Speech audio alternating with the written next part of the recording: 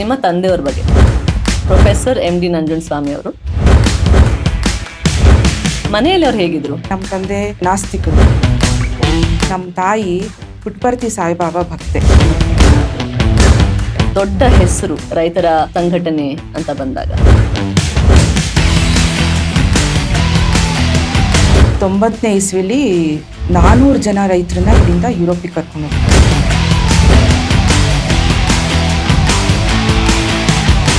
ವೀಸಾಗೆ ಅಪ್ಲಿಕೇಶನ್ಗೆ ಅಂತ ಹೋದ್ವಿ. ನೀವು ಪ್ರಾಪರ್ಟಿ ಪೇಪರ್ಸ್ ಕೊಡಬೇಕು ಅಂತ.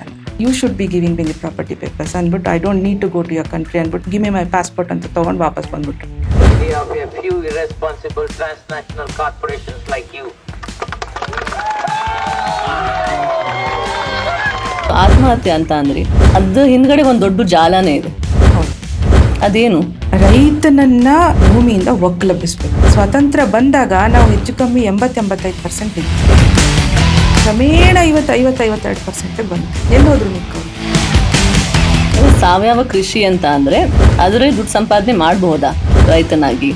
ಖಂಡಿತ ಮಾಡ್ಬೋದು. ಈ ಸಾಲದ ಜಾಲಕ್ಕೆ ಹೇಗೆ ಸಿಗಾಕೊಂತಾನೆ? ಸರಿಯಾದಂಥ ಬೆಲೆ ಸಿಕ್ಕಲ್ಲ. ಭ್ರಮೆನೇ ಅದು.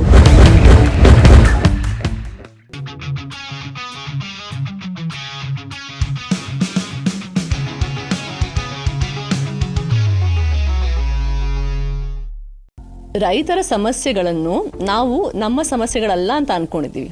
ಇದಕ್ಕಿಂತ ದೊಡ್ಡ ಸುಳ್ಳು ಬೇರೆ ಯಾವುದಿಲ್ಲ. ಈ ಸಮಸ್ಯೆಗಳ ಬಗ್ಗೆ ಚರ್ಚೆ ಮಾಡಲು ಇವತ್ತು ನಮ್ಮ ಜೊತೆಲಿದ್ದಾರೆ ಚುಕ್ಕಿ ನಂಜುಂಡಸ್ವಾಮಿ ಅವರು. ಅವರು ರೈತರ ಪರ ಹೋರಾಟಗಾರತಿ, ಪ್ರೊಫೆಸರ್ MD ನಂಜುಂಡಸ್ವಾಮಿ ಅವರ ಮಗಳು. ಇದರಲ್ಲಿ ಹಲವಾರು ಗಂಭೀರವಾದ ವಿಷಯಗಳಿದೆ.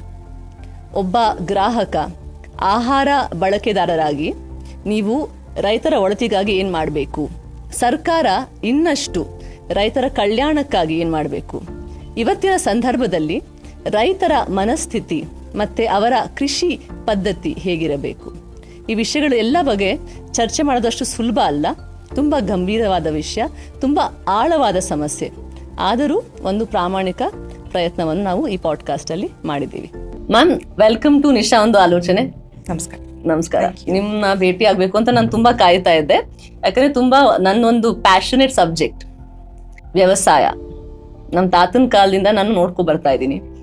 ಹಳ್ಳಿಯಲ್ಲಿ ಹೇಗೆ, ಆಮೇಲೆ ನಗರದಲ್ಲಿ ಜನರ ಅದ್ರ ಬಗ್ಗೆ ಎಷ್ಟು ಅವ್ರಿಗೆ ತಿಳುವಳಿಕೆ ಇರುತ್ತೆ, ಇರಲ್ಲ. ಸೊ ಅದಕ್ಕೆ ನಿಮ್ಮನ್ನ ಕರೆಸಿ ಅದ್ರ ಬಗ್ಗೆ ಇನ್ನಷ್ಟು ಚರ್ಚೆ ಮಾಡಬೇಕು ಅಂತ ನಂಗೆ ತುಂಬಾ ಆಸಕ್ತಿ ಇತ್ತು. ಮೊದಲನೇದಾಗಿ I would like to start with ನಿಮ್ಮ ತಂದೆಯವ್ರ ಬಗ್ಗೆ. ಪ್ರೊಫೆಸರ್ MD ನಂಜುಂಡಸ್ವಾಮಿ ಅವರು. ಅವರು ಒಂದು ದೊಡ್ಡ ಹೆಸರು ರೈತರ ಸಂಘಟನೆ ಅಂತ ಬಂದಾಗ, ಆದರೆ ಆ ಹೆಸರ ಹಿಂದೆ ತಂದೆ ಆಗಿದ್ರು. ಮನೆಯಲ್ಲಿ ಅವ್ರು ಹೇಗಿದ್ರು? ಮನೆಯಲ್ಲಿ ತಂದೆ ಹೇಗಿರಬೇಕು ಹಾಗಿರೋರು.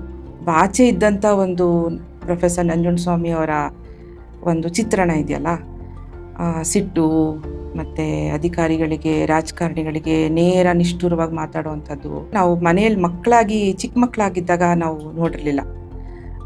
ಸಿಟ್ಟು ಬರೋದು ನಾವೇನೋ ಒಂದು ತಪ್ಪು ಮಾಡಿದಾಗ ಅಥವಾ ಇನ್ಯಾರ್ದೋ ಸಿಟ್ಟನ್ನು ತಗೊಂಬಂದು ಒಂದೊಂದ್ಸಲಿ ಬೈಯೋರು. ಆದರೆ ತುಂಬ ಖುಷಿಯಾಗಿರೋರು, ತಮಾಷೆ ಮಾಡೋರು. ನಮ್ಗಳ ಜೊತೆ ನಾವೇನೋ TVಯಲ್ಲಿ ನೋಡ್ತಿದ್ರೆ ಅದ್ರ ಜೊತೆಗೆ ಅವರು ಹಾಡು ಹೇಳೋರು, ಡ್ಯಾನ್ಸ್ ಮಾಡೋರು, ನಮ್ಮ ಜೊತೆ ಕುತ್ಕೊಂಡು ಚಿತ್ರ ಬಿಡಿಸೋರು, ನಮ್ಮ ಗಣಿತ ಹೇಳ್ಕೊಡೋರು, ಕನ್ನಡ ವ್ಯಾಕರಣ ಹೇಳ್ಕೊಡೋರು. ಆಮೇಲೆ ಶಾಸಕರಾಗಿದ್ದಾಗ ನಾವು ಒಂದು ಪುಟಾಣಿ ಮನೇಲಿ ಇದ್ದಿದ್ದು ವಿಜಯನಗರದಲ್ಲಿ. 30-40 ಒಂದು ರೂಮ್ ಇತ್ತು. ಆ ರೂಮ್ನಲ್ಲಿ ಅದನ್ನು ಆಫೀಸ್ ಮಾಡ್ಕೊಂಡಿದ್ರು. ಅಲ್ಲಿ ಜನ ಯಾವಾಗಲೂ ಗಿಜಿ ಅಂತಿದ್ರು. ನಮ್ಮದು ಈ ದೊಡ್ಡ ರಾಜಕಾರಣಿಗಳ ಥರದ ಮನೆ ಅಲ್ಲ, ಅಲ್ಲಿ PAಗಳಿರ್ತಾರೆ ಆ ಥರದ್ದಲ್ಲ. ಯಾಕಂದರೆ ಒಂದು ಸಿದ್ಧಾಂತದ ಮೇಲೆ ರಾಜಕಾರಣ ಮಾಡಿದ್ದು ಅವರು. ಹಾಗಾಗಿ ಸಮಾಜವಾದಿಗಳ ಮನೆ ಹೇಗಿರುತ್ತೋ ಅಷ್ಟು ಹಂಬಲ್ಲಾಗಿದ್ದಂಥ ಮನೆ. ಹಾಲ್ನಲ್ಲಿ ನಾವೆಲ್ಲ ಚಾಪೆ ಮೇಲೆ ಕುತ್ಕೊಂಡು ಬರೆಯೋದು, ಮಾಡೋದು, ಹೋಮ್ವರ್ಕ್ ಮಾಡೋದು ಮಾಡ್ತಿದ್ರೆ, ಹೋಗ್ತಾ ಬರ್ತಾ ಏನೋ ಬರೋರು ಹಾಲಲ್ಲಿ ತೊಗೊಂಡೋಗಕ್ಕೆ ಹೋಗುವಾಗ ಏನು ಓದ್ತಿದ್ಯಾ ಅಂತ ಕೇಳೋರು. ಆ ಫ್ರ್ಯಾಕ್ಷನ್ ಆಫ್ ಸೆಕೆಂಡ್ಸಲ್ಲಿ ಕನ್ನಡ ಓದ್ತಾ ಇದ್ದೀನಿ, ವ್ಯಾಕರಣ ಓದ್ತಾ ಇದ್ದೀನಿ ಅಂತಂದಾಗ ಹೇಳು ನನಗೆ ಸವರ್ಣ ದೀರ್ಘ ಸಂಧಿ ಅಂತ ಕೇಳೋರು.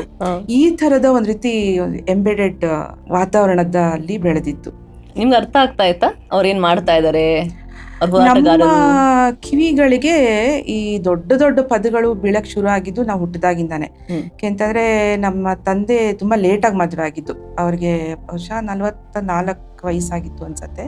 ಅಮ್ಮನ್ನ ತುಂಬ ಅನಿರೀಕ್ಷಿತವಾಗಿ ಭೇಟಿಯಾಗಿ ಜಾತ್ಯತೀತವಾಗಿ ಮದುವೆ ಆಗಬೇಕು ಅಂತ ಹೇಳಿ ಅವ್ರು ಕಾದಿದ್ದು. ಜಾತಿ ವಿನಾಶದ ಚಳವಳಿಲಿದ್ರು ಅವರು, ಸಮಾನತೆಯ ಚಳವಳಿ. ಹಂಗಂತ ಹೇಳಿ ಯಾರ್ಯಾರನೋ ಮದುವೆನೂ ಆಗಕ್ಕಾಗಲ್ವಲ್ಲ, ಮದುವೆ ಆಗ್ಬೇಕು ಅಂತ ಅನ್ಸ್ಬೇಕಲ್ಲ. ಸೊ ನಮ್ಮ ಅಮ್ಮನ್ನೆಲ್ಲೋ ಅನಿರೀಕ್ಷಿತವಾಗಿ ಭೇಟಿಯಾದಾಗ ಮದುವೆ ಆಗಬೇಕು ಅಂತ ಅನಿಸಿ, ಕೊನೆಗೆ ಅಮ್ಮ ನೋಡಿದ್ರೆ ಇವರು ಒಂದು ಕಡೆ ನಮ್ಮ ತಂದೆ ನಾಸ್ತಿಕರು, ದೇವರನ್ನ ನಂಬಲ್ಲ, ಜಾತಿ ಧರ್ಮ ಮೂಢನಂಬಿಕೆಗಳು ಎಲ್ಲವನ್ನೂ ವಿರೋಧಿಸ್ತವರು. ಈ ಕಡೆ ನಮ್ಮ ತಾಯಿ ಪುಟ್ಪರ್ತಿ ಸಾಯಿಬಾಬಾ ಭಕ್ತೆ. ಸೊ ತದ್ವಿರುದ್ಧವಾದಂಥ ಆಲೋಚನೆಗಳು, ತದ್ವಿರುದ್ಧವಾದಂಥ ಬದುಕನ್ನ ನೋಡುವಂಥ ರೀತಿಗಳು, ಆಪೋಸಿಟ್ಸ್ ಅಟ್ರಾಕ್ಟ್ ಅಂತ. ಆದರೆ ಅಮ್ಮನ ಬಗ್ಗೆ ಪಪ್ಪನಿಗೊಂದು ನೋಡಿದ ತಕ್ಷಣ ಇಷ್ಟ ಆಗ್ಬಿಟ್ಟಿದೆ. ಯಾಕಂದರೆ ಅಮ್ಮ ಚೆನ್ನಾಗಿದ್ರು ನೋಡೋಕ್ಕೆ. ನಮ್ಮ ತಂದೆ ವಹೀದಾ ರೆಹಮಾನ್ ನರ್ಗಿಸ್ ಅಭಿಮಾನಿ. ಸೊ ಆ ಥರದ ಒಂದು ಹೆಂಡತಿ ಬೇಕು ಅಂತ ಆಸೆ ಇತ್ತಂತ ಅವರಿಗೆ. ಸೊ ಅಮ್ಮನ ನೋಡಿದಾಗ ಅಮ್ಮ ಮರಾಠ ಕ್ಷತ್ರಿಯ ಕಮ್ಯುನಿಟಿಯವರು, ಮತ್ತು ಜಾತಿ ವಿನಾಶ ಕೂಡ ಸಾಧ್ಯತೆ ಇತ್ತು. ಹಾಗಾಗಿ ಅವ್ರ ಮದುವೆ ಆಗಿದ್ರು. ಇಬ್ರಿಗೂ ಸಮಾನವಾದಂಥ ಅಭಿರುಚಿಗಳಿದ್ವು. ಕೆಲವು ಸಂಗೀತ ಒಂದು, ಇಬ್ರಿಗೂ ಹಳೆ ಹಿಂದಿ ಹಾಡುಗಳು, ನಮ್ಮ ತಂದೆಗೆ ಹಿಂದೂಸ್ತಾನಿ ಸಂಗೀತದ ಒಂದಷ್ಟು ಪರಿಚಯ ಇತ್ತು. ಮತ್ತು ಎಲ್ಲವನ್ನು ಒಟ್ಟು ಕೈಯಲ್ಲಿ ಮಾಡುವಂಥದ್ದು. ಅಷ್ಟು ದೊಡ್ಡ ನಾಯಕ ಅಥವಾ ಒಬ್ಬ ರೈತ ಮುಖಂಡ ಅಥವಾ ಪ್ರೊಫೆಸರ್ ಆಫ್ ಲಾ ಅಂತಂದ್ರೂ ಕಾರ್ ಕೆಳಗಡೆ ಹೋಗಿ ಮೆಕ್ಯಾನಿಕ್ ಥರ ರಿಪೇರಿ ಮಾಡೋರು, ನಮ್ಮ ಯೂನಿಫಾರ್ಮ್ಗಳನ್ನು ಹೊಲಿದು ಕೊಡೋರು. ಹೌದಾ? ಹಾಂ. ಸೋಫಾ ಕವರ್ಗಳನ್ನು ತಂದು ಕೋಆಪರೇಟಿವ್ ಸೊಸೈಟಿಲೇ ತಗೊಳ್ತಿದ್ದು. ಸೋಫಾ ಬಟ್ಟೆ ಎಲ್ಲ ತಂದು ಅವರೇ ಕುತ್ಕೊಂಡು ಮಷಿನ್ ಇತ್ತು ಹೊಲಿಯೋರು. ಮತ್ತೆ ಮನೇಲಿ ಏನೇ ರಿಪೇರಿ ಬೇಕಂದ್ರೂ ರಿಪೇರಿ ಮಾಡ್ಕೊಡೋರು. ಸಮಯ ಸಿಕ್ತಿತ್ತು ಅವ್ರ ಹತ್ರ. ಸಮಯ ಹೆಂಗಿರ್ತಿತ್ತು ಅಂತ ನನಗೆ ಈಗಲೂ ಪ್ರಶ್ನೆ. ಹೌದು, ಬಿಕಾಸ್ ನಾನು ಅವ್ರ ಇಂಟರ್ವ್ಯೂಸ್ ಎಲ್ಲ ನೋಡಿದಾಗ ಅತಿ ಹೆಚ್ಚು ತುಂಬಾ ಆಳವಾದ ಮಾತುಗಳು, ತುಂಬಾ ಗಂಭೀರವಾದ ಮಾತುಗಳು. ಅಂತ ವ್ಯಕ್ತಿಗೆ ಇದ್ರಲ್ಲೂ ಒಂದು ಆಸಕ್ತಿ ಇದೆ, ಇಲ್ಲ ಅವರಿದ್ರು ಫ್ಯಾಮಿಲಿ ಅಷ್ಟು ಇನ್ವಾಲ್ವ್ ಆಗಿದ್ರು ಅಂತ ನನ್ಗೊಂದು ಇತ್ತು, ಲೆಕ್ಕಾಚಾರದಲ್ಲಿ ಇರ್ತಾರೆ. ಯಾಕಂದ್ರೆ ಇಂಥ ವ್ಯಕ್ತಿಯರು ಅವ್ರು ಯಾವ ಕೆಲಸ ಮಾಡಿದ್ರು ಸಿದ್ಧಾಂತ ಇರೋವಂಥವ್ರು ತುಂಬಾ ಅದನ್ನ ಸೂಪರ್ಫಿಷಿಯಲ್ ಆಗಿ ಮಾಡಲ್ಲ. ಕರೆಕ್ಟ್. ಆಳವಾಗಿ ಹೋಗಿ ಎಲ್ಲ ಕೆಲಸಗಳನ್ನು ಮಾಡ್ತಾರೆ. Correct correct correct absolutely. ನಮ್ಮ ಚಿಕ್ಕಪ್ಪನ ಮಗಳು ಕಾವ್ಯ ಅಂತ 8 ವರ್ಷದ ಮಗು, ನನಗೇನೋ ಡೆಲ್ಲಿಯಿಂದ ಒಂದು ಡ್ರೆಸ್ ತಂದು ಕೊಟ್ಟಿದ್ರು. ಅದನ್ನು ತುಂಬ ಇಷ್ಟಪಟ್ಟಿದ್ಲು. ಅವಳಿಗೆ ಅದು ಆಗ್ತಿರ್ಲಿಲ್ಲ. ನಾನು ದೊಡ್ಡವಳು, ದೊಡ್ಡಪ್ಪಾಜಿ ನನಗೆ ಇದೇ ಥರದ್ದು ಬೇಕು, ನೆಕ್ಸ್ಟ್ ಟೈಮ್ ಹೋದಾಗ ತಗೊಂಬನ್ನಿ ಅಂತ ಹೇಳಿದ್ಲು. ಇವ್ರು 6 ತಿಂಗಳು ಬಿಟ್ಟು ಹೋದಾಗ ಜ್ಞಾಪಿಸ್ಕೊಂಡು ಅದನ್ನು ತಗೊಂಬಂದಿದ್ರು. 8 ವರ್ಷದ ಮಗು, ಅವ್ರ ತಮ್ಮನ ಮಗು ಕೇಳಿದ್ದನ್ನ.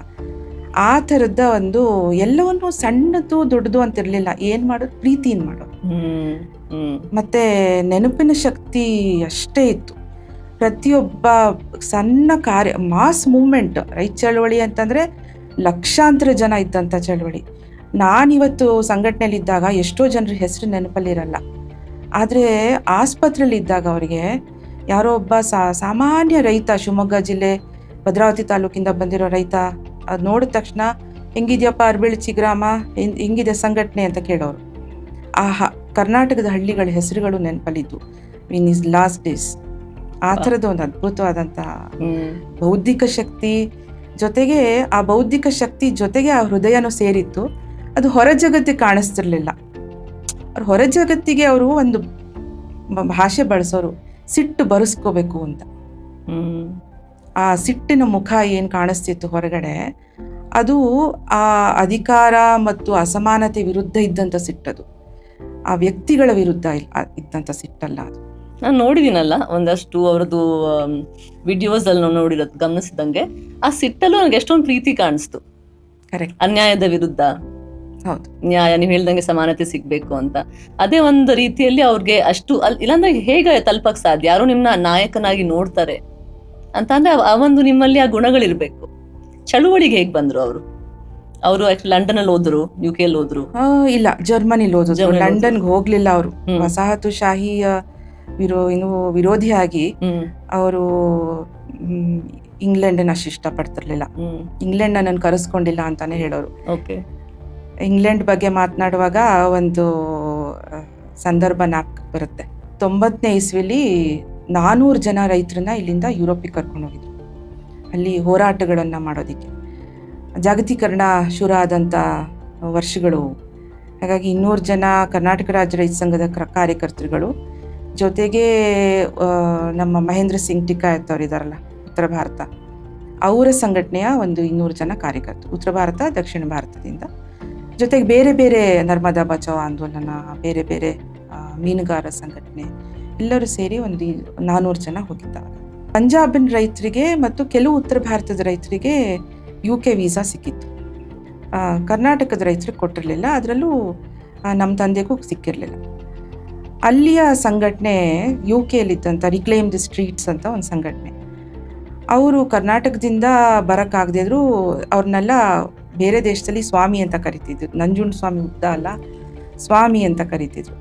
ಸ್ವಾಮಿ ಅಟ್ಲೀಸ್ಟ್ ಯು ಶುಡ್ ಕಮ್ ಅಂತ, ನೀವಾದರೂ ಒಬ್ರು ಬನ್ನಿ ಇಂಗ್ಲೆಂಡಿಗೆ ಅಂತ. ಹಾಗಂತ ನಾವೆಲ್ಲ ಆಮ್ಸ್ಟರ್ಡ್ಯಾಮಲ್ಲಿದ್ವಿ. ಆಮ್ಸ್ಟರ್ಡ್ಯಾಮ್ಗೆ ಹೋಗಿ ವೀಸಾಗೆ ಅಪ್ಲಿಕೇಶನ್ಗೆ ಅಂತ ಹೋದ್ವಿ. ಮೊದಲು ಏನಂದ ಅವನು ಅಲ್ಲಿದ್ದಂಥ ಅಧಿಕಾರಿ, ನಿಮ್ಮೊಬ್ರಿಗೆ ಕೊಡಬಹುದು, ನಿಮ್ಮ ಇಡೀ ಕುಟುಂಬ ಕೊಡೋಕ್ಕಾಗಲ್ಲ ಅಂತ. ಆಯಿತು, ನಾವೇನು ಪಾಪ ನೀವು ಹೋಗಿದ್ದು ಬನ್ನಿ, ನಾವೇನು ಬರೋದಿಲ್ಲ ಅಂತ. ಆಯಿತು, ಅವರ ವಿಷಯದಲ್ಲಿ ನೀವು ಪ್ರಾಪರ್ಟಿ ಪೇಪರ್ಸ್ ಕೊಡಬೇಕು ಅಂತಂದ. ಅವ್ರಿಗೆ ಎಲ್ಲಿ ಸಿಟ್ಟಿತ್ತೋ ಏನೋ, you should be giving me the property papers, all our properties in your country, you should be giving me the property papers ಅಂದ್ಬಿಟ್ಟು, I don't need to go to your country ಅಂದ್ಬಿಟ್ಟು give me my passport ಅಂತ ತೊಗೊಂಡು ವಾಪಸ್ ಬಂದ್ಬಿಟ್ರು. ಅಂದರೆ ಅದು ಅವನು ಕೇಳಿದ್ದು ಇವರ ಆಸ್ತಿಯ ಏನೋ, ಇವರ ಬ್ಯಾಂಕ್ ಸ್ಟೇಟ್ಮೆಂಟೋ ಏನೋ, ಇವ್ರ ಹತ್ರ ದುಡ್ಡಿದೆಯೋ ಇಲ್ವೋ ಇಂಥವೆಲ್ಲ ಕೇಳ್ತಾರಲ್ಲ ವೀಸಾದಲ್ಲಿ, ವೀಸಾ ಕೊಡುವಾಗ. ಆದರೆ ಅವ್ರ ನೇರ ಪ್ರಶ್ನೆ, ಅವರ ವಿಚಾರ ಹೋಗಿದ್ದು, ನನ್ನ ದೇಶದ ಜೊತೆ ನಿನ್ನ ದೇಶ ಇಟ್ಕೊಂಡಿರೋ ಸಂಬಂಧ ಹೇಗಿದೆ, ನೀನು ನನ್ನನ್ನು ಯಾವ ಥರ ನೋಡ್ತಿದ್ಯಾ, ಸಮಾನತೆ ಇಲ್ಲದೆ ಇರುವಂತಹ ಒಂದು ದೃಷ್ಟಿಕೋನ ಇಟ್ಕೊಂಡು ನೋಡ್ತಿದ್ಯಾ, ನನ್ನ ಮೇಲೆ ನಂಬಿಕೆ ಇಲ್ಲ ನಿನಗೆ, ಬೇಕಾಗಿಲ್ಲ ನಾನು ನಿನ್ನ ದೇಶಕ್ಕೆ ಬರೋವಂಥದ್ದು ಅನ್ನುವಂಥ ದೇಶದ ಒಬ್ಬ ಪ್ರತಿನಿಧಿಯಾಗಿ ಮಾತಾಡಿದ್ರು ಅಲ್ಲಿ. ಹಾಗಾಗಿ ಆ ಥರದ ಮನಸ್ಥಿತಿ ಇದ್ದಿದ್ದರಿಂದ ಅವರು ಜರ್ಮನಿಲಿ ಓದಿದ್ದು, ಜರ್ಮನಿ ಮತ್ತು ಹೇಗ್ ಅಕಾಡೆಮಿ ಆಫ್ ಇಂಟರ್ನ್ಯಾಷನಲ್ ಲಾ, ನೆದರ್ಲ್ಯಾಂಡ್ಸಲ್ಲಿ. ಅಂತ ಸ್ಟಾನ್ಸ್ ತಗೊಳ್ತಾರಲ್ಲ, ಆ ಸಮಯದಲ್ಲಿ ಏನು ಮುಖ್ಯ ಆಗಿತ್ತು ಅಂದರೆ ಅವ್ರ ಸಿದ್ಧಾಂತಗಳು ಮುಖ್ಯ ಆಗಿತ್ತು, ಪ್ರತಿನಿಧಿಯಾಗಿ ಮಾತಾಡೋದು ಮುಖ್ಯ ಆಗಿತ್ತು. ಅವ್ರು ಬಹುಶಃ ನಾನು ಅವ್ರನ್ನ ನೋಡಿದಾಗೆಲ್ಲ ನನಗೆ ಅನ್ಸುತ್ತೆ, ಅವ್ರು ಯಾವಾಗಲೂ ಒಂದು, ನೀವು ಹೇಳ್ದಂಗೆ ಒಂದು ಸಮುದಾಯ ಅದನ್ನ ಪ್ರತಿನಿಧಿಸ್ತಾ ಇದ್ರು. ಅದು ಎಂಥ ಸಮುದಾಯ ಅಂದ್ರೆ ಯಾರಿಗೆ ಮೋಸ ಆಗಿದೆ, ಅನ್ಯಾಯ ಆಗ್ತಾ ಇದೆ. ಅವ್ರು ಬರೀ ಅವರ ಹೆಸರು ಬರೀ ಕರ್ನಾಟಕದ ರೈತರಿಗಲ್ಲ, ಬರೀ ನಮ್ಮ ದೇಶದ ರೈತರಿಗಲ್ಲ, ಹೊರ ದೇಶದ ರೈತರಿಗೂ ಸಹ ಅವರು ಗಟ್ಟಿ ಧ್ವನಿ ಆಗಿದ್ರು. ಆಚೆ ಕಡೆ ಹೋರಾಟ ಮಾಡಿದ್ರು ಅವರು, ಅಂದ್ರೆ ಔಟ್ ಆಫ್ ದ ಕಂಟ್ರಿ. ಯಾವಾಗ ಜಾಗತೀಕರಣ ಅಥವಾ ಉದಾರೀಕರಣ ಅನ್ನುವಂಥದ್ದು, ಈ ಹೊಸ ಆರ್ಥಿಕ ನೀತಿಗಳು ಅಂತ PV ನರಸಿಂಹರಾವ್ ಅವ್ರ ಕಾಲದಲ್ಲಿ ಶುರು ಆಯ್ತಲ್ಲ, 90-91 ಇಸ್ವಿಯಲ್ಲಿ ನಾವು WTOದ ಭಾಗವಾಗಿ ಸದಸ್ಯತ್ವ ತಗೊಂಡ್ವಿ. ಅದಾದ ನಂತರ ಚಳುವಳಿಗಳು ಕೂಡ ಜಾಗತಿಕಗೊಳ್ಳಬೇಕು. ನಮ್ಮನ್ನ ತುಳಿಯುವಂಥ ಶಕ್ತಿಗಳು ಜಾಗತಿಕಗೊಳ್ಳುತ್ತಿರುವಾಗ, ಬಂಡವಾಳಶಾಹಿಗಳು ಜಾಗತಿಕಗೊಳ್ಳುತ್ತಿರುವಾಗ, WTO ಅಂತಂದ್ರೆ ಏನು, ಬಂಡವಾಳಶಾಹಿಗಳು ಒಟ್ಟಿಗೆ ಬರುವಂತಹ ಒಂದು ಜಾಗ, ಅದು ವಿಶ್ವಸಂಸ್ಥೆ ಅಡಿಯಲ್ಲಿ ಬರಲ್ಲ, ಅದು ಯಾವುದೇ ಅಂತಾರಾಷ್ಟ್ರೀಯ ಕಾನೂನು ಕೆಳಗಡೆ ಬರೋದಿಲ್ಲ. ಆದರೆ ಮಾರ್ಕೆಟ್ ಆಕ್ಸೆಸ್ ಅನ್ನೋದ್ರ ಮೇಲೆ ಮಾತ್ರ WTO ತನ್ನ ಒಪ್ಪಂದಗಳನ್ನು, ಕೃಷಿಗೆ ಸಂಬಂಧಪಟ್ಟಂಥ ಒಪ್ಪಂದಗಳು ಇರಬಹುದು, ಸೇವೆಗಳಿಗೆ ಸಂಬಂಧಪಟ್ಟಂತಹ ಒಪ್ಪಂದಗಳಿರ್ಬೋದು, ಸನದಿನ ಬಗ್ಗೆ, ಇಂಟೆಲೆಕ್ಚುಯಲ್ ಪ್ರಾಪರ್ಟಿ ಬಗ್ಗೆ ಇರುವಂಥ ಒಪ್ಪಂದಗಳಿರ್ಬೋದು, ಇವೆಲ್ಲವೂ ಕೂಡ ಬಂಡವಾಳಶಾಹಿಗಳು ಸೇರಿ ಮಾಡುವಂಥ ಒಂದು ಪಾರದರ್ಶಕತೆ ಇಲ್ಲದೇ ಇರುವಂಥ, ಪ್ರಜಾಸತ್ತಾತ್ಮಕತೆ ಇಲ್ಲದೇ ಇರುವಂತಹ ಒಂದು ಜಾಗ ಅದು. ಬಹುಪಕ್ಷೀಯ ಒಪ್ಪಂದಗಳು ನಡೀತಾವಲ್ಲಿ. ಆ ಥರದ ಒಂದು ಸಂದರ್ಭದಲ್ಲಿ ನಾವು ಯಾವುದೋ ಒಂದು ತಾಲೂಕಿನಲ್ಲೋ ಯಾವುದೋ ಒಂದು ಜಿಲ್ಲೆಯಲ್ಲೋ ಕೂತ್ಕೊಂಡು ಅಥವಾ ಯಾವುದೋ ಒಂದು ರಾಜ್ಯದಲ್ಲಿ ಕೂತ್ಕೊಂಡು ಚಳವಳಿ ಮಾಡಿದ್ರೆ ಸಾಕಾಗೋದಿಲ್ಲ ಅಂತ ಹೇಳಿ, ಜಾಗತಿಕವಾಗಿ ದುಡಿಯೋ ವರ್ಗದವರು ಒಟ್ಟಿಗಾಗಬೇಕು ಅಂತ. ಹಾಗಾಗಿ 2 ಪ್ರಮುಖವಾದಂಥ ಜಾಗತಿಕವಾದಂಥ ಚಳವಳಿಗಳು, ಒಂದು ಲಾ ವಿಯಾ ಕ್ಯಾಂಪೆಸಿನಾ ಅಂತ ಒಂದು, ಅದು ಸೌತ್ ಅಮೆರಿಕಾಯಿಂದ ಹುಟ್ಟಿದಂಥದ್ದು, ಹಾಗಾಗಿ ಸ್ಪ್ಯಾನಿಷ್ ಭಾಷೆಯಲ್ಲಿದೆ. ವಿಯಾ ಕ್ಯಾಂಪೆಸಿನಾ ಅಂತಂದರೆ ರೈತರ ನಡೆ ಅಂತ, ರೈತಾಪಿ ನಡೆ ಅಂತ ಹೇಳಿ. ರೈತರು ಅಂತಂದರೆ ಕೇವಲ ಭೂಮಿ ಇರೋರು ಅಷ್ಟೇ ಅಲ್ಲ, ಭೂಮಿ ಇಲ್ಲದೆ ಇರೋರು, ಮಣ್ಣಿನ ಜೊತೆ ಸಂಬಂಧ ಇಟ್ಕೊಂಡಿರೋರು ಎಲ್ಲರೂ ರೈತರೇನೆ. ಆದಿವಾಸಿಗಳಿರ್ಬಹುದು, ಅವ್ರ ಹತ್ರ ಪಟ್ಟ ಚೀಟಿ ಇಲ್ಲದೆ ಇರ್ಬೋದು ಅಷ್ಟೇ, ಆದರೆ ಅವರು ರೈತರೇನೆ, ಮಹಿಳೆಯರು ರೈತರೇ. ಹಾಗಾಗಿ ಅವರೆಲ್ಲರನ್ನೂ ಒಳಗೊಂಡಂಥ ಒಂದು ಚಳುವಳಿ ವಿಯಾ ಕ್ಯಾಂಪೆಸಿನಾ ಅಂತ. ಇನ್ನೊಂದು ಪೀಪಲ್ಸ್ ಗ್ಲೋಬಲ್ ಆ್ಯಕ್ಷನ್ ಅಂತ ಆವಾಗ ಹುಟ್ಕೊಂಡಿತ್ತು. ಅದಾದಮೇಲೆ ಒಂದಷ್ಟು ವರ್ಷಗಳ ಕಾಲ ಅದಿತ್ತು, ಅದಾದಮೇಲೆ ಅದು ಇವಾಗ ಫಿಸಲ್ ಔಟ್ ಆಗೋಗಿದೆ. Peoples global action was a larger platform. ಅದರಲ್ಲಿ ರೈತರಷ್ಟೇ ಇರಲಿಲ್ಲ, ಅದರಲ್ಲಿ ಆದಿವಾಸಿಗಳಿದ್ರು, ಅದರಲ್ಲಿ ಕಾರ್ಮಿಕರಿದ್ರು, ಆಫ್ರಿಕನ್ ಅಮೆರಿಕನ್ ಮೂವ್ಮೆಂಟ್ಗಳಿತ್ತು. ಹಾಗಾಗಿ ಈ ಥರದ ಎಲ್ಲ ಚಳುವಳಿಗಳನ್ನು ಜನರನ್ನ ಒಟ್ಟು ಮಾಡಬೇಕು ಅಂತ ಹೇಳಿ ಅಂತಾರಾಷ್ಟ್ರೀಯ ಮಟ್ಟದಲ್ಲಿ ಕೂಡ ಕೆಲಸ ಮಾಡ್ತಂತೆ. ಅವ್ರು ವಾಪಸ್ಸು ನಮ್ಮ ದೇಶಕ್ಕೆ ಬಂದಾದ್ಮೇಲೆ ಮೊದಲಾಗಿ ಅವ್ರು ಶುರು ಮಾಡೋದು ಏಕ ವ್ಯಕ್ತಿ ಚಳುವಳಿ. ಹಾಂ, ಅದ್ರ ಬಗ್ಗೆ ಹೇಳಿ ಸ್ವಲ್ಪ. ಅವ್ರ ಮಾತುಗಳಲ್ಲೇ ಹೇಳೋದಾದರೆ, ಈ ದೇಶದಲ್ಲೇ ಹುಟ್ಟಿದವರು, ಮೈಸೂರಿನಲ್ಲಿ ಹುಟ್ಟಿದ್ದು, ಆದರೆ ಈ ದೇಶದಲ್ಲಿದ್ದಂಥ ಅಸಮಾನತೆ, ಈ ತಾರತಮ್ಯ, ಇವನ್ನೆಲ್ಲದರ ಬಗ್ಗೆ ಬೇಜಾರಾಗಿ ಅವರು ವಿಶ್ವಸಂಸ್ಥೆಯಲ್ಲಿ ಕೆಲಸ ಮಾಡಬೇಕು ಅಂತ ಹೇಳಿ ಅವರು ಹೊರದೇಶಕ್ಕೆ ಹೋಗಿದ್ದು. ಅಲ್ಲಿಗೆ ಹೋಗುವಾಗ ನಮ್ಮ ತಾತನಿಗೆ ಇಷ್ಟ ಇರಲಿಲ್ಲಂತೆ. ಮನೇಲಿರೋರೆಲ್ಲ ಬೇರೆ ದೇಶಕ್ಕೆ ಹೋದರೆ ಮಕ್ಕಳೆಲ್ಲ ನಾವೇನು ಮಾಡಬೇಕಿಲ್ಲ ಇಬ್ಬರು ಅಂತ ಹೇಳಿ ಅಷ್ಟೊತ್ತಿಗಾಗಲೇ ನಮ್ಮ ದೊಡ್ಡಪ್ಪ ಇಂಗ್ಲೆಂಡ್ಗೆ ಹೋಗಿದ್ರು, ಇನ್ನೊಬ್ರು ಯಾರು ಬೇರೆ ಯಾವುದೋ ದೇಶಕ್ಕೆ ಹೋಗಿದ್ರು, ಆಫ್ರಿಕಾಗೆ ಹೋಗಿದ್ರು ಅನ್ಸುತ್ತೆ ಇನ್ನೊಬ್ಬರು ದೊಡ್ಡಪ್ಪ. ಹಾಗಾಗಿ ಇವ್ರು ಹೋಗಬಾರ್ದು ಅಂತ ಹೇಳಿ ನಮ್ಮ ತಾತನ ವಿರೋಧ ಇತ್ತು. ಆ ಸಮಯದಲ್ಲಿ ಹೊರದೇಶಕ್ಕೆ ಹೋಗ್ಬೇಕು ಅಂದ್ರೆ ಮ್ಯಾಮ್ ಅಷ್ಟು ನಿಮ್ಮ ಅಲ್ಲಿ ಬುದ್ಧಿವಂತಿಕೆ ಇರಬೇಕು, ಬಿಕಾಸ್ ಕಂಪ್ಲೀಟ್ಲಿ ಮೆರಿಟ್ ಬೇಸ್ಡ್ ಅಲ್ವಾ. ಹೌದು, ಇನ್ ಹೇಗೂ ಹೋಗಕ್ ಸಾಧ್ಯ ಇರಲಿಲ್ಲ ಆ ಸಮಯದಲ್ಲಿ. ಹೌದು ಹೌದು, ಬುದ್ಧಿವಂತಿಕೆ ಜೊತೆಗೆ ಒಂದಷ್ಟು ಹಣ ಎಲ್ಲ ಇರಬೇಕಾಗಿತ್ತು. ಅಷ್ಟು ಇವತ್ತಿನ ಥರದ, ಇವತ್ತು ತುಂಬಾ ಜನ ಇದೊಂದು ಟ್ರೆಂಡ್ ಆಗೋಗಿದೆ, ಆಗ ಆ ಥರ ಇರ್ತಿರ್ಲಿಲ್ಲ. ಇವರು ನಾನು ಹೊರದೇಶಕ್ಕೆ ಹೋಗ್ತೀನಿ ಅಂತ ಇವರು ಅಪ್ಲಿಕೇಶನ್ ಹಾಕಿದ್ರಂತೆ ರಾಕಫೆಲ್ಲರ್ ಫೌಂಡೇಶನ್ಗೆ. ರಾಕಫೆಲ್ಲರ್ ಫೌಂಡೇಶನ್ ಫೆಲೋಶಿಪ್ ಸಿಕ್ಕಿತ್ತು ಇವರಿಗೆ. ಹಾಗಾಗಿ ಇವರು ಹೇಗೆ ಅಕಾಡೆಮಿ ಆಫ್ ಇಂಟರ್ನ್ಯಾಷನಲ್ ಆಗಿ ಹೋಗಿದ್ದು. ಅಲ್ಲಿಗೆ ಹೋಗಬೇಕು ಅಂತಂದಾಗ ನಮ್ಮ ತಾತ ದುಡ್ಡು ಕೊಡಲ್ಲ ಅಂತೇನೋ ಹೇಳಿದ್ರಂತೆ, ನಾನು ನಿಂಗೆ ಸಹಾಯ ಮಾಡೋದಿಲ್ಲ. ಇವರು ಫ್ರೆಂಡ್ಸ್ಗಳ ಜೊತೆಗೆ ಇಸ್ಪೀಟ್ ಆಡಿ ಅವ್ರಿಗೊಂದಷ್ಟು ಮೋಸ ಮಾಡಿ ದುಡ್ಡು ಸಂಪಾದನೆ ಮಾಡಿಕೊಂಡು ಹಡಗಲ್ಲಿ ಹೋಗಿದ್ದವರು. ಹೌದಾ? ಹಡಗಲ್ಲಿ ಹೋಗಿ ಅಲ್ಲಿ ಓದ್ಕೊಂಬಂದಿದ್ದು. ಅಲ್ಲಿ ಹೋದಾಗ ಇವ್ರಿಗೆ ಡಾಕ್ಟರ್ ರಾಮ್ ಮನೋಹರ್ ಲೋಹಿಯಾ ಅವ್ರು ಬರೆದಿರುವಂಥ ಒಂದು ಪುಸ್ತಕ ಸಿಗತ್ತೆ. ಡಾಕ್ಟರ್ ರಾಮ್ ಮನೋಹರ್ ಲೋಹಿಯಾ ಭಾರತ ಕಂಡಂಥ ಅತಿ ದೊಡ್ಡ ಸಮಾಜವಾದಿ. ಅವರು ಮಾರ್ಕ್ಸ್ ಗಾಂಧಿ ಮತ್ತು ಸೋಷಲಿಸಮ್ ಅಂತ, ಮಾರ್ಕ್ಸ್ ಗಾಂಧಿ ಅಂಡ್ ಸೋಷಲಿಸಮ್ ಆ ಪುಸ್ತಕ ಸಿಗತ್ತೆ. ಆ ಪುಸ್ತಕ ಓದುವಾಗ ಅವ್ರಿಗೆ ಅನಿಸಿದ್ದು, ಇದು ನಾನು ಯೋಚನೆ ಮಾಡೋ ಥರನೇ ಇದೆ ಅಂತ ಹೇಳಿ. ಹಾಗಾಗಿ ಅವ್ರು ಯಾವತ್ತೂ ನಾನು ಲೋಹಿಯಾ ಫಾಲೋವರ್ ಅಂತ ಹೇಳಿಲ್ಲ, ನಾನು ಲೋಹಿಯಾ ಒಂದೇ ಥರ ಯೋಚನೆ ಮಾಡ್ತಿದ್ವಿ ಅಂತ. ಅದು ಮುಖ್ಯವಾಗಿ ಲೋಹಿಯಾ ಅವ್ರದ್ದು ಹೇಗಿತ್ತು ಪ್ರಿನ್ಸಿಪಲ್ಸ್, ಅವರು ಚಿಂತನೆಗಳು ಹೇಗಿತ್ತು? ಲೋಹಿಯಾ ಮಾರ್ಕ್ಸ್ವಾದದ ಕಟು ವಿಮರ್ಶಕರಾಗಿದ್ದರು, ಗಾಂಧಿವಾದದ ಕಟು ವಿಮರ್ಶಕರು ಕೂಡ ಆಗಿದ್ದರು.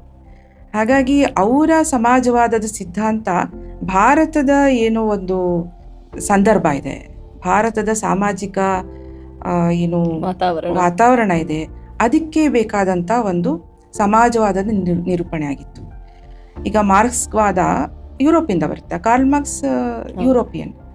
ಸೊ ಆ ಕಾರ್ಲ್ ಮಾರ್ಕ್ಸ್ ಯಾವುದೇ ಸಿದ್ಧಾಂತ ನಮ್ಮ ಸಂದರ್ಭಕ್ಕೆ ಬೇಕಾಗಿರುವಂಥ ಸಿದ್ಧಾಂತನ ನಾವು ಹುಟ್ಟಾಕೋಬೇಕೇ ಹೊರತು ಸಿದ್ಧಾಂತಗಳನ್ನು ಕೂಡ ನಾವು ಇಂಪೋರ್ಟ್ ಮಾಡ್ಕೊಳಕ್ಕಾಗಲ್ಲ ಈಗ ಅಲ್ವಾ. ಹಾಗಾಗಿ ಮಾರ್ಕ್ಸ್ವಾದದಲ್ಲಿ ಜಾತಿವಾದದ ಬಗ್ಗೆ ವಿಮರ್ಶನೆ ಇಲ್ಲ, ಜಾತಿವಾದವನ್ನು ನಾವು ಮಾತಾಡದೆ ವರ್ಗ ಮಾತಾಡೋಕ್ಕಾಗಲ್ಲ.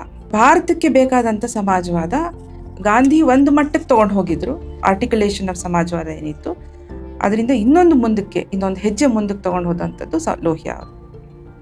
ಅವ್ರು ಬರೀ ಓದಿಲ್ಲ, ನೀವು ಹೇಳ್ದಂಗೆ ಅವರ ಚಿಂತನೆಗಳು ಒಂದು ರೀತಿಯಲ್ಲಿ ಮ್ಯಾಚ್ಡ್ ವಿತ್ ಲೋಹಿಯಾಸ್ ಅಂಡ್ ಅಳವಡಿಸ್ಕೊಂಡ್ರು ವೈಯಕ್ತಿಕ ಮಟ್ಟದಲ್ಲಿ. ಇವತ್ತು ನಮಗೆ ಎಲ್ಲ ಕಡೆ ಹಿಪೋಕ್ರಸಿ ಕಾಣಿಸುತ್ತೆ, ಮಾತಾಡೋದೊಂದು ಮಾಡೋದೊಂದು. ಆದರೆ ನಮ್ಮ ತಂದೆ ವಿಚಾರದಲ್ಲಿ ಮತ್ತೆ ಆ ರೀತಿಯ ಅನೇಕ ಸಮಾಜವಾದಿಗಳು, ಶಾಂತವೇರಿ ಗೋಪಾಲ್ ಗೌಡ್ರು ಇರ್ಬೋದು, ಆ ಥರದ ಕೆಲವು ಹೆಸರುಗಳು ಸಿಗ್ತವೆ ಇಂಡಿಯಾದಲ್ಲಿ. ಅವ್ರುಗಳನ್ನು ನೋಡಿದಾಗ ಅವ್ರು ಹೇಗೆ ನುಡಿತಿದ್ರು ಹಾಗೆ ನಡೀತಿದ್ರು. ಹೌದು, ಅದು ಬಹಳ ಮುಖ್ಯ ಆಗತ್ತೆ. ಜಾತಿ ವಿನಾಶದ ಚಳುವಳಿಲಿ ಇದ್ದಂಥವ್ರು ಅವ್ರದೇ ಜಾತಿಯಲ್ಲಿ ಮದುವೆ ಆಗಬಾರ್ದು, ನಾನು ಜಾತಿಯನ್ನು ಮುರಿಬೇಕು ಅಂದರೆ ನಾನು ಬೇರೆ ಜಾತಿಯವಳನ್ನ ಮದುವೆ ಆಗಬೇಕು ಅಂತ ಒಂದು ಪ್ರಜ್ಞೆ ಇದೆಯಲ್ಲ. ಇವತ್ತು ಬೇಕಾದಷ್ಟು ಪ್ರೇಮ ವಿವಾಹಗಳಾಗ್ತಿದ್ದಾವೆ, ಆದರೆ ಆ ಪ್ರೇಮ ವಿವಾಹಗಳಾಗಿದ ತಕ್ಷಣ ಅಲ್ಲಿ ಏನೋ ಮರ್ಯಾದೆ ಹತ್ಯೆಗಳು ಅಲ್ಲಿ ನಡೀತಾ ಇದ್ದಾವೆ ಜಾತಿ ಕಾರಣಕ್ಕೆ. ಹಾಗಾಗಿ ಆ ಪ್ರಜ್ಞಾಪೂರ್ವಕವಾಗಿ ಜಾತಿಯನ್ನು ನಾವು ಒಡೆದಾಕಬೇಕು ಅನ್ನೋಂಥದ್ದು ಇತ್ತಲ್ಲ, ಅದು ವೈಯಕ್ತಿಕ ಮಟ್ಟದಲ್ಲಿ ತಗೊಂಡಂಥ ನಿಲುವುಗಳು. ಇನ್ಯಾವುದೋ ಒಬ್ಬ ಸಮಾಜವಾದಿ ಬ್ರಾಹ್ಮಣ ಜಾತಿಯಲ್ಲಿ ಹುಟ್ಟಿ ಅವರ ತಂದೆಯೋ ತಾಯಿಯೋ ತೀರ್ಕೊಂಡಾಗ ಅವರು ಆ ಶ್ರಾದ್ದ ಮಾಡಿದ್ರು ಅಂತ ಹೇಳಿ ಆ ಸಮಾಜವಾದಿಯನ್ನ ಇವ್ರು ತಿರಸ್ಕರಿಸಿದ್ರು, ಮಾತಾಡಿಸ್ತಿರ್ಲಿಲ್ಲ, ಅವರು ಮಾತಾಡಿಸ್ತಿರ್ಲಿಲ್ಲ. ನಿಮ್ಮನ್ನು ನೀವು ಹೇಗೆ ಸಮಾಜವಾದಿ ಅಂತ ಕರೆಸ್ಕೋತೀರಿ? ಇವತ್ತು ನಾನು ಪ್ರಶ್ನೆಗಳು ಕೇಳ್ತೀನಿ. ಮಠಗಳಿಗೆ ಹೋಗ್ತೀರಿ ನೀವು, ಸ್ವಾಮಿಗಳಿಗೆ ಕಾಲಿಗೆ ಬೀಳ್ತೀರಿ, ನೀವು ಯಾವ ಸಮಾಜವಾದಿಗಳು? ಆ ಹಿಪೋಕ್ರಸಿ ಅನ್ನೋವಂಥದ್ದು ಎಲ್ಲಿ ತನಕ ಇರತ್ತೋ ನೀವು ಹೇಗೆ ಬದಲಾವಣೆ ತರಕ್ಕೆ ಸಾಧ್ಯ? ಬದಲಾವಣೆ ನಮ್ಮಿಂದ ಬರಬೇಕಲ್ಲ. ಕರೆಕ್ಟ್. ಸೊ ನೀವು ಏಕ ವ್ಯಕ್ತಿ ಚಳವಳಿ ಬಗ್ಗೆ ಹೇಳ್ತಾ ಇದ್ರಿ. ಯುರೋಪಿಂದ ವಾಪಸ್ ಬಂದ ಮೇಲೆ ನಮ್ಮ ತಾತ ಕೇಳಿದ್ರಂತೆ, ಏನಪ್ಪ ಮಾಡ್ತೀಯಾ ಈಗ, ಸುಪ್ರೀಂ ಕೋರ್ಟ್ಗೆ ಹೋಗ್ತೀಯ ಅಂತ. ಯಾಕಂದ್ರೆ ನಮ್ಮ ತಾತ ಮೈಸೂರಲ್ಲಿ ಒಬ್ಬ ಪ್ರತಿಷ್ಠಿತ ವಕೀಲರಾಗಿದ್ದರು. ಸೊ ಇವರು ಸುಪ್ರೀಂ ಕೋರ್ಟ್ಗೆ ಹೋಗ್ತಾರೆ ಅಂತ. ನಮ್ಮ ತಂದೆ, ಇಲ್ಲ ನನಗೆ ಮಾಡ್ರಳ್ಳಿ, ಟಿ ನರಸೀಪುರ ಮಾಡ್ರಳ್ಳಿಲಿ ಮುತ್ತಾತನ ಜಮೀನಿತ್ತು, ನನಗೆ ಜಮೀನು ಬೇಕು, ನಾನು ವ್ಯವಸಾಯ ಮಾಡ್ತೀನಿ ಅಂತ. ನಮ್ಮ ತಾತಂಗೆ ಬೇಜಾರಾಯ್ತಂತೆ, ಅಯ್ಯೋ ಅಲ್ಲೆಲ್ಲ ಹೋಗಿ ಅಷ್ಟೆಲ್ಲ ಓದ್ಕೊಂಬಂದು ವ್ಯವಸಾಯ ಮಾಡ್ತೀನಿ ಅಂತಾನೆ ಅಂತ. ಇವರು ವ್ಯವಸಾಯ ಮಾಡಿ ಜೋಳ ಬೆಳೆದ್ರು ಮೊದಲು. ಅದನ್ನು ಕಟಾವು ಮಾಡಾದ್ಮೇಲೆ ಪುನಃ ನೀರು ಕೊಟ್ಟು ಪುನಃ ಕೂಳೆ ಜೋಳ ಬೆಳೆದಿದ್ದಾರೆ. ಇಡೀ ಊರು ನಗ್ತಿತ್ತಂತೆ, ತಲೆ ಕೆಟ್ಟೋಗಿದೆ ಇವ್ರಿಗೆ ಅಂತ. ಪುನಃ ಬಂತು, ಒಂದಷ್ಟು ಸುಮಾರಾಗೇನೋ ಬಂತು, ಆದರೆ ಒಂದು ಎಕ್ಸ್ಪೆರಿಮೆಂಟ್ ಮಾಡಬೇಕು ಅಂತೇಳಿ ಅದಾದಮೇಲೆ ಭತ್ತ ಬೆಳೆದಿದ್ದಾರೆ. ಅಲ್ಲಿ ನೀರಾವರಿ ಬಂತು, ಅದಾದಮೇಲೆ ಭತ್ತ ಬೆಳೆದಾದ್ಮೇಲೆ ತೊಗೊಂಡು ಬರುವಾಗ ಲೆವಿ ಗೇಟ್ಗಳಂತ ಇರೋ, ಇದು ಹೆಚ್ಚು ಕಮ್ಮಿ 60ರ ದಶಕ ಅನಿಸುತ್ತೆ, ಲೇಟ್ 60s.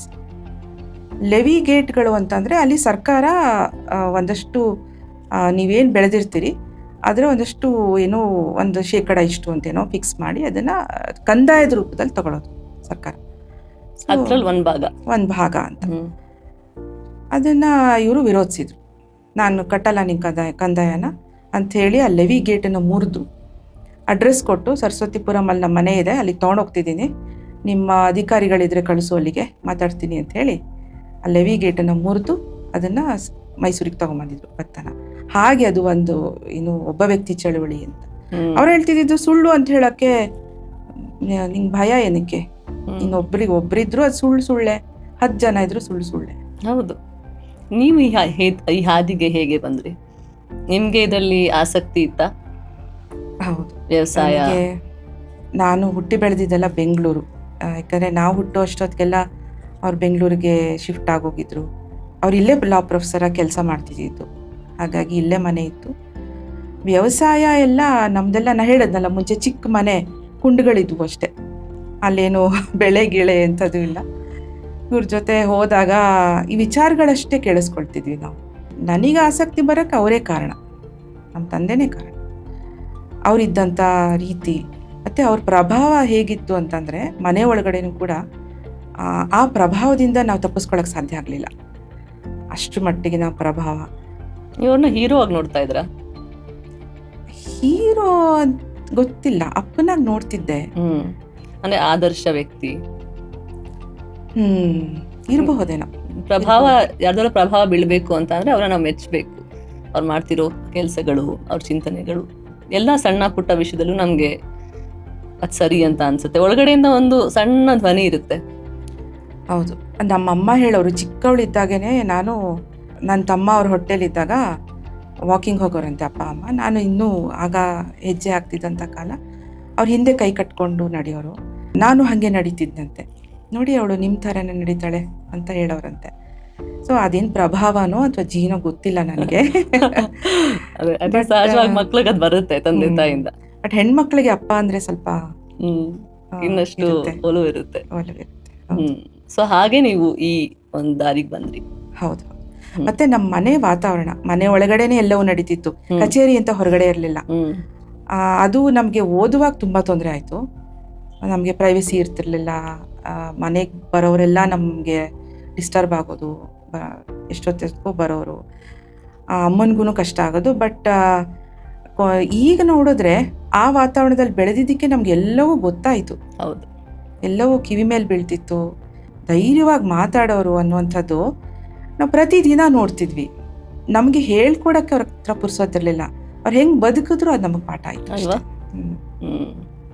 ಅವರು ಅವತ್ತಿಗೆ ಏನು ಚಿಂತನೆಗಳನ್ನ ಮಾಡಿದ್ರು, ನಮ್ಮ ದೇಶದ ವ್ಯವಸಾಯ, ಅದರ ಒಂದು ಭವಿಷ್ಯದ ಬಗ್ಗೆ ಏನು ಲೆಕ್ಕಾಚಾರ ಹಾಕಿದ್ರು, ಅದಕ್ಕೆ ಏನೊಂದು ಮಾರಕ ಆಗಬಹುದು, ಅದು ಆ ಲೆಕ್ಕಾಚಾರ ಸರಿಯಾಗಿದೆಯಾ?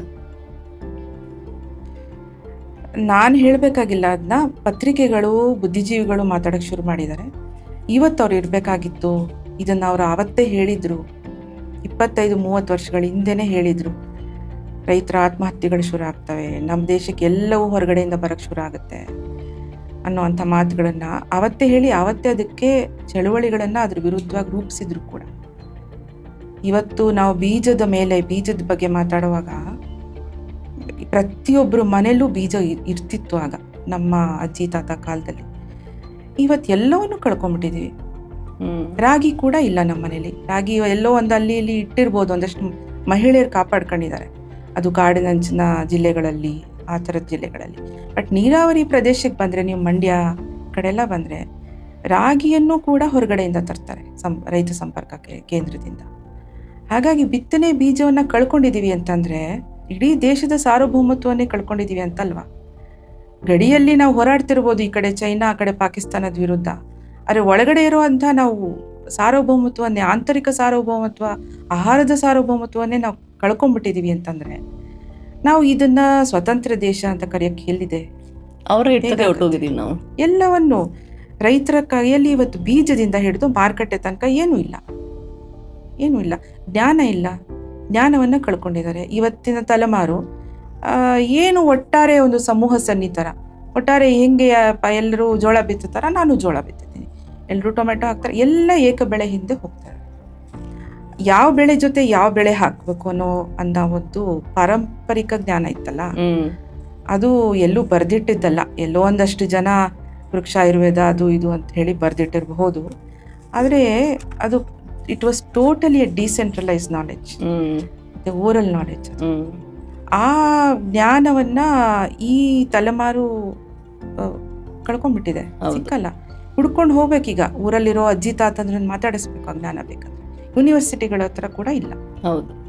ಇವಾಗ ನೀವು ಆತ್ಮಹತ್ಯೆ ಅಂತ ಅಂದ್ರಿ, ರೈತರ ಆತ್ಮಹತ್ಯೆ ಅದು ವೈಯಕ್ತಿಕವಾದ ದುರಂತ ಅಲ್ಲ. ಅದು ಬರೀ ಒಂದು ಸಾಲದಿಂದ ಇಲ್ಲ ಒಂದು ನನ್ನ ಬೆಳೆ ನಾಶ ಆಯಿತು, ಅದ್ರ ಹಿಂದ್ಗಡೆ ಒಂದು ದೊಡ್ಡ ಜಾಲನೇ ಇದೆ. ಹೌದು. ಅದೇನು? ರೈತನನ್ನ ಮಣ್ಣಿನಿಂದ, ಭೂಮಿಯಿಂದ ಒಕ್ಕಲೆಬ್ಬಿಸ್ಬೇಕು. ಅದು ಅವರ ಅಜೆಂಡಾ ಸ್ಪಷ್ಟವಾಗಿದೆ. ಕಾರ್ಪೊರೇಟ್ ಬಂಡವಾಳಶಾಹಿಗಳ ಅಜೆಂಡಾ, ಶ್ರೀಮಂತ ದೇಶಗಳು ಅಂತ ಕರೆಸ್ಕೊಂಡಿರೋರ ಅಜೆಂಡಾ, ಅಭಿವೃದ್ಧಿ ಹೊಂದಿರೋ ರಾಷ್ಟ್ರಗಳು ಅಂತ ಕರೆಸ್ಕೊಂಡಿರೋರ ಅಜೆಂಡಾ. ಅಮೆರಿಕ ಮತ್ತು ಯುರೋಪ್ನಲ್ಲಿ ಎಷ್ಟು ಜನ ಇದ್ದಾರೆ ಇವತ್ತು ರೈತರು? ಕೃಷಿ ಮಾಡ್ತಿರೋ ಉದ್ಯಮೆದಾರರಲ್ಲ, ರೈತರು, ಸಣ್ಣ ಸಣ್ಣ ರೈತರು. ಆ ಭೂಮಿಯಲ್ಲಿ ಬೆಳೆದು ಬದುಕನ್ನು ಕಟ್ಕೊಂಡಿರೋಂಥವ್ರು ಎಷ್ಟು ಜನ ಇದ್ದಾರೆ? ಫ್ರಾನ್ಸ್ಗೆ ಹೋದರೆ 4%, ಜರ್ಮನಿಗೆ ಹೋದರೆ 3%, ಅಮೆರಿಕಾಗೆ ಹೋದರೆ 1%. ಈ ನಮ್ಮಲ್ಲಿ ಏನಾಗಿದೆ?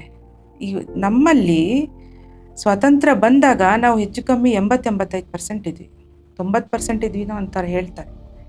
ಕ್ರಮೇಣ 50-52%ಗೆ ಬಂದ್ಬಿಟ್ಟಿದೆ. ಎಲ್ಲಿ ಹೋದ್ರು ಮಿಕ್ಕವರು? ಇದು ಒಕ್ಲೆಬ್ಸೋದಲ್ಲದೆ ಇನ್ನೇನು? ರೈತರನ್ನ ಭೂಮಿಯಿಂದ ಒಕ್ಲೆಬ್ಸೋದು ಅಂತಂದರೆ ಭೂಮಿಯನ್ನು ನೇರ ಕಬ್ಜಾ ಮಾಡೋದು ಅಂತಲ್ಲ, ಅವ್ರಿಗಲ್ಲಿ ಬದುಕದೇ ಇರೋ ಹಾಗೆ ಒಂದು ವಾತಾವರಣ ಸೃಷ್ಟಿ ಮಾಡ್ಬೋದು. ಅವ್ರಿಗೆ ಯಾವುದೇ ಸುರಕ್ಷತೆ ಇಲ್ಲದೆ, ಯಾವುದಾದ್ರೂ ಒಂದು ಸಮೂಹ ಯಾವುದೇ ಸಾಮಾಜಿಕ ಭದ್ರತೆ ಇಲ್ಲದೆ, ಯಾವುದೇ ಸೋಷಿಯಲ್ ಸೆಕ್ಯೂರಿಟಿಗಳಿಲ್ಲದೆ ಬದುಕ್ತಿದೆ ಅಂತಂದರೆ ಅದು ಇವತ್ತು ರೈತ ಸಮೂಹ. ಅವ್ರಿಗೆ ಯಾವುದೇ ಇನ್ಶೂರೆನ್ಸ್ ಇಲ್ಲ, ಸಂಬಳ ಇಲ್ಲ ಅವ್ರಿಗೆ. ಆದರೆ ಅವರು ಮಳೆ ಬಂತು ಅಂದ ತಕ್ಷಣ ಯಾವ ಸರ್ಕಾರನೂ ಘೋಷಣೆ ಮಾಡಬೇಕಾಗಿಲ್ಲ, ಕಣ್ಣು ಮುಚ್ಕೊಂಡು ಹೋಗಿ ಬಿತ್ತನೆ ಶುರು ಮಾಡ್ಕೋತಾರೆ. ಹೌದು, ಅವರೇ ಬಂಡವಾಳ. ಯಾವ ತಹಸೀಲ್ದಾರು, ಯಾವ DC ಡಿಕ್ಲರೇಷನ್ ಕೊಡ್ತಾರಾ, ಇನ್ನು ಅನೌನ್ಸ್ ಮಾಡ್ತಾರಾ ಹೋಗಿ ಬಿತ್ತನೆ ಮಾಡಿ ಅಂತ? ಇಲ್ಲ. ಅವರು ಅದೊಂದು ಜೀವನದ ಭಾಗ ಆಗೋಗಿದೆ ಅವರಿಗೆ. ಹಂಗಿರೋದಕ್ಕೆ ಬಹುಶಃ ಈ ದೇಶ ಉಳ್ಕೊಂಡಿದೆ ಇವತ್ತು. ಅಲ್ಲ, ಬಂಡವಾಳ ಅವರೇ ಹಾಕ್ತಾರೆ, ವಿದ್ಯುತ್ ಅವರೇ ಕಟ್ತಾರೆ, ನೀರು ಬಿಲ್ ಅವರೇ ಕಟ್ತಾರೆ. ಬಟ್ ವಿದ್ಯುತ್ ನಮ್ಮ ರಾಜ್ಯದಲ್ಲಿ ಉಚಿತವಾಗಿದೆ, ಅದನ್ನು ಖಾಸಗೀಕರಣ ಮಾಡಬೇಕು ಅಂತ ಹೊರಟಿದ್ದಾರೆ. ಎಲ್ಲವೂ ಕೂಡ ರೈತಂದೇ. ಏನು ಸಬ್ಸಿಡಿ ಅಂತಂದರೆ ಆ ಕಂಪ್ನಿಗಳಿಗೆ ಕೊಡ್ತಾರೆ, ರೈತನಿಗೆ ಸಬ್ಸಿಡಿ ಸಿಗ್ತಾ ಇಲ್ಲ. ಇಲ್ಲಿಗೆ ಬರೋವಾಗ ಯಾವುದೋ ಒಂದು ಆರ್ಟಿಕಲ್ ಓದ್ತಾ ಇದೆ, ನಮ್ಮ ದೇಶದ ರೈತರಿಗೆ ಇಡೀ ವರ್ಷದಲ್ಲಿ ಸಿಗೋವಂಥ ಇಂಡೈರೆಕ್ಟ್ ಸಬ್ಸಿಡಿ, ನಮ್ಮ ದೇಶದಲ್ಲಿ ಯಾರಿಗೂ ಡೈರೆಕ್ಟ್ ಸಬ್ಸಿಡಿ ಸಿಗ್ತಾ ಇಲ್ಲ. ಇಂಡೈರೆಕ್ಟ್ ಸಬ್ಸಿಡಿ ಹಬ್ಬ ಅಂದರೆ 15,000-17,000 ರೂಪಾಯಿ. ಅದು ಡ್ರಿಪ್ ಇರಿಗೇಷನ್ ಮೂಲಕ ಕೊಡುವಂಥದ್ದು ಇರಬಹುದು, ನೀವು ಸ್ಪ್ರಿಂಕ್ಲರ್ ತೊಗೊಂಡಾಗ ಕೊಡುವಂಥ ಇರ್ಬೋದು, ಅಥವಾ ಬಿತ್ತನೆ ಬೀಜ ತಗೊಂಡಾಗ ಕೊಡುವಂಥದ್ದು, ಗೊಬ್ಬರದ ಮೇಲೆ ಇರೋ ಸಬ್ಸಿಡಿ ಇರ್ಬೋದು. ಅದೇ ಅಮೇರಿಕಾದಲ್ಲಿರೋ ಒಬ್ಬ ರೈತನಿಗೆ ಸಿಗುವಂಥ ಸಬ್ಸಿಡಿ 9.25 ಲಕ್ಷ ಪ್ರತಿ ವರ್ಷ. ಈ 2 ರೈತರನ್ನ ನೀವು ಪೈಪೋಟಿ ಮಾಡಿ ಅಂತ ಹೇಳಿ ಇವರು FTA ಸೈನ್ ಮಾಡಿಕೊಟ್ಟಿದ್ದಾರೆ ಇವಾಗ. ಇವೆಲ್ಲವೂ ಕೂಡ ಆತ್ಮಹತ್ಯೆ ಹೇಗಾಗ್ತಿದೆ ಅಂತಂದ್ರೆ, ಇದು ನಮ್ಮ ದೇಶದ, ನಮ್ಮ ರಾಜ್ಯದ ಕೃಷಿ ಮಂತ್ರಿಗಳಿಗೂ ಕೂಡ ಗೊತ್ತಿಲ್ಲ. ತುಂಬಾ ಬೇಜವಾಬ್ದಾರಿಯಾದಂತ ಮಾತುಗಳನ್ನ ಆಡ್ತಾರೆ. ರೈತ ವಿಷಯಗಳೇ ಗೊತ್ತಿಲ್ಲ. ಯಾಕೆ ಆತ್ಮಹತ್ಯೆ ನಡೀತಿದೆ? Karnataka is number 2 in farmer suicides. ಯಾಕಂದ್ರೆ ಬೆಲೆ ನಿಗದಿ ಅವ್ರು ಮಾಡ್ಕೊಳಕ್ಕಾಗಲ್ಲ. ಇದೊಂದೇ ಕ್ಷೇತ್ರ. ಬೆಲೆ ನಿಗದಿ ಒಂದೇ ಅಲ್ಲ, ಬೆಲೆ ನಿಗದಿ ಹೌದು, it is crucial, I agree, ತುಂಬ ಪ್ರಮುಖವಾದಂಥ ಪಾತ್ರ ವಹಿಸುತ್ತೆ. ಆದರೆ ಅವನಿಗೆ ಬೇಕಾಗಿರುವಂಥ ಒಂದು ಸಾಮಾಜಿಕ ಭದ್ರತೆ ಬೇಕಲ್ಲ. ಯಾತಕ್ಕೋಸ್ಕರ ಅವನು ಬೆಳೀತಿದ್ದಾನೆ? ನೀವು ಖರೀದಿ ಮಾಡಿ ತಕ್ಷಣ ನೀವು ಫುಡ್ ಕಾರ್ಪೊರೇಷನ್ ಆಫ್ ಇಂಡಿಯಾ ಖರೀದಿ ಮಾಡ್ತೀರಿ. ಭತ್ತ ಆಗಲಿ, ಗೋಧಿ ಆಗಲಿ, ಇಲ್ಲಿ ಒಂದಷ್ಟು ಜೋಳ, ರಾಗಿ ಎಲ್ಲ ಫುಡ್ ಕಾರ್ಪೊರೇಷನ್ ಆಫ್ ಇಂಡಿಯಾ ಅದಕ್ಕೆ PDSಗೆ ಕೊಡೋಕ್ಕೆ. ಅದನ್ನು ಡಿಸ್ಮ್ಯಾಂಟಲ್ ಮಾಡೋ ಮಾತಾಡ್ತಿದ್ದಾರೆ, ಅದು ಬೇರೆ ಮಾತು. ಅದರ ಅರ್ಥ ಏನು? ಈ ದೇಶದ ರೈತರು ನಿಮ್ಮ ಆಹಾರ ಭದ್ರತೆಯನ್ನು ಕಾಪಾಡ್ತಿದ್ದಾರೆ. ಇವತ್ತು ಹಸ್ಕೊಂಡು ಸಾಯೋ ಅಂಥವ್ರ ಸಂಖ್ಯೆ ಕಡಿಮೆ ಆಗಿದೆ ಅನ್ನೋದಾದರೆ ಅದಕ್ಕೆ ಕಾರಣಕರ್ತರು ಯಾರು? ಈ ದೇಶದ ರೈತರು. ಆ ದೇಶದ ರೈತರನ್ನ ಯಾವ ಥರ ಕಾಪಾಡ್ಕೊಂಡಿದ್ದೀರಿ ನೀವು? ಕಾಪಾಡ್ಕೊಳ್ಳೋದ್ರಲ್ಲಿ ನಿಮಗೆ ಜವಾಬ್ದಾರಿ ಇದೆಯಾ? ಇಷ್ಟು ವರ್ಷ ಆದ್ರೂ ಕರ್ನಾಟಕ ನಂಬರ್ 2 ಇನ್ ಫಾರ್ಮರ್ ಸೂಸೈಡ್ಸ್, ರೈತರ ಆತ್ಮಹತ್ಯೆಯಲ್ಲಿ 2ನೇ ಸ್ಥಾನದಲ್ಲಿದೆ. ಅದಕ್ಕೆ ಕಾರಣಗಳಾರು ಹುಡುಕುವಂಥ ಜವಾಬ್ದಾರಿ ಮಾಡಿದ್ದೀರಿ, ಜವಾಬ್ದಾರಿ ತೋರಿಸಿದಿರಿ. ಡಾಕ್ಟರ್ ವೀರೇಶ್ ಅಂತ ಒಬ್ಬರಿದ್ರು, ಅಗ್ರಿಕಲ್ಚರ್ ಯೂನಿವರ್ಸಿಟಿಯ ವೈಸ್ ಚಾನ್ಸಲರ್ ಆಗಿದ್ರು, Bengaluru agriculture university. SM Krishna ಅವ್ರ ಸರ್ಕಾರದಲ್ಲಿ ಅವ್ರದ್ದೊಂದು ಸಮಿತಿಯನ್ನು ನೇಮಕ ಮಾಡಿ ರೈತರ ಆತ್ಮಹತ್ಯೆಗೆ ಕಾರಣಗಳೇನು ಅನ್ನುವಂಥದ್ದನ್ನು ಹುಡುಕಬೇಕು ಅಂತ. ಅವ್ರು ಕೊಟ್ಟಂಥ ವರದಿಯಲ್ಲಿ ಅವ್ರು ಹೇಳಿದಂಥದ್ದು, ರೈತರು ಸಾಲ ಮಾಡ್ತಾರೆ, ಆದರೆ ಬೆಳೆ ಸಾಲ ಅಂತ ಮಾಡಿ ಅದರಲ್ಲಿ ಮಗಳು ಮದುವೆ ಮಾಡ್ತಾರೆ, ಕುಡಿತಾರೆ, ಜೂಜಾಡ್ತಾರೆ, ಈ ಥರದ ಒಂದಷ್ಟು ಕಾರಣಗಳು. ಆಗ ನಮ್ಮ ತಂದೆ ಒಂದು ಪ್ರಶ್ನೆ ಕೇಳಿದರು ಅವ್ರಿಗೆ, ಹೌದಪ್ಪ, ರೈತರು ಸಾಲ ಮಾಡ್ತಾರೆ, ಮಗಳು ಮದುವೆ ಮಾಡ್ತಾರೆ, ಎಲ್ಲ ಮಾಡ್ತಾರೆ. ಯೂನಿವರ್ಸಿಟಿ ಪ್ರೊಫೆಸರ್ಗಳು ಸಾಲ ಮಾಡ್ತಾರೆ, ಮಗಳು ಮದುವೆ ಮಾಡ್ತಾರೆ, ಜೂಜಾಡ್ತಾರೆ, ಕ್ಲಬ್ಗೆ ಹೋಗ್ತಾರೆ, ಎಲ್ಲ ಮಾಡ್ತಾರೆ, ಆಯಿತಾ? ಯೂನಿವರ್ಸಿಟಿ ಪ್ರೊಫೆಸರ್ಗಳು ಯಾಕೆ ಆತ್ಮಹತ್ಯೆ ಮಾಡ್ಕೋತಿಲ್ಲ? ಸರಿ ಅಲ್ವಾ? ಬೇರೆ ಕ್ಷೇತ್ರದಲ್ಲಿರೋರು ಯಾತಕ್ಕೆ ಆತ್ಮಹತ್ಯೆ ಮಾಡ್ಕೋತಾರೆ? ರೈತ ಮಾತ್ರ ಯಾತಕ್ಕೆ ಆತ್ಮಹತ್ಯೆ ಮಾಡ್ಕೋತಿದ್ದಾರೆ? ಅವನು ಜೋಬಲ್ಲಿರೋ ಇವತ್ತಿನ 100 ರೂಪಾಯಿ ಇದ್ರೂ ಕೂಡ ಅದು ಸಾಲದ ದುಡ್ಡೇನೆ. ಸರಿಯಾಗಿ ಲೆಕ್ಕಾಚಾರ ಹಾಕ್ಬಿಟ್ರೆ ಏನು ಬೆಳೆ ಬಂದಾಗ ನಾವು ಮಾರಿರೋ ದುಡ್ಡು ಬಂದಿರತ್ತೆ, ಅದು ನಿಜವಾದಂಥ ಆದಾಯ ಅಲ್ವೇ ಅಲ್ಲ, ಖೋತಾದಲ್ಲಿರುತ್ತೆ. ಬಜೆಟ್ ಖೋತಾದಲ್ಲಿರುತ್ತೆ. ಇವತ್ತು ಪ್ರತಿ ಹಳ್ಳಿಯಲ್ಲಿರುವಂಥ ಪ್ರತಿಯೊಬ್ಬರ ಹತ್ರ ಇರೋ 100 ರೂಪಾಯಿ ಇದ್ರೂ ಕೂಡ ಅದು ಸಾಲದ ದುಡ್ಡೇನೆ. ಈ ಸಾಲದ ಜಾಲಕ್ಕೆ ಹೇಗೆ ಸಿಗಾಕೊಂತಾನೆ ಅವನು? ಸರಿಯಾದಂಥ ಬೆಲೆ ಸಿಕ್ಕಲ್ಲ. ಮತ್ತೆ ಇನ್ಪುಟ್ ಕಾಸ್ಟ್, ಕೆಮಿಕಲ್ ಫಾರ್ಮಿಂಗ್ ಮಾಡ್ತಿರೋವಂಥದ್ದು ಎಲ್ಲರೂ ರಾಸಾಯನಿಕ ಕೃಷಿ ಮಾಡಲೇಬೇಕು, ಇಲ್ದಿದ್ರೆ ನಿಮ್ಗೆ ದಾರಿನೇ ಇಲ್ಲ ಅನ್ನುವಂಥ ಒಂದು ಭ್ರಮೆ ಸೃಷ್ಟಿ ಮಾಡಿಬಿಟ್ಟಿದ್ದಾರೆ. ಭ್ರಮೆನೇ ಅದು 100ಕ್ಕೆ 100 ಭ್ರಮೆನೇ ಅದು. ಆಯಿತು, ನಾವೊಂದಷ್ಟು ಬೆಳೆದ್ವಿ, ಹೌದು, ರಾಸಾಯನಿಕ ಕೃಷಿಯಿಂದ ನಾವು ಯೂರಿಯಾ DIP ಹಾಕಿ ಬೆಳೆದ್ಬಿಟ್ವಿ ಅನ್ನೋದು ಕೂಡ ಸುಳ್ಳೆ. ಯಾಕೆಂತಂದರೆ ಅವತ್ತಿಗಿನ್ನೂ ನಾವು 60ರ ದಶಕದಲ್ಲಿ ಇವರು ಯೂರಿಯಾ DIP ಹಾಕಿ ಹಸಿರು ಕ್ರಾಂತಿ ಮಾಡಿ ಅಂತ ಹೇಳಿದಾಗ ಮಣ್ಣು ಫಲವತ್ತವಾಗೇ ಇತ್ತು. ಮಣ್ಣು ಸಾವಿರಾರು ವರ್ಷಗಳಿಂದ ಅದನ್ನು ಗೊಬ್ಬರ ಅದು ಇದು ಹಾಕಿ ಮಣ್ಣು ಫಲವತ್ತತೆ ಕಳ್ಕೊಂಡಿರಲಿಲ್ಲ. ಅದೇ ಯೂರಿಯಾ DIP ಹಾಕಿ ಇವತ್ತು ಬೆಳೀತಿದ್ದೀವಲ್ಲ, ಇವತ್ತು ಇಳುವರಿ ಕಡಿಮೆ ಆಗಿದೆ. ಯಾಕೆ? ಆ ಮಣ್ಣು ಫಲವತ್ತತೆ ಕಳ್ಕೊಂಡಿದೆ. ಈಗ 50 ವರ್ಷದಲ್ಲಿ ಇಳುವರಿ ಕಡಿಮೆ ಆಗಿದೆ, ಇನ್ಪುಟ್ ಕಾಸ್ಟ್ ಜಾಸ್ತಿ ಆಗಿದೆ, ರೋಗಗಳು ಜಾಸ್ತಿ ಆಗಿದೆ, ಕೀಟಬಾಧೆ ಜಾಸ್ತಿ ಆಗಿದೆ. ಸೊ ಈ ನೀವು ಲೆಕ್ಕಾಚಾರಗಳನ್ನು ನೋಡ್ಬಿಟ್ಟಾಗ ನಿಮಗೆ ಖರ್ಚು ಜಾಸ್ತಿ ಆಗಿದೆ, ಬರೋದು ನಷ್ಟದಲ್ಲಿದೆ, ಬರೋದು ಸಾಕಾಗ್ತಿಲ್ಲ. ಈ ವ್ಯವಸ್ಥೆಯಲ್ಲಿ ಮಹಿಳೆಯರಿಗೆ ಅವ್ರ ಮೈಕ್ರೋ ಫೈನಾನ್ಸಿಂಗ್ ಸಿಗುತ್ತಾ? ಅವ್ರ ಆತ್ಮಹತ್ಯೆಗಳಾಗುತ್ತಾ? ಅವ್ರ ಸಾಲಗಳು ತಗೊಂತಾರ? ಮಹಿಳೆಯರ ಬಗ್ಗೆ ಬಹುಶಃ ನೀವು ಮಹಿಳೆ ಆಗಿರೋದಕ್ಕೆ ಕೇಳ್ತಿದ್ದೀರಿ. ಮಹಿಳೆಯರ ಪರಿಸ್ಥಿತಿ ಏನಾಗಿದೆ ಅನ್ನುವಂಥದ್ದು ಯಾರಿಗೂ ಗೊತ್ತಿಲ್ಲ. ಗಂಡಸೇನೋ ಆತ್ಮಹತ್ಯೆ ಮಾಡ್ಕೊಂಡು ಓಡೋಗ್ತಾನೆ. ಸಂಪೂರ್ಣ ಜವಾಬ್ದಾರಿ ಮಹಿಳೆ ಮೇಲೆ ಬೀಳುತ್ತೆ. ಮಕ್ಕಳನ್ನ ಸಾಕುವಂಥದ್ದು, ಅತ್ತೆ ಮಾವನ ಸಾಕುವಂಥದ್ದು ಎಲ್ಲವೂ. ಇವತ್ತು Mumbai red light area, Delhi red light ಏರಿಯಾಗೆ ಹೋದರೆ ಭದ್ರಾವತಿ ಅರಸೀಕೆರೆ ಹೆಣ್ಮಕ್ಳು ಸಿಗ್ತಾರೆ. ಹೌದಾ? ರೈತರ ಹೆಣ್ಮಕ್ಳು, ಭೂಮಿ ಎಲ್ಲೋ ಒಂದಿಷ್ಟು ಭೂಮಿ ಇರುವಂಥದ್ದು, ಆದರೆ ಅಲ್ಲಿ ರೆಡ್ ಲೈಟ್ ಏರಿಯಾ ಸಿಗ್ತಾರೆ. ಯಾಕೆ ಅಂತಂದರೆ ತಾಯಿ ಏನು ಬೇಕಾದರೂ ಮಾಡಿ ತನ್ನ ಮಕ್ಕಳನ್ನ ಉಳಿಸ್ಕೊಳ್ತೀನಿ ಅನ್ನೋವಂಥವಳು, ಅವಳು ಏನು ಮಾಡೋಕ್ಕೂ ಹೆದರಲ್ಲ. ಅವಳು ತನ್ನ ಮಕ್ಕಳನ್ನ ಬದುಕಿಸ್ಬೇಕು. ಆ ಮಟ್ಟಕ್ಕೆ ಇವತ್ತಿನ ಅಗ್ರೇರಿಯನ್ ಕ್ರೈಸಿಸ್, ಕೃಷಿಯ ಬಿಕ್ಕಟ್ಟಿದೆಯಲ್ಲ, ಆ ಮಟ್ಟಕ್ಕೆ ಹೋಗಿ ನಿಲ್ಲಿಸಿದೆ. ಇದ್ರ ಬಗ್ಗೆ ಯಾವುದೇ ಪಕ್ಷಗಳು ಅಧಿಕಾರಕ್ಕೆ ಬಂದರೂ ಸಂಸತ್ತಿನಲ್ಲಾಗಲಿ ವಿಧಾನಸಭೆಗಳಲ್ಲಾಗಲಿ ಎಲ್ಲೂ ಜವಾಬ್ದಾರಿಯ ಚರ್ಚೆಗಳು ನಡೆಸಿಲ್ಲ. ಮೈಕ್ರೋ ಫೈನಾನ್ಸ್ ಅಂತ ಹೇಳಿದಾಗ ಅದು ಹೇಗೆ ನಡೆಯುತ್ತಾ ವ್ಯವಸ್ಥೆ? ಸಾಲ ತಗೊಳ್ತಾರೆ, ಎಷ್ಟು ಪರ್ಸೆಂಟೇಜು? ಮೈಕ್ರೋ ಫೈನಾನ್ಸ್ ಈಗ ಹೊಸದಾಗಿ ಹುಟ್ಕೊಂಡಿರುವಂಥ ಒಂದು ದೊಡ್ಡ ರೋಗನೇ ಅನ್ಬೇಕು ಇವತ್ತು. ಆದರೆ ಯಾರಿಗೂ ಕಾಣಿಸ್ತಿಲ್ಲ. ಕ್ಯಾನ್ಸರ್ ಹಿಂಗಿರುತ್ತಲ್ಲ, ಕ್ಯಾನ್ಸರ್ ಇರೋ ಚೆನ್ನಾಗಿ ಕಾಣ್ತಾರೆ, ಹಾಗೆ ಹೊರಗಡೆ ಕಾಣಿಸ್ತಾ ಇಲ್ಲ. ಸ್ಟೇಜ್ 4 ಗೊತ್ತಾಗುತ್ತೆ. ಸ್ಟೇಜ್ 4 ಇಲ್ಲ, ಸತ್ತೋದ್ಮೇಲೆ ಗೊತ್ತಾಗುತ್ತೆ. ಸ್ಟೇಜ್ 4 ಗೊತ್ತಾಗಲ್ಲ. ಹೆಂಗೆ ಅಂತಂದರೆ ಬಾಂಗ್ಲಾದೇಶದ ಮೊಹಮ್ಮದ್ ಯೂಸುಫ್ ಅವರಿಗೆ ನೊಬೆಲ್ ಕೊಟ್ಟರು ಮೈಕ್ರೋ ಫೈನಾನ್ಸ್ ಹೌದು ಬಗ್ಗೆ ಅವ್ರು ಕೆಲಸ ಮಾಡಿದಾಗ. ಅಲ್ಲಿಂದನೇ ಚರ್ಚೆಗಳು ಶುರು ಆಗಿದ್ದು. ಇವತ್ತು ಇಡೀ ದಕ್ಷಿಣ ಏಷ್ಯಾ ದೇಶಗಳನ್ನು ಆವರಿಸ್ಕೊಂಡಿದೆ ಮೈಕ್ರೋ ಫೈನಾನ್ಸ್. ಶ್ರೀಲಂಕಾಗೆ ಹೋಗಿ ಮೈಕ್ರೋ ಫೈನಾನ್ಸ್ನ ಸಮಸ್ಯೆ ಇದೆ, ನೇಪಾಳಕ್ಕೆ ಹೋಗಿ ಅಲ್ಲಿ ಸಮಸ್ಯೆ ಇದೆ, ಪಾಕಿಸ್ತಾನಕ್ಕೆ ಹೋಗಿ, ಆಫ್ರಿಕಾ ದೇಶಗಳಲ್ಲಿ ಮೈಕ್ರೋ ಫೈನಾನ್ಸ್ ಸಮಸ್ಯೆಗಳು ಶುರು ಆಗಿದ್ದಾವೆ. ಎಲ್ಲರೂ ಹೆಣ್ಣು ಮಕ್ಕಳು.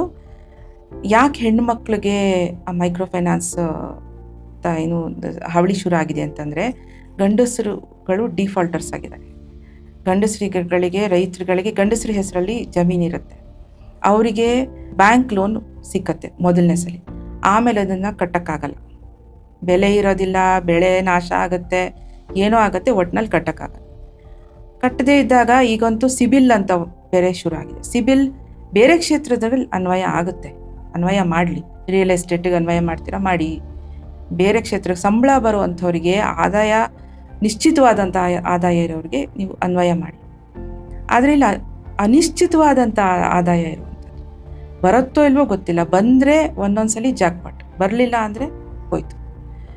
ಈ ಥರದ ಒಂದು ಕ್ಷೇತ್ರಕ್ಕೆ ನೀವು ಸಿಬಿಲ್ ಹೆಂಗೆ, ನೀವು ಯಾವ ಲೆಕ್ಕಾಚಾರದಲ್ಲಿ ಅನ್ವಯ ಮಾಡ್ತೀರಿ? ಸಿಬಿಲ್ ಅನ್ವಯ ಮಾಡ್ತೀರಿ. ಸಿಬಿಲ್ ಕಾರಣಕ್ಕೆ ರೈತರಿಗೆ ಸಿಕ್ಕೋದಿಲ್ಲ, ಅವ್ರು ಯಾವುದೇ ಕೊಲ್ಯಾಟ್ರಲ್ ಇಟ್ಟರೂ ಸಾಲ ಸಿಕ್ಕಲ್ಲ. ಕೊನೆಗೆ ಅವ್ರು ಕೈ ಸಾಲಕ್ಕೆ ಹೋಗ್ತಾರೆ. ಕೈ ಸಾಲದಲ್ಲಿ ಹೋದಾಗ ಅಲ್ಲೂ ಕೂಡ ಅವ್ರಿಗೆ ವಿಪರೀತವಾದಂಥ ಶೋಷಣೆ ನಡೆಯುತ್ತೆ. ಕೊನೆಗೆ ದಾರಿ ಇಲ್ಲದೆ ಇದ್ದಾಗ ಮಹಿಳೆಯರಿಗೆ ಹೇಳ್ತಾರೆ, ಹೆಂಡ್ತಿದ್ರಿಗೆ ಸಾಲ ತಗೊಂಬನ್ನಿ ಬದುಕಕ್ಕೆ. 30-40% ಸಾಲಕ್ಕೆ ಮೈಕ್ರೋ ಫೈನಾನ್ಸ್ಗಳು ಸಾಲ ಕೊಡ್ತಾರೆ. ಅಷ್ಟು ಹೆಚ್ಚು ಇಂಟ್ರೆಸ್ಟಾ ಮ್ಯಾಮ್? ಹೌದು, 30-40% ಇಂಟ್ರೆಸ್ಟಿಗೆ ಕೊಡ್ತಿದ್ದಾರೆ ಅನ್ನುವಂಥದ್ದು ನಾವು ನೋಡ್ತಿರುವಂಥದ್ದು. ಎಷ್ಟೋ ಮೈಕ್ರೋ ಫೈನಾನ್ಸ್ ಕಂಪ್ನಿಗಳು ಅನಾಮಧೇಯ, ರಿಜಿಸ್ಟರ್ಡ್ ಕೂಡ ಆಗಿಲ್ಲ. ಏನು ಅವ್ರ ಹಾವಳಿ ಜಾಸ್ತಿ ಆದಾಗ ಅವ್ರ ಆಫೀಸಲ್ಲಿರುತ್ತೆ ಅಂತ ಗೊತ್ತಿಲ್ಲ, ಎಲ್ಲೋ ಮಹಾರಾಷ್ಟ್ರದಲ್ಲೋ ಆಂಧ್ರದಲ್ಲೋ ಆಫೀಸ್ ತೋರಿಸ್ತಾರೆ, ಅಲ್ಲಿ ಹುಡುಕೊಂಡು ಹೋಗೋಕ್ಕಾಗಲ್ಲ. ಹೋದ ವರ್ಷ ಕರ್ನಾಟಕ ಸರ್ಕಾರ ಒಂದು ಆರ್ಡಿನೆನ್ಸ್ ತಂತು, ಇನ್ನು ಮೈಕ್ರೋ ಫೈನಾನ್ಸ್ ಇಂದ ಹಣ ಸಾಲ ತಗೊಂಡಿರುವಂಥವರಿಗೆ ಕಿರುಕುಳ ಕೊಡಬಾರ್ದು ಅನ್ನುವಂಥದ್ದು. ಆದರೆ ಆ ಸುಗ್ರೀವಾಜ್ಞೆ ಇದ್ದರೂ ಕೂಡ ಇವತ್ತಿಗೂ ಕೂಡ ಅನೇಕ ಮಹಿಳೆಯರು ಇದರಲ್ಲಿ ಸಿಕ್ಕಾಕೊಂಡು ತುಂಬ ಕಷ್ಟದಲ್ಲಿದ್ದಾರೆ. ರೈತ ಸಂಘದ ಚಟುವಟಿಕೆ ಗೊತ್ತಿರುವಂಥವ್ರು ಅಂಥವರು ಹುಡುಕೊಂಡು ಬರ್ತಾರೆ. ರೈತ ಸಂಘ ಏನು ಮಾಡುತ್ತೆ, ರೈತ ಸಂಘದ ಕಾರ್ಯಕರ್ತರುಗಳು ಬೇರೆ ಬೇರೆ ಅನೇಕ ಜಿಲ್ಲೆಗಳಲ್ಲಿ, ಬೆಳಗಾಂ ಇರ್ಬೋದು, ರಾಯಚೂರು, ಹಾಸನದಲ್ಲಿ ಬಹಳಷ್ಟು ಇದ್ರ ವಿರುದ್ಧವಾಗಿ ಚಳುವಳಿಗಳು ನಡೀತಾ ಇದೆ. ಅಲ್ಲಿ ಈ ಮನೆ ಪ್ಲೆಜ್ ಮಾಡಿರ್ತಾರೆ, ಅದ್ರ ಮೇಲೆ ಹೋಗಿ ಆ ಮೈಕ್ರೋ ಫೈನಾನ್ಸ್ ಅವರು ಅಂಟಿಸ್ಬಿಡ್ತಾರೆ, ಅದನ್ನು ಸೀಲ್ ಮಾಡಿ ಅದ್ರ ಮೇಲೆ ಬರೀತಾರೆ, ಹರಾಜಿಗಿಡ್ತಾರೆ ಮನೇನ. ಅಂಥ ಸಂದರ್ಭಗಳಲ್ಲಿ ರೈತ ಸಂಘದ ಕಾರ್ಯಕರ್ತರು ಮೀಡಿಯಾ ಸಮೇತ ಹೋಗಿ ಆ ಮಹಿಳೆಯರನ್ನ ಮತ್ತು ಮಕ್ಕಳನ್ನ, ಬಾಣಂತಿಯರನ್ನ ಹೊರಗೆ ಹಾಕಿದ್ದಾರೆ ಮೈಕ್ರೋ ಫೈನಾನ್ಸ್ ಕಂಪ್ನಿಗಳು. ಅವ್ರ ಮನೆಯಿಂದ ಅವ್ರಿಗೆ ಹೊರಗೆ ಹಾಕಿ, ನೀವು ಸಾಲ ಕಟ್ಟೋ ತನಕ ನೀವು ಹೊರಗಡೆನೇ ಇರಬೇಕು ಅಂತ ಹೇಳಿ ಸೀಸ್ ಮಾಡಿ ಹೋಗಿರ್ತಾರೆ.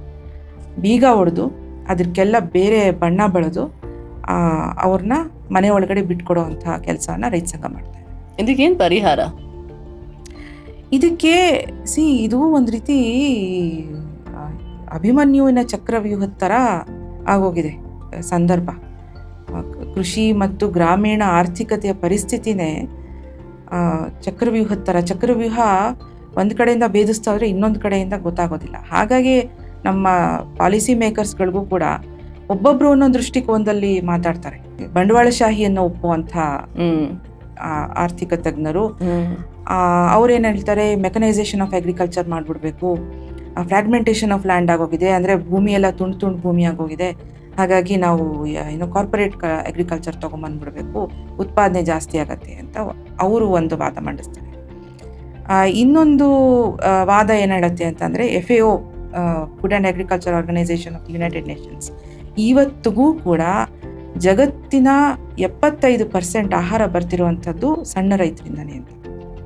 ಸಣ್ಣ ಸಣ್ಣ ತುಂಡು ಭೂಮಿ ಇರುವಂಥವ್ರೇನೆ ಉತ್ಪಾದನೆ ಜಾಸ್ತಿ ಮಾಡ್ತಿರುವಂಥದ್ದು. ಕೃಷಿನ ಅವಲಂಬನೆ ಮಾಡ್ಕೊಂಡಿರುವಂಥ ದೇಶಗಳಲ್ಲಿ ಇರುವಂಥ ವಾಸ್ತವ ಅದು. ಆಫ್ರಿಕಾ ಇರ್ಬೋದು, ಸೌತ್ ಅಮೆರಿಕಾ ಇರ್ಬೋದು, ಏಷ್ಯಾ ಇರ್ಬೋದು. ಹೀಗೆ ಈ ವಾದ ಪ್ರತಿವಾದಗಳಲ್ಲಿ ಈ ಚರ್ಚೆಗಳು ಮುಳುಗೋಗ್ತಿದ್ದಾವೆ ಹೊರತು ನಿಜವಾದಂಥ ಸಮಸ್ಯೆ ಏನು, ಅದಕ್ಕೆ ಬೇಕಾಗಿರುವಂಥ ಉತ್ತರಗಳೇನು ಅನ್ನೋದ್ರ ಬಗ್ಗೆ ಸರ್ಕಾರಗಳು ಮಾತಾಡ್ತಿಲ್ಲ, ಪಾಲಿಸಿ ಮೇಕರ್ಸ್ ತಲೆಯಲ್ಲಿ ಇಲ್ಲ. ಉದಾಹರಣೆಗೆ ನೈಸರ್ಗಿಕ ಕೃಷಿ ಮೂಲಕ ನಾವು ಇದಕ್ಕೂ ಉದಾಹರಣೆಯನ್ನು ಈ ಉತ್ತರವನ್ನು ಕಂಡುಕೋಬಹುದು ಅಂತ ನಮ್ಮಂಥವರು ವಾದವನ್ನು ಮಂಡಿಸಿದಾಗ ಅದಕ್ಕೆ ಪ್ರತಿವಾದವನ್ನು ಮಂಡಿಸುವಂಥವ್ರು, ಇಲ್ಲ 140 ಕೋಟಿ ಜನ ಇದ್ದೀವಿ, ಊಟ ಎಲ್ಲ ಹಾಕೋಕ್ಕಾಗತ್ತೆ ನೈಸರ್ಗಿಕ ಕೃಷಿಯಲ್ಲಿ, ಇಳುವರಿ ಬರೋದಿಲ್ಲ ಅದರಲ್ಲಿ ಅನ್ನುವಂಥ ಪ್ರತಿವಾದವನ್ನು ಮಂಡಿಸ್ತಾರೆ. ಅವರೆಲ್ಲ ಪಾಲಿಸಿ ಮೇಕರ್ಸ್, ನೀತಿ ಆಯೋಗದಲ್ಲಿ ಕೂತ್ಕೊಂಡಿದ್ದಾರೆ. ಆಯ್ತಾ, ನಾವೆಲ್ಲ ಯಾವುದೇ ಅಧಿಕಾರ ಇಲ್ಲದೆ ರಸ್ತೆ ಮೇಲೆ ಹೋರಾಟ ಮಾಡ್ತಿರುವಂಥ. ಆದರೆ ನಾವು ಕಣ್ಣಾರೆ ನೋಡಿದ್ದೀವಿ, ನಾವು ಫೀಲ್ಡಲ್ಲಿ ಇದ್ದೀವಿ, ಇಳುವರಿ ಇದಕ್ಕಿಂತ ಜಾಸ್ತಿ ಬರುತ್ತೆ ಅನ್ನುವಂಥದ್ದು ಅಲ್ಲಿ ನಾವು ನೋಡ್ತಾ ಇದ್ದೀವಿ. ಸರ್ಕಾರ ಮಟ್ಟದಲ್ಲಿ ನೀವು ಹೇಳ್ದಂಗೆ ಹೋರಾಟ ಮಾಡಕ್ಕೆ ಯಾರೂ ಇಲ್ಲ ರೈತರ ಬಗ್ಗೆ, ಅವರ ಪರವಾಗಿ. ಸರ್ಕಾರದೊಳಗಡೆ ಯಾರು ಕಾಣಿಸಲ್ಲ ನಮಗೆ. ಸರ್ಕಾರದೊಳಗಡೆ ಗೊಂದಲಗಳು ಕಾಣಿಸ್ತವೆ. ಅವ್ರಿಗೆ ವಾಸ್ತವಿಕ ಗೊತ್ತಾ? ಇಲ್ಲ, ಗೊತ್ತಿಲ್ಲ. ಯಾಕೆಂತಂದ್ರೆ ಚುನಾವಣೆ ವ್ಯವಸ್ಥೆ ಹೆಂಗಿದೆ, ಸರ್ಕಾರ ಅಂತಂದ್ರೆ ಚುನಾವಣೆ ಒಳಗಡೆ ಗೆದ್ದು ಅಲ್ಲಿ ಹೋಗಿ ಸರ್ಕಾರ ರಚಿಸ್ತಾರೆ. ಚುನಾವಣೆ ವ್ಯವಸ್ಥೆ ಹೇಗಿದೆ ಅಂತಂದ್ರೆ ಅವರಿಗೆ ಬೇಕಾಗಿರುವಂಥದ್ದು ವೋಟ್ ಬ್ಯಾಂಕ್ ಅಷ್ಟೇನೆ. ಹಳ್ಳಿಯ ಜನ ಅಂತಂದ್ರೆ ವೋಟ್ ಬ್ಯಾಂಕ್ ಅಷ್ಟೇನೆ. ಅವ್ರಿಗೆ ಚುನಾವಣೆ ಟೈಮಲ್ಲಿ ಹೋಗಿ ಅವ್ರ ಮನೆ ಬಾಗಿಲಿಗೆ ಒಂದು 2,000 ರೂಪಾಯಿ ಹಾಕಿದ್ರೆ ಅವ್ರು ವೋಟ್ ಹಾಕ್ತಾರೆ, ಅಷ್ಟಕ್ಕಷ್ಟೇ ಅವ್ರು ಇಟ್ಕೊಂಡಿರ್ತಾರೆ. ಸೊ ಸರ್ಕಾರ ಮಟ್ಟದಲ್ಲಿ ರೈತರ ಪರವಾಗಿ ಯಾರೂ ಇಲ್ಲ. ಯಾವುದೇ ಪಕ್ಷ ಇರ್ಬೋದು, ನಾವು ರೈತರ ಪಕ್ಷ ಅಂತ ಅನ್ಕೊಂಡು ಬಂದವರು ಅಲ್ಲಿರೋದಕ್ಕೆ ಸಾಧ್ಯ ಇಲ್ಲ. ಏಕೆ ಅಂತಂದರೆ ಅಧಿಕಾರದ ಮೋಹ ಮತ್ತು ಆ ಭ್ರಷ್ಟಾಚಾರ ಏನಿದೆ ಅದು ಅವರನ್ನ ನಿಜವಾಗಿ ಸತ್ಯ ಹೇಳುವಂಥ ಪರಿಸ್ಥಿತಿಯಿಂದ ದೂರ ಇಟ್ಬಿಡುತ್ತೆ. ರೈತರ ಪರವಾಗಿ ಕಾನೂನನ್ನು ರೂಪಿಸ್ಬೇಕಾದ್ರೆ ಯಾರದನ್ನ ರೂಪಿಸ್ಬೇಕು, ಯಾರಿಗ ಅಧಿಕಾರ ಕೊಡಬೇಕು? ರೈತರ ಪರವಾಗಿ ನಮಗೆ ಬೇಕಾದಂಥ ಕಾನೂನನ್ನು ಮೊದಲು ನಾವೇ ರೂಪಿಸ್ಕೋಬೇಕು. ರೈತ ಚಳವಳಿ, ಕರ್ನಾಟಕ ರೈತ ಚಳವಳಿ ಅದನ್ನೇ ಮಾತಾಡ್ತಾ ಬಂದಿದ್ದು, ಭಾರತದ ರೈತ ಚಳವಳಿ ಕೂಡ ಅದನ್ನೇ ಹೇಳ್ತಾ ಇರೋದು. ನಮಗೆ ಬೇಕಾಗಿರುವಂಥ ಕಾನೂನನ್ನು ನಾವೇ ಸೃಷ್ಟಿ ಮಾಡ್ಕೋಬೇಕು. ನಮಗೆ ಬೇಡದೇ ಇರುವಂಥ ಕಾನೂನು, ಅವೈಜ್ಞಾನಿಕ ಕಾನೂನುಗಳನ್ನು ನಾವು ತಿರಸ್ಕಾರ ಮಾಡಬೇಕು, ನಾವು ಅದನ್ನು ಹೊಡಿಬೇಕು. ಇವಾಗ ನಾವು ರೈತ ಸಂಘದ ಕಾರ್ಯಕರ್ತರುಗಳು ಅಥವಾ ರೈತ ಸಂಘದ ಸದಸ್ಯರುಗಳು ಇಡೀ ಭಾರತದಲ್ಲಿ, ಇಲ್ಲಿ ರೈತ ಸಂಘ ಇರ್ಬೋದು, ಭಾರತೀಯ ಕಿಸಾನ್ ಯೂನಿಯನ್ ಇರ್ಬೋದು, ಪಂಜಾಬ್ನ ಸಂಘಟನೆ ಇರ್ಬೋದು, ನಾವೆಲ್ಲೂ ಟೋಲ್ ಕಟ್ಟಲ್ಲ. ಹೋಗಿ ಅಕಸ್ಮಾತ್ ಅಲ್ಲಿಯ ಆ ಟೋಲ್ ಆಫೀಸಲ್ಲಿ ಅವನು ತಗೊಳ್ಳೋನು ಕೂತಿರ್ತಾನಲ್ಲ, ಅವನಿಗೆ ನಮ್ಮ ಪರಿಚಯ ಇಲ್ಲದೇನೆ ಯಾವ್ಯಾವುದೋ ರಾಜ್ಯದವ್ರು ಬಂದಲ್ಲಿ ಕೂತಿರ್ತಾರೆ, ನಾವು ಯಾರು ಏನು ಅಂತ ಗೊತ್ತಿರಲ್ಲ. ಅವ್ರ ಕೆಲಸ ಪಾಪ ಅವ್ರು ಮಾಡ್ತಿರ್ತಾರೆ. ಇಲ್ಲ ನಾವು ಬಿಡೋಕ್ಕಾಗಲ್ಲ, ಯಾಕಂದರೆ ಅವ್ರ ಮೇಲಿರೋ ಅಧಿಕಾರಿ ಅವನಿಗೆ ದಂಡ ಹಾಕ್ತಾನಲ್ಲ, ಬಿಡೋಕ್ಕಾಗಲ್ಲ ಅಂತಂದಾಗ ನಾವು ಅಲ್ಲೇ ಪ್ರೊಟೆಸ್ಟ್ ಶುರು ಮಾಡ್ತೀವಿ. ಯಾಕೆ ಅಂತ ನಮ್ಮ ಬೆಳೆಗೆ ಎಲ್ಲಿ ತನಕ ವೈಜ್ಞಾನಿಕ ಬೆಲೆ ಸಿಕ್ಕೋದಿಲ್ವೋ, ಅದು ನಮ್ಮ ಹಕ್ಕದು. ಎಲ್ಲಿ ತನಕ ನಮಗೆ ದಕ್ಕಬೇಕಾಗಿರುವಂಥ ಹಕ್ಕು ಸಿಕ್ಕೋದಿಲ್ವೋ ಅಲ್ಲಿ ತನಕ ನಾವು ತೆರಿಗೆ ಕಟ್ಟಲ್ಲ ಅನ್ನುವಂಥದ್ದನ್ನು ಘೋಷಣೆ ಮಾಡಿ 40 ವರ್ಷ ಆಗಿದೆ. ಆದರೆ ಇನ್ನೂ ಜಾರಿಗೆ ಬಂದಿಲ್ಲ MSP ಜಾರಿಗೆ ಬಂದಿಲ್ಲ. MSP ಜಾರಿಗೆ ಬರೋದು ಇಲ್ಲ. ಯಾಕೆ ಅಂತಂದರೆ ನಾವು ಒತ್ತಡ ಹಾಕೋದನ್ನು ಹಾಕ್ತಾನೇ ಇದ್ದೀವಿ ಹೊರಗಡೆಯಿಂದ. MSP ಯಾತಕ್ಕೆ ಜಾರಿಗೆ ಬರೋದಿಲ್ಲ ಅಂತಂದರೆ, ನಾವು ಕೇವಲ ಒಂದು ಸ್ವಾಯತ್ತತೆ ಇರುವಂಥ ದೇಶವಾಗಿ ಉಳ್ಕೊಂಡಿಲ್ಲ. We have become part of WTO ಒಳಗಡೆ ನಮ್ಮ ದೇಶದ ವಿಶ್ವವಾಣಿಜ್ಯ ಒಪ್ಪಂದ, ಕನ್ನಡದಲ್ಲಿ ವಿಶ್ವವಾಣಿಜ್ಯ ಒಪ್ಪಂದದೊಳಗಡೆ ನಮ್ಮ ದೇಶ, ನಮ್ಮ ಏನು MSP ಕೆಳಗಡೆ ನಮ್ಮ ದೇಶದ ರೈತರಿಗೆ ಕೊಡ್ತಿರುವಂಥ ಏನು ಪ್ರೊಕ್ಯೂರ್ಮೆಂಟ್ ಪ್ರೈಸ್ ಇದೆ, ಅದು ಪಬ್ಲಿಕ್ ಸ್ಟಾಕ್ ಹೋಲ್ಡಿಂಗಲ್ಲಿ ಬಳಸುವಂಥ ಪ್ರೊಕ್ಯೂರ್ಮೆಂಟ್ ಪ್ರೈಸ್ ಏನಿದೆ ಅದು ಟ್ರೇಡ್ ಡಿಸ್ಟಾರ್ಷನ್ ಅಂತ ಹೇಳ್ತಾರೆ. ಅಂದರೆ ಅದು ವ್ಯಾಪಾರವನ್ನು ದಿಕ್ಕು ತಪ್ಪಿಸುತ್ತೆ, ಜಾಗತಿಕ ವ್ಯಾಪಾರವನ್ನು ದಿಕ್ಕು ತಪ್ಪಿಸುತ್ತೆ ಭಾರತ ತನ್ನ ದೇಶದ ರೈತರಿಗೆ ಕೊಡ್ತಿರುವಂಥ ಬೆಲೆ ಅಂತ ಹೇಳಿ ಆ ರೀತಿಯ ಒತ್ತಡವನ್ನು ಅಮೆರಿಕ ಭಾರತ ಮೇಲೆ ಏನು ಹೇರುವಂಥ ಕೆಲಸ ಮಾಡುತ್ತೆ. ಇದೊಂದೇ ಕ್ಷೇತ್ರದಲ್ಲಿ ಮ್ಯಾಮ್ ನನಗಿಲ್ಲೊಂದು ಸಣ್ಣ ಪ್ರಶ್ನೆ ಇದೆ. ಇದೊಂದೇ ಕ್ಷೇತ್ರದಲ್ಲಿ ಯಾಕೆ ಬೆಲೆ ನಿಗದಿ ಮಾಡೋದು ಮಧ್ಯವರ್ತಿಯರು? ಯಾಕೆಂದರೆ ಎಲ್ಲ ಬೇರೆ ಕಡೆ ನಾವು ಯಾವ ಒಂದು ಉತ್ಪಾದನೆ ಯಾರೋ ಒಬ್ಬ ಏನೋ ಮಾಡ್ತಾನೆ, ಪ್ರೊಡ್ಯೂಸ್ ಮಾಡ್ತಾನೆ, ಮ್ಯಾನುಫ್ಯಾಕ್ಚರ್ ಮಾಡ್ತಾನೆ, ಮಾಲೀಕನೇ ಬೆಲೆ ಕಟ್ತಾನೆ ಆ ವಸ್ತುಗೆ. ಆದರೆ ಇಲ್ಲಿ ಅದು ಹೇಗೆ, ಅದು ಪರಿವರ್ತನೆ ಹೇಗೆ? ಯಾಕೆ ಅಂತಂದರೆ ಇಲ್ಲಿ ಬೆಳೆಯುವಂಥ ಆಹಾರದ ಬೆಳೆ ಬಡ ಜನರಿಗೆ ಕಡಿಮೆ ಹಣದಲ್ಲಿ ದಕ್ಕೋ ಹಾಗೆ ಆಗಬೇಕು ಅನ್ನುವಂಥದ್ದು ಮೊದಲನೇ ಉದ್ದೇಶ. ಹಾಗಾಗಿ ಬೆಳೆಯವನನ್ನು ಅವನಿಗೆ ಲಾಭ ಸಿಗದೇ ಇದ್ದಂಗೆ ಇವರಿಗೆ ಕಡಿಮೆಗೆ ಕೊಡಬೇಕಲ್ಲ, ಇವರು ಪಬ್ಲಿಕ್ ಡಿಸ್ಟ್ರಿಬ್ಯೂಷನ್ ಸಿಸ್ಟಮಲ್ಲಿ.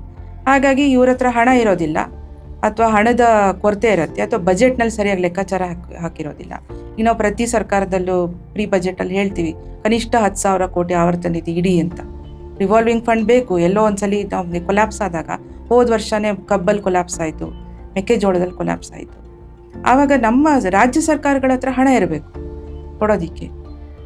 ಅವರಿಗೆ ಕಡಿಮೆ ಬೆಲೆಯಲ್ಲಿ ಬೇಕು ಅಂತಂದಾಗ ಇವರು ಈ ಬೆಲೆಯನ್ನು ಕಂಟ್ರೋಲ್ ಮಾಡುವಂಥ ಒಂದು ಲಾಬಿಗಳು ಸೃಷ್ಟಿಯಾಗಿದ್ದಾವೆ. APMCಗಳು ಇದ್ದಾವೆ ನಮ್ಮಲ್ಲಿ, ಅಗ್ರಿಕಲ್ಚರ್ ಪ್ರೊಡ್ಯೂಸ್ ಮಾರ್ಕೆಟಿಂಗ್ ಕಮಿಟಿ, ರೈತರ ಸಂಸ್ಥೆ.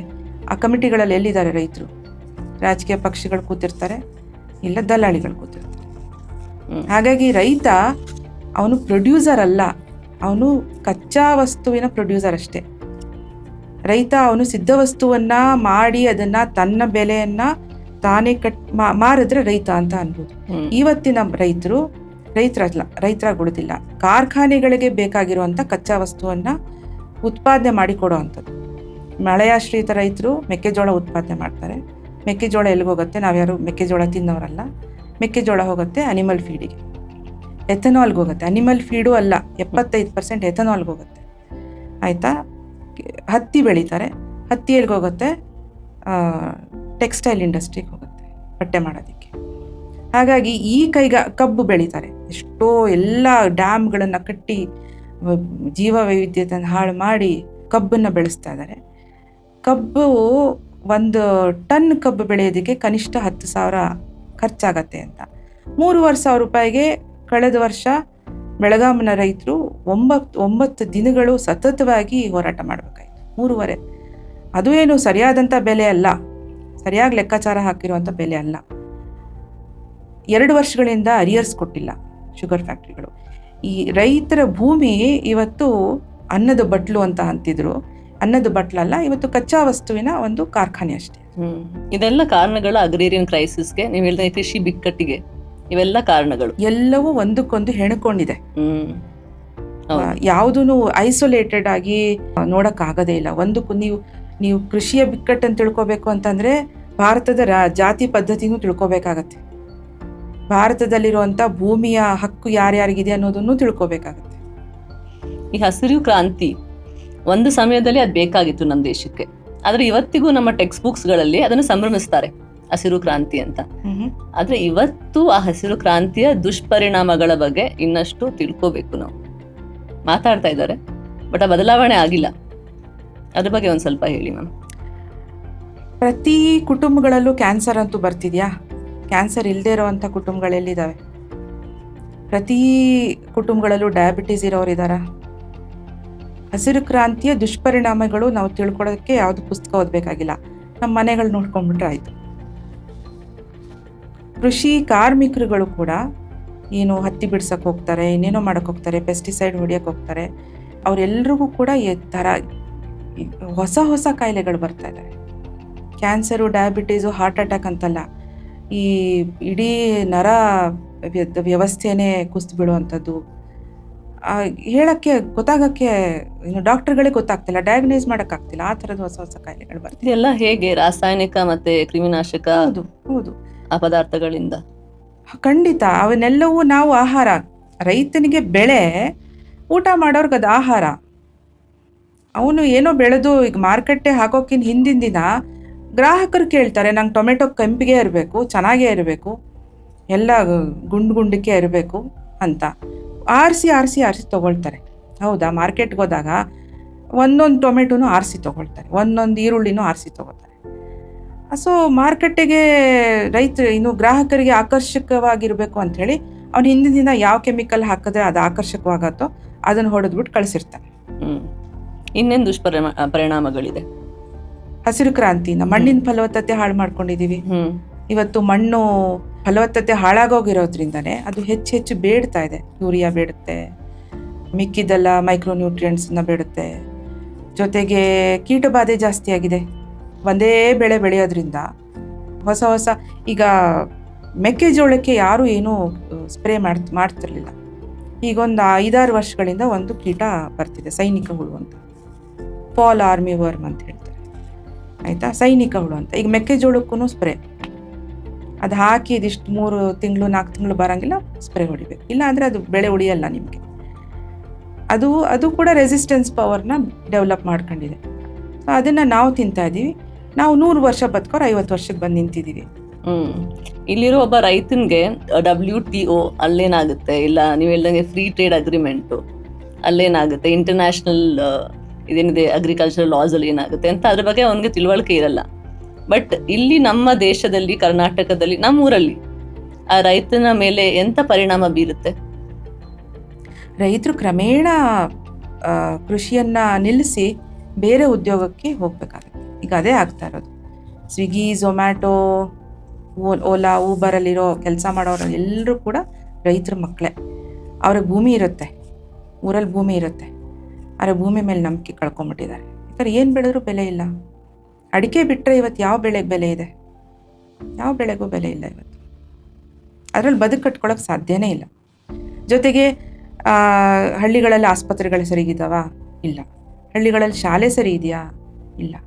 ಎಲ್ಲ ಹೊರೆನೂ ಹಳ್ಳಿಯಲ್ಲಿ ಬದುಕ್ತಿರುವಂಥ ಜನರ ಮೇಲೆ ಬೀಳ್ತಾ ಇದೆ. ದುಡ್ಡಿರೋರು ಮಾತ್ರ ಖಾಸಗಿ ಶಾಲೆಗಳಿಗೆ, ಖಾಸಗಿ ಆಸ್ಪತ್ರೆಗಳಿಗೆ ಹೋಗೋಕ್ಕೆ ಸಾಧ್ಯ. ಕಾಯಿಲೆ ಬಂತು ಅಂತಂದರೆ ಪ್ರೊಫೆಸರ್ ಅವ್ರು ಹೇಳ್ತಾ ಇದ್ರು, ನಾವು ನಮ್ಮ ಬೀಜ ಸ್ವತಂತ್ರವನ್ನು ಕಳ್ಕೋಬಾರ್ದು ಅಂತ. ಹೈಬ್ರಿಡ್ ಬೀಜನ ಉಪಯೋಗಿಸ್ಬಾರ್ದು, ದೇಸಿ ಬೀಜ ಅದನ್ನು ಉಪಯೋಗಿಸ್ಬೇಕು ಅಂತ. ಇವತ್ತು ನೀವು ಹೇಳ್ದಂಗೆ ದೇಸಿ ಬೀಜಗಳು ಕಳೆದೋಗಿದೆ. ಅದ್ರ ಬಗ್ಗೆ ಒಂದು ಸ್ವಲ್ಪ ಹೇಳಿ, ಇವತ್ತಿನ ಪರಿಸ್ಥಿತಿ ಹೇಗೆ?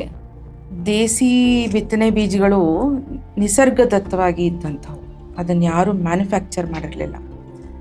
ಅದು ಯಾವ್ಯಾವ ಪ್ರದೇಶಕ್ಕೆ, ಯಾವ್ಯಾವ ವಾತಾವರಣಕ್ಕೆ ಅನುಗುಣವಾಗಿ ಅದು ಬೆಳಿಬೇಕೋ ಹಾಗೆ ಬೆಳೆದು ಬಂದಿದ್ದು. ಹಾಗೆಯೇ ನಮ್ಮಲ್ಲಿ ಭತ್ತದ ತಳಿಗಳು ಒಂದು 2 ಲಕ್ಷಕ್ಕೂ ಹೆಚ್ಚಿದ್ವಂತೆ. ಇವತ್ತು ಟೊಮೆಟೊ ತರಾವರಿ ತಳಿಗಳಿದ್ದಾವೆ. ಒಂದು 150-200 ತಳಿಗಳು ಸಿಗ್ತವೆ. ಹುಡುಕಿ ಕಾಪಾಡ್ತಿರೋವಂಥ ಅಷ್ಟು ಜನರ ಹತ್ರ ಇವತ್ತಿದೆ. ಬೆಂಡೆ, ಅದರಲ್ಲಿ ಕ್ರಾಸ್ ಪಾಲಿನೇಷನ್ ಆಗುವಂಥ ತಳಿಗಳು ಬೇಕಾದಷ್ಟು ತಳಿಗಳಿದ್ದಾವೆ. ಜೋಳ, ಇವತ್ತು ನಮ್ಗೆ ಜೋಳ ಅಂತಂದರೆ ಇದು ಹಳದಿ ಬಣ್ಣದ್ದು ಜೋಳ, ಅದೇ ಜೋಳ ಅಂದ್ಕೊಂಡಿದ್ದೀವಿ. ಆದರೆ ಅದು ಮೂಲ ಜೋಳ ಅಲ್ಲ.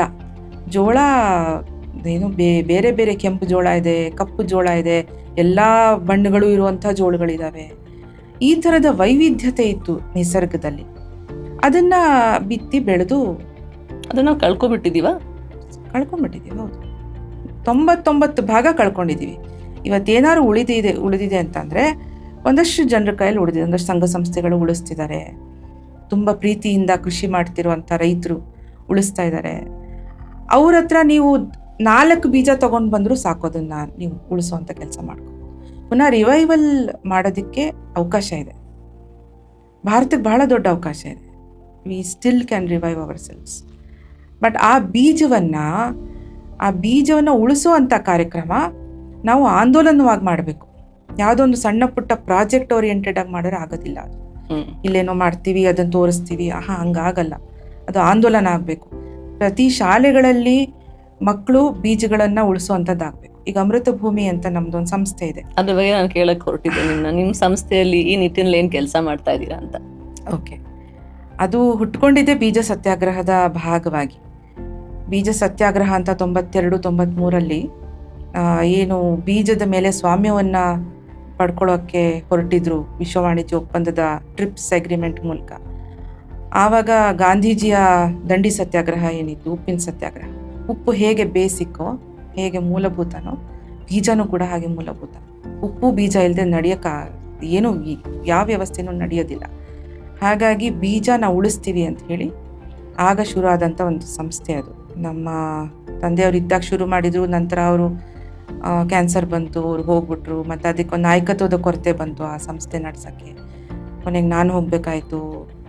ಏನೇನೋ ಆಯಿತು, ಈಗ ಒಂದಷ್ಟು ಮಟ್ಟಿಗೆ ನಡೀತಾ ಇದೆ. ಈಗ ಅಲ್ಲಿ ಸ್ಕೂಲ್ ಮಕ್ಕಳು ಬರ್ತಾರಲ್ಲ ಅವರೆಲ್ರಿಗೂ ಕೊನೆ ಕಳಿಸೋವಾಗ ಒಬ್ಬೊಬ್ರಿಗೆ ಒಂದೊಂದು ತಳಿ ಬೀಜ ಕೊಟ್ಟು ನೀವು ಈ ಬೀಜನ ಉಳಿಸ್ಬೇಕು, ಮನೆಯಲ್ಲಿ ಇದನ್ನು ಬೆಳೆದು ಸಣ್ಣ ಕುಂಡದಲ್ಲಿ ಬೆಳೆದು ಅದನ್ನು ನಿಮ್ಮ ಅಕ್ಕಪಕ್ಕದವ್ರಿಗೆ ಅವ್ರಿಗೆಲ್ಲ ನೀವು ಪೋಸ್ಟಲ್ಲಿ ಕಳಿಸಿ ಬೀಜದ ಬಗ್ಗೆ ಬರೆದು, ಮತ್ತು ಇದು ಬಂದಿರೋ ನೀವು ಏನು ಬೆಂಡೆಕಾಯಿ ಬರುತ್ತೋ ಟೊಮೆಟೊ ಬರುತ್ತೆ ಏನು ನೀವು ತಿನ್ಬೇಕು, ಅದನ್ನ ಮೊದಲು ತಿಂದು ಅದನ್ನು ಅದ್ರ ರುಚಿ ಹೆಂಗಿದೆ ನೋಡಬೇಕು. ಅಲ್ಲಿ ಮಕ್ಕಳು ಇದನ್ನೆಲ್ಲ ಕಲಿಯಕ್ಕೆ ಬರ್ತಾರೆ. ಹಾಂ, ಕಲಿಯಕ್ಕೆ ಬರ್ತಾರೆ, ನೋಡಕ್ಕೆ ಬರ್ತಾರೆ. ಕೆಲವು ಈ ಪರ್ಯಾಯ ಶಾಲೆಗಳು, ಪರ್ಯಾಯ ಆಲೋಚನೆಗಳನ್ನು ಇಟ್ಕೊಂಡಿರುವಂಥ ಶಾಲೆಗಳಿದಾವಲ್ಲ ಅವರೆಲ್ಲ ಬರ್ತಾರೆ. ಸೊ ಅದನ್ನ ಅವ್ರು ಬರೆದು ಕಳಿಸ್ಬೇಕು, ಪೋಸ್ಟಲ್ಲಿ ಕಳಿಸ್ಬೇಕು. ಹಾಂ, ಸೊ ಬೀಜವನ್ನು ಇವತ್ತೇನು ನಮ್ಮ ಹತ್ರ ಉಳ್ಕೊಂಡಿದೆಯೋ ಅದನ್ನ ಕಾಪಾಡ್ಕೊಳ್ಳೋ ಅಂಥ ಕೆಲಸ ಮಾಡಿದ್ರೆ ಸಾಕಾಗಿದೆ. ನೀವು ಹೇಳ್ದಂಗೆ ನಮ್ಮ ಸ್ವಲ್ಪ ಸ್ವಲ್ಪ ಅಂತರಕ್ಕೂ 50 ಕಿಲೋಮೀಟರು ಅಲ್ಲೇ ಬೇರೆ ಬೇರೆ ವಾತಾವರಣ ಇದೆ, ಅಲ್ಲೇ ಬೇರೆ ಬೇರೆ ಅಂತ ಒಂದು ನಮ್ಗೆ ಆಹಾರ ಪದ್ಧತಿ ಸಂಸ್ಕೃತಿ ಇದೆ.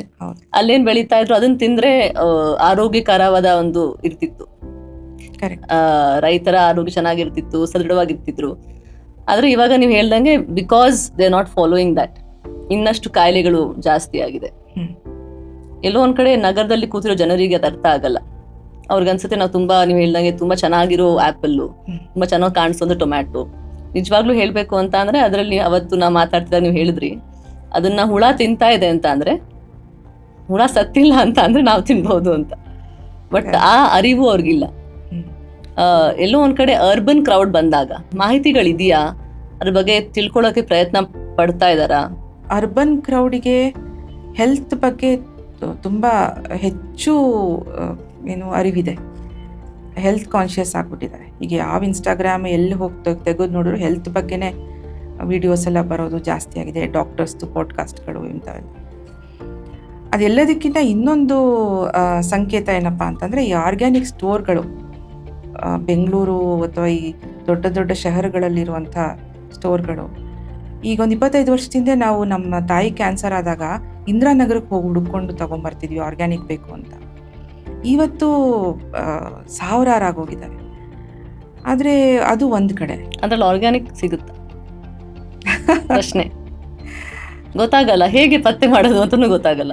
ಈಗ ನಾವು ನನ್ನ ಪ್ರಶ್ನೆ ಅದೇನೆ, ನಾನು ಅಲ್ಲಿಗೆ ಬರ್ತಾ ಇದ್ದೆ. ಒಂದು ಕಡೆ ಈ ರೀತಿಯ ಆರ್ಗ್ಯಾನಿಕ್ ಅಂತ ಬ್ರ್ಯಾಂಡ್ ಮಾಡಿಕೊಂಡು ಮಾರಾಟ ಮಾಡ್ತಿರುವಂಥದ್ದು ಒಂದು ಕಡೆ ಆದರೆ, ಇನ್ನೊಂದು ಕಡೆ ನಾವು ಫೀಲ್ಡಲ್ಲಿ ರೈತರೊಟ್ಟಿಗೆ ಕೆಲಸ ಮಾಡ್ತಿರುವಂಥದ್ದು.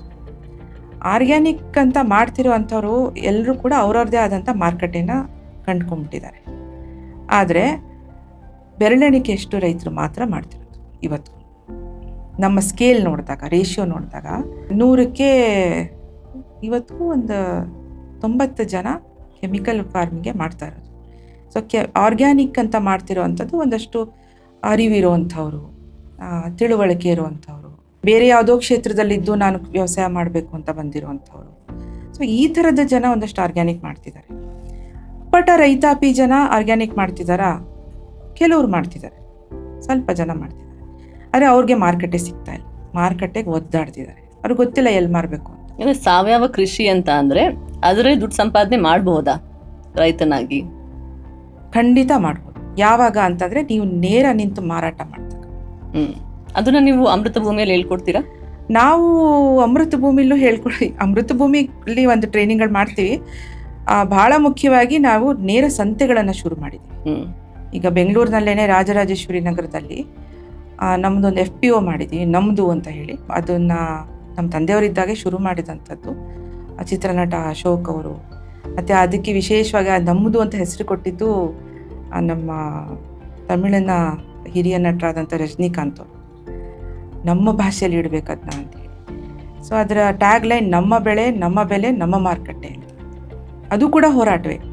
ಸೊ ಅದನ್ನು ಹೋದ ವರ್ಷ ಏಪ್ರಿಲ್ನಲ್ಲಿ ತರಕಾರಿ ಬೆಲೆಗಳೆಲ್ಲ ಕುಸಿತೋಗಿತ್ತು. ಈ ವರ್ಷ ಹೆಂಗಾಗಿದೆ ಹಾಗೇನೆ.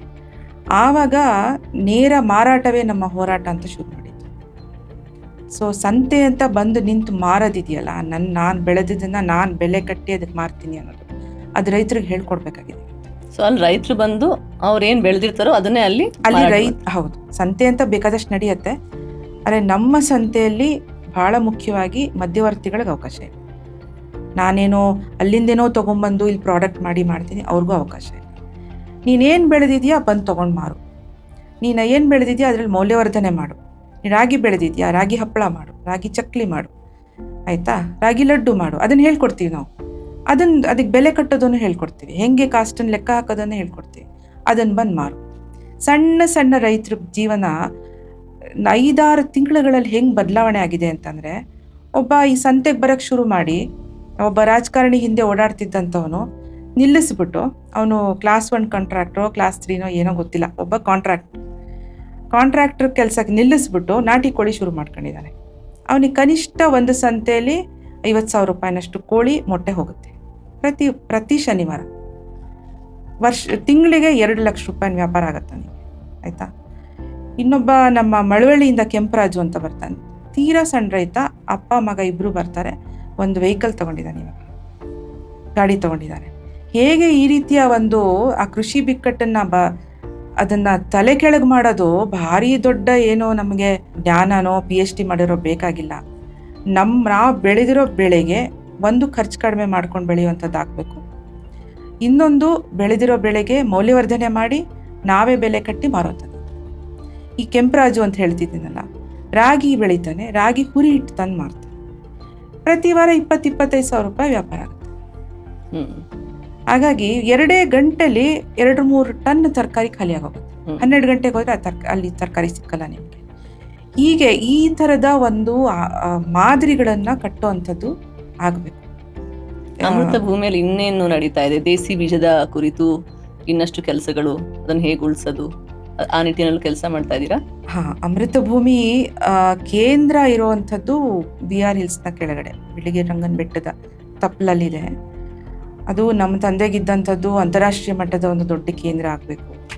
ಅಲ್ಲಿ ಬಂದಾಗ ಎಲ್ಲವೂ ಸಿಗೋ ಹಾಗಾಗಬೇಕು, ಎಲ್ಲ ಮಾದರಿಗಳಾಗಬೇಕು ಅಂಥೇಳಿ.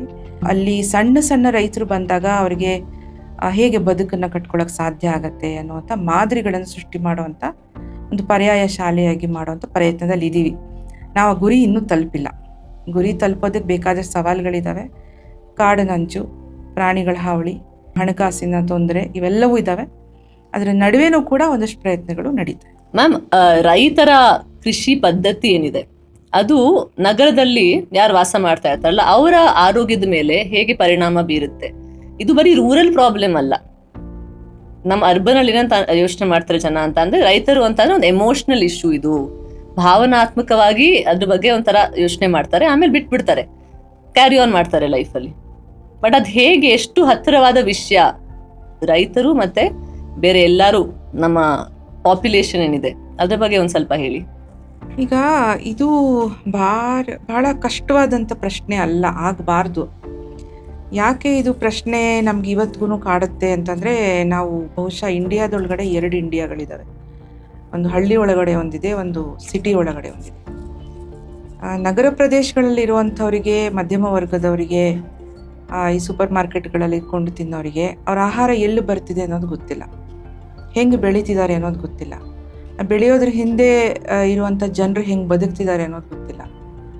ಹಳ್ಳಿಲಿರುವಂಥ ರೈತರಿಗೆ ಅವ್ರು ಏನು ಬೆಳೀತಿದ್ದಾರೆ ಅದ್ರ ಮೇಲೆ ಸಂಪೂರ್ಣ ಬದುಕು ಅವಲಂಬನೆ ಆಗಿರುತ್ತೆ.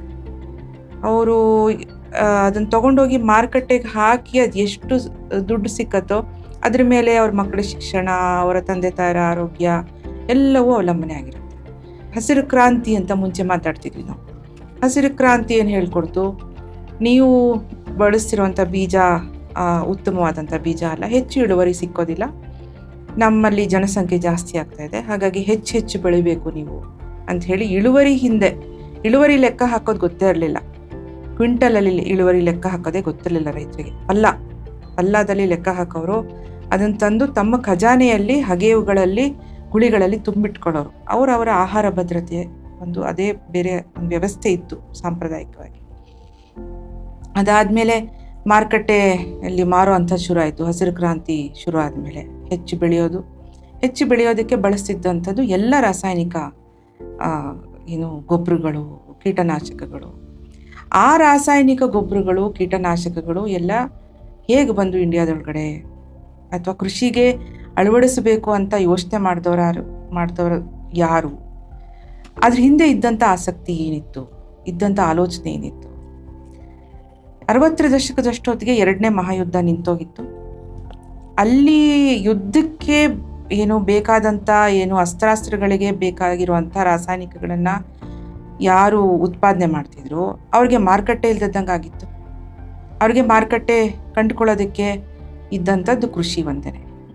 ಹಾಗಾಗಿ ನೀವು ಏನು ಕೃಷಿಯಲ್ಲಿ ಕೀಟನಾಶಕ ಬಳಸಲೇಬೇಕು, ಹೀಗೆ ಬೆಳಿಬೇಕು, ಹಾಗೆ ಬೆಳಿಬೇಕು ಅಂತ ಯೂನಿವರ್ಸಿಟಿಗಳು ಹುಟ್ಕೊಂಡು ಕೃಷಿ ವಿಶ್ವವಿದ್ಯಾಲಯ ಅಥವಾ ಕೃಷಿ ಒಂದು ವಿಜ್ಞಾನವಾಗಿ ಹುಟ್ಕೊಂಡಿದ್ದು 60ರ ದಶಕದ ಜೊತೆಗೆ. 60ರ ದಶಕದಲ್ಲಿ ಹಸಿರು ಕ್ರಾಂತಿಯ ಒಂದು ಪ್ಯಾಕೇಜ್ ಆಗಿ ಕೃಷಿ ವಿಶ್ವವಿದ್ಯಾಲಯಗಳು ಹುಟ್ಕೊಂಡಿದ್ವು. ಈ ಹಿನ್ನೆಲೆಯಲ್ಲಿ World War II ಹಿನ್ನೆಲೆಯಲ್ಲಿ ಬಂಡವಾಳಶಾಹಿಗಳ ಏನು ಅಂದರೆ ಯುದ್ಧಕ್ಕೆ ಬಂಡವಾಳ ಹುಡ್ತಿದ್ದಂಥವರ ಕಾರ್ಖಾನೆ ಉತ್ಪನ್ನಗಳಿಗೆ ಮಾರುಕಟ್ಟೆ ಇಲ್ಲದೆ ಇದ್ದಾಗ ಅವರಿಗೆ ಪರ್ಯಾಯ ಮಾರುಕಟ್ಟೆ ಬೇಕಾಯಿತು. ಪರ್ಯಾಯ ಮಾರುಕಟ್ಟೆಗೆ ಹಸಿರು ಕ್ರಾಂತಿ ಅಂತ ಹೆಸರು ಕೊಟ್ಟರು. ಅದ್ರ ಮೂಲಕ ನಮ್ಮಲ್ಲಿದ್ದಂಥ ಎಲ್ಲ ಬೀಜಗಳು ನಾಶ ಆಗೋ ಹಾಗೆ ಅದೊಂದು ಸೆಕೆಂಡ್ರಿ ಎಫೆಕ್ಟ್ ಥರ ಅದು. ಅವರೇ ಬೀಜಗಳನ್ನು ಹೈಬ್ರಿಡ್ ಬಿತ್ತನೆ ಬೀಜಗಳನ್ನು ಕೊಡೋಕ್ಕೆ ಶುರು ಮಾಡಿದ್ರು. ಡ್ವಾರ್ಫ್ ವೆರೈಟಿಗಳನ್ನು ಅಂತ ಕೊಡೋಕ್ಕೆ ಶುರು ಮಾಡಿದ್ರು. ಡ್ವಾರ್ಫ್ ಅಂದರೆ ಕುಳ್ಳ, ಸಣ್ಣದಾಗಿ. ಮುಂಚೆ ಎಲ್ಲ ಭತ್ತ ಹೆಚ್ಚು ಕಮ್ಮಿ 6-7 ಅಡಿ ಬೆಳೆಯೋದಂತೆ. ಈ ಹೈಬ್ರಿಡ್ ಇಂದ ಆರ್ಥಿಕ ಸ್ಥಿತಿ ಇಂಪ್ರೂವ್ ಆಗುತ್ತಾ? ಖರ್ಚು ಜಾಸ್ತಿ ಆಗತ್ತೆ, ಹೊರೆ ಜಾಸ್ತಿ ಆಗತ್ತೆ. ಯಾಕಂದರೆ ಬರೋದೆಲ್ಲ ನಷ್ಟವೇ, ಯಾಕಂದ್ರೆ ಲಾಭ ಅಂತೂ ಬರ್ತಾ ಇಲ್ಲ. ಹಾಗಾಗಿ ಎಲ್ಲ ರೈತರು ನಷ್ಟದಲ್ಲಿದ್ದಾರೆ. ಹೇಗೆ ನೀವು ಆರ್ಥಿಕ ಪರಿಸ್ಥಿತಿ ಇಂಪ್ರೂವ್ ಆಗುತ್ತೆ ಅಂತ ಹೇಳೋಕ್ಕಾಗತ್ತೆ? ಆರ್ಥಿಕ ಪರಿಸ್ಥಿತಿ ಆತ್ಮಹತ್ಯೆ ಮಾಡ್ಕೊಳ್ಳೋದಕ್ಕೂ ಕೂಡ ನೇರ ಹೊಣೆ ಈ ಹಸಿರು ಕ್ರಾಂತಿ. ಹೈಬ್ರಿಡ್ ಬಿತ್ತನೆ ಬೀಜಗಳು ಕೂಡ ನೇರ ಹೊಣೆ. ಇದರಿಂದ ಕಾಯಿಲೆಗಳು ಜಾಸ್ತಿ ಆಗುತ್ತೆ. ಮತ್ತೆ ನೀವು ಹೇಳ್ದಂಗೆ ಅವರು ರಾಸಾಯನಿಕ ಮತ್ತೆ ಕ್ರಿಮಿನಾಶಕ ಫರ್ಟಿಲೈಸರ್ಸ್ ನ ಉಪಯೋಗಿಸಿದಾಗ ನಮ್ಮ ದೇಶದಲ್ಲಿ ಈ ಅಮೆರಿಕಾ, ಯುರೋಪ್ನಲ್ಲಿ ಯಾವ್ಯಾವುದು ಬ್ಯಾನ್ ಆಗಿದ್ದಾವೆ ಪೆಸ್ಟಿಸೈಡ್ಗಳು ಅದನ್ನ ಇವತ್ತಿಗೂ ಮಾರ್ತಿದ್ದಾರೆ. ಎಂಡೋಸಲ್ಫಾನ್ ಅಂತ ನೀವು ಕೇಳಿರ್ಬೋದು. ಎಂಡೋಸಲ್ಫಾನ್ ಒಂದು ದೊಡ್ಡ ದುರಂತ ಆಗಿತ್ತು. ಇವತ್ತಿಗೂ ಕೂಡ ಅದಕ್ಕೆ ಪರಿಹಾರ ಸಿಕ್ಕಿಲ್ಲ. ಕಾಸರಗೋಡು ಪ್ರದೇಶಕ್ಕೆ ಹೋದರೆ, ಕೇರಳ ಭಾಗದ ಕಾಸರಗೋಡಿನಲ್ಲಿ ವಾಸ ಮಾಡ್ತಿರುವಂಥ ಒಂದಷ್ಟು ಜನರಿಗೆ ಒಂದು ಸ್ವಲ್ಪ ಪರಿಹಾರ ಸಿಕ್ಕಿದ್ರು ಕೂಡ ಕರ್ನಾಟಕದ ಜನರಿಗೆ ಇವತ್ತಿಗೂ ಪರಿಹಾರ ಸಿಕ್ಕಿಲ್ಲ. ಅದ್ರ ಜೊತೆಗೆ ಇವತ್ತಿಗೂ ಕೂಡ ಬುದ್ಧಿಮಾಂದ್ಯ ಮಕ್ಕಳುಗಳು ಹುಡ್ತಾ ಇದ್ದಾರೆ, ಅಂಗವಿಕಲ ಮಕ್ಕಳುಗಳು ಹುಡ್ತಾ ಇದ್ದಾರೆ. ಆ ಎಂಡೋಸಲ್ಫಾನ್ ಸ್ಪ್ರೇ ಮಾಡಿದ್ದ ಒಂದು ಕಾರಣಕ್ಕೆ. ಆ ಸ್ಪ್ರೇ ಮಾಡಿ ಎಷ್ಟು ವರ್ಷಗಳಾದವು. ಅದು ಜೆನೆಟಿಕಲಿ ಸಮಸ್ಯೆಗಳು ಶುರು ಆಗ್ಬಿಟ್ಟಿದ್ದಾರೆ. ವಂಶವಾಹಿಯ ಒಳಗಡೆನೆ ಸಮಸ್ಯೆಗಳು ಶುರು ಆಗಿದೆ. ರೌಂಡ್ ಅಪ್ ಅಂತ ಹೊಡಿತಾರೆ. ಕಳೆ ಕೀಳಕ್ಕೆ ಲೇಬರ್ ಇಲ್ಲ ಅಂತ ಹೇಳಿ ಕಾರ್ಮಿಕರ ಕೊರತೆ ಆಗಿದೆ. ಈಗ ಕಾರ್ಮಿಕರೆಲ್ಲ ಹಳ್ಳಿಗಳಲ್ಲಿ ನಿಮಗೆ ಕೃಷಿಗೆ ಕಾರ್ಮಿಕರಿಲ್ಲದೆ ನಾವು ಯಾವ ರೈತರು ವ್ಯವಸಾಯ ಮಾಡೋಕ್ಕ. ಎಲ್ಲರೂ ಕೂಡ ಅಲ್ಲಿ ಕೊಡ್ತಿರೋಂಥ ಕೂಲಿ ಸಾಕಾಗ್ತಿಲ್ಲ. ಯಾಕಂದರೆ ರೈತನಿಗೆ ಬೆಲೆ ಸಿಕ್ಕಲ್ಲ. ರೈತನಿಗೆ ಯಾವಾಗ ಬೆಲೆ ಸಿಕ್ಕಲ್ಲ ಅವನು ಕೂಲಿ ಕೊಡೋದಕ್ಕೆ ಚೌಕಸಿ ಮಾಡ್ತಾನೆ. ಹಾಗಾಗಿ ಅವರೆಲ್ಲ ಹಳ್ಳಿ ಬಿಟ್ಟು ಹೊರಗಡೆ ಬಂದಿದ್ದಾರೆ. ಅಲ್ಲಿ ಕಳೆ ಕೀಳಕ್ಕಾಗಲ್ಲ ಕೈಯಲ್ಲಿ ಅಂಥೇಳಿ ರೌಂಡ್ ಅಪ್ ಅಂತ ಹೊಡೆದ್ಬಿಡ್ತಾರೆ, ಸ್ಪ್ರೇ ಮಾಡ್ಬಿಡ್ತಾರೆ. ಅದು ನೀರು ಒಳಗಡೆ ಹೋಗಿ ಅದು ನಾವು ನೀರಿನ ಮೂಲಕ, ನಮ್ಮ ಆಹಾರದ ಮೂಲಕ, ಎಲ್ಲವೂ ಗಾಳಿ ಮೂಲಕ ಎಲ್ಲ ನಮ್ಮ ದೇಹ ಸೇರ್ತದೆ. ಅದ್ರ ರೆಸಿಡ್ಯೂಸ್ ಉಳಿಯತ್ತಲ್ಲ. ಇವತ್ತು ನೀವು ಹೊಡೆದಿದ್ದೀರಾ ಅಂತಂದರೆ ಇನ್ನೊಂದು ತಿಂಗಳು ಬಿಟ್ಟು ನೀವು ಅಲ್ಲೇನೋ ಬಿತ್ತೆ ಮಾಡ್ತೀರಿ ಅಂತಂದರೆ ಅದ್ರ ಮೂಲಕ ನಾವು ತಿಂತಿರೋ ಆಹಾರದ ಮೂಲಕ ನಮ್ಮ ದೇಹ ಸೇರ್ತದೆ. ಊಟ ಮಾಡದೇ ಇರೋರು ಯಾರೂ ಇಲ್ಲ. ಅನ್ನ ನಮ್ಮನ್ನು ಬೆಸೆಯುತ್ತೆ, ಆಹಾರ ನಮ್ಮನ್ನು ಬೆಸೆಯುತ್ತೆ. ರೈತರು ಮತ್ತು ಬಳಕೆದಾರರು, ಉತ್ಪಾದಕರು ಮತ್ತು ಬಳಕೆದಾರರು ಬೇರೆ ಬೇರೆ ಆಗ್ಬಿಟ್ಟಿದ್ದಾರೆ ಈಗ. ಆ ಬೇರೆ ಬೇರೆ ಆಗಿರೋದೇ ಈ ಕಾರಣಗಳು, ಈ ಸಮಸ್ಯೆಗೆ ಕಾರಣಗಳು. ಸೊ ನೀವು ಹೇಳ್ತಿರೋದು ತುಂಬಾ ಚೆನ್ನಾಗಿ ಕಾಣುತ್ತಲ್ಲ, ಈ ಹಣ್ಣುಗಳು ಮತ್ತು ತರಕಾರಿ ಹೈಬ್ರಿಡ್. ಅದರಿಂದ ಅದು ಆಕ್ಚುಲಿ ನೀವು ಹೇಳ್ದಂಗೆ ಆ ಆಹಾರ ಔಷಧಿ ಆಗ್ಬೇಕಾಗಿತ್ತು, ಆದ್ರೆ ಔಷಧಿ ಆಹಾರ ಆಗಿದೆ. ಔಷಧಿನ ತಿಂತಾ ಇದೀವಿ ನಾವು, ಫರ್ಟಿಲೈಸರ್ಸ್, ಕೆಮಿಕಲ್ಸ್. ವಿಷ ತಿಂತಿದೀವಿ, ಔಷಧಿ ತಿಂತಾ ಇಲ್ಲ. ಔಷಧಿ ಆದ್ರೂ ತಿಂದಿದ್ರೆ ಚೆನ್ನಾಗಿರೋದು. ರೈತರಿಗೆ ಪಾಪ ಅದನ್ನ ಔಷಧಿ ಅಂತ ಕೊಡ್ತಾರಲ್ಲ ಗೊಬ್ಬರದ ಅಂಗಡಿಯವರು, ಅವ್ರ ಔಷಧಿ ಅಂತ ಕರೀತಾರೆ. ಅದು ವಿಷನಪ್ಪ, ಅದು ಔಷಧಿ ಅಲ್ಲ ಅಂತ ಪ್ರತಿ ಸಲ ಹೇಳ್ಬೇಕಾಗತ್ತೆ ಅವರಿಗೆ. ನಾವು ಆಹಾರವನ್ನ ನಾವು ಏನ್ ತಿಂತಿದೀವಿ, ಎಲ್ಲಿಂದ ಬರ್ತಾ ಇದೆ, ಅದನ್ನ ಹೇಗೆ ಬೆಳೀತಿದ್ದಾರೆ ಅನ್ನೋಂಥ ಗ್ರಾಹಕ ಪ್ರಜ್ಞೆ ಮೂಡಿಸ್ಕೊಳ್ಳೋದು ತುಂಬಾ ಬೇಕಾಗತ್ತೆ. ಮಾರ್ಕೆಟ್ ಅಲ್ಲಿ ಬೇರೆ ದೇಶದಿಂದ ಎಷ್ಟೊಂದು ಆಹಾರ ಬರುತ್ತೆ, ಹಣ್ಣುಗಳು ಎಲ್ಲ. ಅದು ಹೇಗೆ ಬರುತ್ತೆ? ಯಾಕೆಂದ್ರೆ ಅವ್ರಿಗೇನು ಸುಲಭವಾದ ಅವಕಾಶಗಳಿದೆಯಾ ಇಲ್ಲಿ? ನೀವು ಫ್ರೀ ಟ್ರೇಡ್ ಅಗ್ರಿಮೆಂಟ್ ಅಂತ ಏನ್ ಹೇಳಿದ್ರಿ ನೀವು, ಅದರಲ್ಲಿ ಕಾನೂನು ಅವ್ರ ಪರವಾಗಿದೆಯಾ? ಬ್ರಿಟಿಷರು ಕೂಡ ನಮ್ಮ ದೇಶಕ್ಕೆ ಬಂದಿದ್ದು ವ್ಯಾಪಾರಕ್ಕೋಸ್ಕರನೇ. ಅವರೇನು ನಮಗೆ ರೈಲ್ವೆ ಕಟ್ಕೊಡಕ್ಕೆ ಅಥವಾ ನಮ್ಮನ್ನು ಉದ್ಧಾರ ಮಾಡೋಕ್ಕೆ ಏನು ಬರಲಿಲ್ಲ. ಇಲ್ಲಿ ನಮ್ಮ ಸ್ಕೂಲ್ಗಳನ್ನು ಕಟ್ಕೊಡಕ್ಕೆ ಅಂತ ಹೇಳಿ ಅದೊಂದು ನರೇಟಿವ್ ಇದೆ, ಹಾಗಾಗಿ ಅದನ್ನು ಹೇಳ್ತಾ ಇದ್ದೀನಿ. ಅವ್ರು ಬಂದಿದ್ದು ನಮ್ಮ ಮೆಣಸು ಮತ್ತು ಸಾಂಬಾರು ಪದಾರ್ಥಗಳನ್ನು ತೊಗೊಂಡು ಹೋಗೋದಕ್ಕೆ ಬಂದಿದ್ದು. ಅದಾದ ನಂತರ 90ರ ದಶಕದಲ್ಲಿ ಏನು ಹೊಸ ಆರ್ಥಿಕ ನೀತಿ ಅಂತ ಶುರು ಆಯಿತು, ನ್ಯೂ ಎಕನಾಮಿಕ್ ಪಾಲಿಸಿ ಅಂತ. ಅದನ್ನೇ ನಾವು ಜಾಗತೀಕರಣ ಅಂತ ಕರಿತೀವಿ ಅಂತ ಹೇಳ್ತಿದ್ದೆ ನಾನು. ಉದಾರೀಕರಣ ಅಂತಲೂ ಕರಿತೀವಿ ಅದನ್ನು, ಲಿಬ್ರಲೈಸೇಷನ್. ಏನು ಲಿಬ್ರಲೈಸೇಷನ್ ಅಂದರೆ not in its true sense of liberalisation. Liberalisation ಅಂತಂದರೆ ಮುಕ್ತವಾಗಿ ಎಲ್ಲ ಇಡೀ ಜಗತ್ತು ಒಂದಾಗೋದಲ್ಲ, ಜಗತ್ತಿನ ಮಾರುಕಟ್ಟೆಗಳನ್ನು ಲಿಬ್ರಲೈಸ್ ಮಾಡೋದು, ಜಗತ್ತಿನ ಮಾರುಕಟ್ಟೆಗಳನ್ನು ಮುಕ್ತಗೊಳಿಸೋದು. ಈ ಕಾನ್ಸೆಪ್ಟು, ಈ ರೀತಿಯ ಒಂದು ಸಿದ್ಧಾಂತ ಶುರು ಆಗಿದ್ದು 90ರ ದಶಕದಲ್ಲಿ. ಅದನ್ನು ಗ್ಯಾಟ್ ಅಂತ ಒಂದಿತ್ತು ಸಂಸ್ಥೆ, general agreement on trade and tariffs and trade ಅಂತ. ಅದು 48ನೇ ಇಸ್ವಿಯಲ್ಲಿ ಎಲ್ಲ ಮಹಾಯುದ್ಧದಲ್ಲಿ ಕುಸ್ತು ಬಿದ್ದಂಥ ಆರ್ಥಿಕತೆಗಳು ಎಲ್ಲ ಒಟ್ಟಿಗೆ ಬಂದು ಕಟ್ಕೊಂಡಂಥ ಒಂದು ಸಂಸ್ಥೆ, ವಿಶ್ವಸಂಸ್ಥೆಯಿಂದ ಹೊರಗಡೆ ಇತ್ತು. ಅದು ಕೇವಲ ವಾಣಿಜ್ಯದ ಜೊತೆಗೆ ಮಾತ್ರ, ಅಂದರೆ ನಾನು ನಿಮ್ಮ ದೇಶಕ್ಕೆ ಏನು ಕಳಿಸ್ಬೇಕು, ನೀವು ನನ್ನ ದೇಶಕ್ಕೆ ಏನು ಕಳಿಸ್ತೀರಿ ಅನ್ನೋದ್ರ ಬಗ್ಗೆ ಮಾತ್ರ ಚರ್ಚೆ ಮಾಡ್ತಿತ್ತು. 85ರ ನಂತರ ಆ ಗ್ಯಾಟನ್ನು WTO ಮಾಡಬೇಕು ಅಂತ ಹೊರಟರು, ವರ್ಲ್ಡ್ ಟ್ರೇಡ್ ಆರ್ಗನೈಸೇಷನ್ ಮಾಡಬೇಕು ಅಂತ. ಆ ವರ್ಲ್ಡ್ ಟ್ರೇಡ್ ಆರ್ಗನೈಸೇಷನ್ನ ಬಹಳ ಪ್ರಮುಖವಾದಂಥ ಒಂದು ಅಂಶ ಏನಿತ್ತು ಅಂತಂದರೆ, ಅದು ಕೇವಲ ವಾಣಿಜ್ಯಕ್ಕಷ್ಟೇ ಸೀಮಿತವಾಗಿರಲಿಲ್ಲ. ಅಲ್ಲಿ ಆ ವಾಣಿಜ್ಯದ ಒಳಗಡೆ ಕೃಷಿಯನ್ನು ಸೇರಿಸಬೇಕು, ಜಾಗತಿಕ ಆರ್ಥಿಕ ಶಿಸ್ತಿನ ಒಳಗಡೆ ಕೃಷಿಯನ್ನು ಸೇರಿಸಬೇಕು ಅನ್ನುವಂಥ ಒಂದು ಚರ್ಚೆ ಶುರು ಆಯಿತು. ಕೃಷಿ ಸೇರಿಸಿದ್ರು. ಅಗ್ರಿಮೆಂಟ್ ಆನ್ ಅಗ್ರಿಕಲ್ಚರ್ ಅನ್ನುವಂಥದ್ದು WTOನ ಒಂದು ಭಾಗ. WTO ಒಳಗಡೆ ಎಲ್ಲ ದೇಶಗಳು, ಬಹುತೇಕ ಎಲ್ಲ ದೇಶಗಳು ಅದರ ಸದಸ್ಯತ್ವ ಪಡೆದು, ಇಂಡಿಯಾ 95ನೇ ಇಸ್ವಿಲೇನೋ 94ರಲ್ಲಿ ಸದಸ್ಯತ್ವ ಪಡೆದು ಮನಮೋಹನ್ ಸಿಂಗ್ರ ಕಾಲದಲ್ಲಿ. ಚೈನಾ ಕೂಡ ನಂತರ ಕಮ್ಯುನಿಸ್ಟ್ ರಾಷ್ಟ್ರ, ನಾವು ತಗೊಳ್ಳೋದಿಲ್ಲ ಅಂತಿದ್ರು, ತಗೊಂಡ್ರು, ಎಲ್ಲ ಆಯಿತು. ಆದರೆ ಅದು ಬಹುಪಕ್ಷೀಯ ಒಂದು ವೇದಿಕೆ. ಅದು ಎಲ್ಲ ದೇಶಗಳು ಕೂತ್ಕೊಂಡು ಚೌಕಾಸಿ ಮಾಡಬೇಕು. ನಾನು ನಿನ್ನ ದೇಶಕ್ಕೆ ಏನು ಅಲ್ಲಿ ಬೇಕಾಗಿರೋದು ಮಾರ್ಕೆಟ್ ಆಕ್ಸೆಸ್. ಎಲ್ಲಿ ಮಾರುಕಟ್ಟೆ ಇದೆ, ನನ್ನ ಉತ್ಪನ್ನಕ್ಕೆ ಎಲ್ಲಿ ಮಾರುಕಟ್ಟೆ ಇದೆ.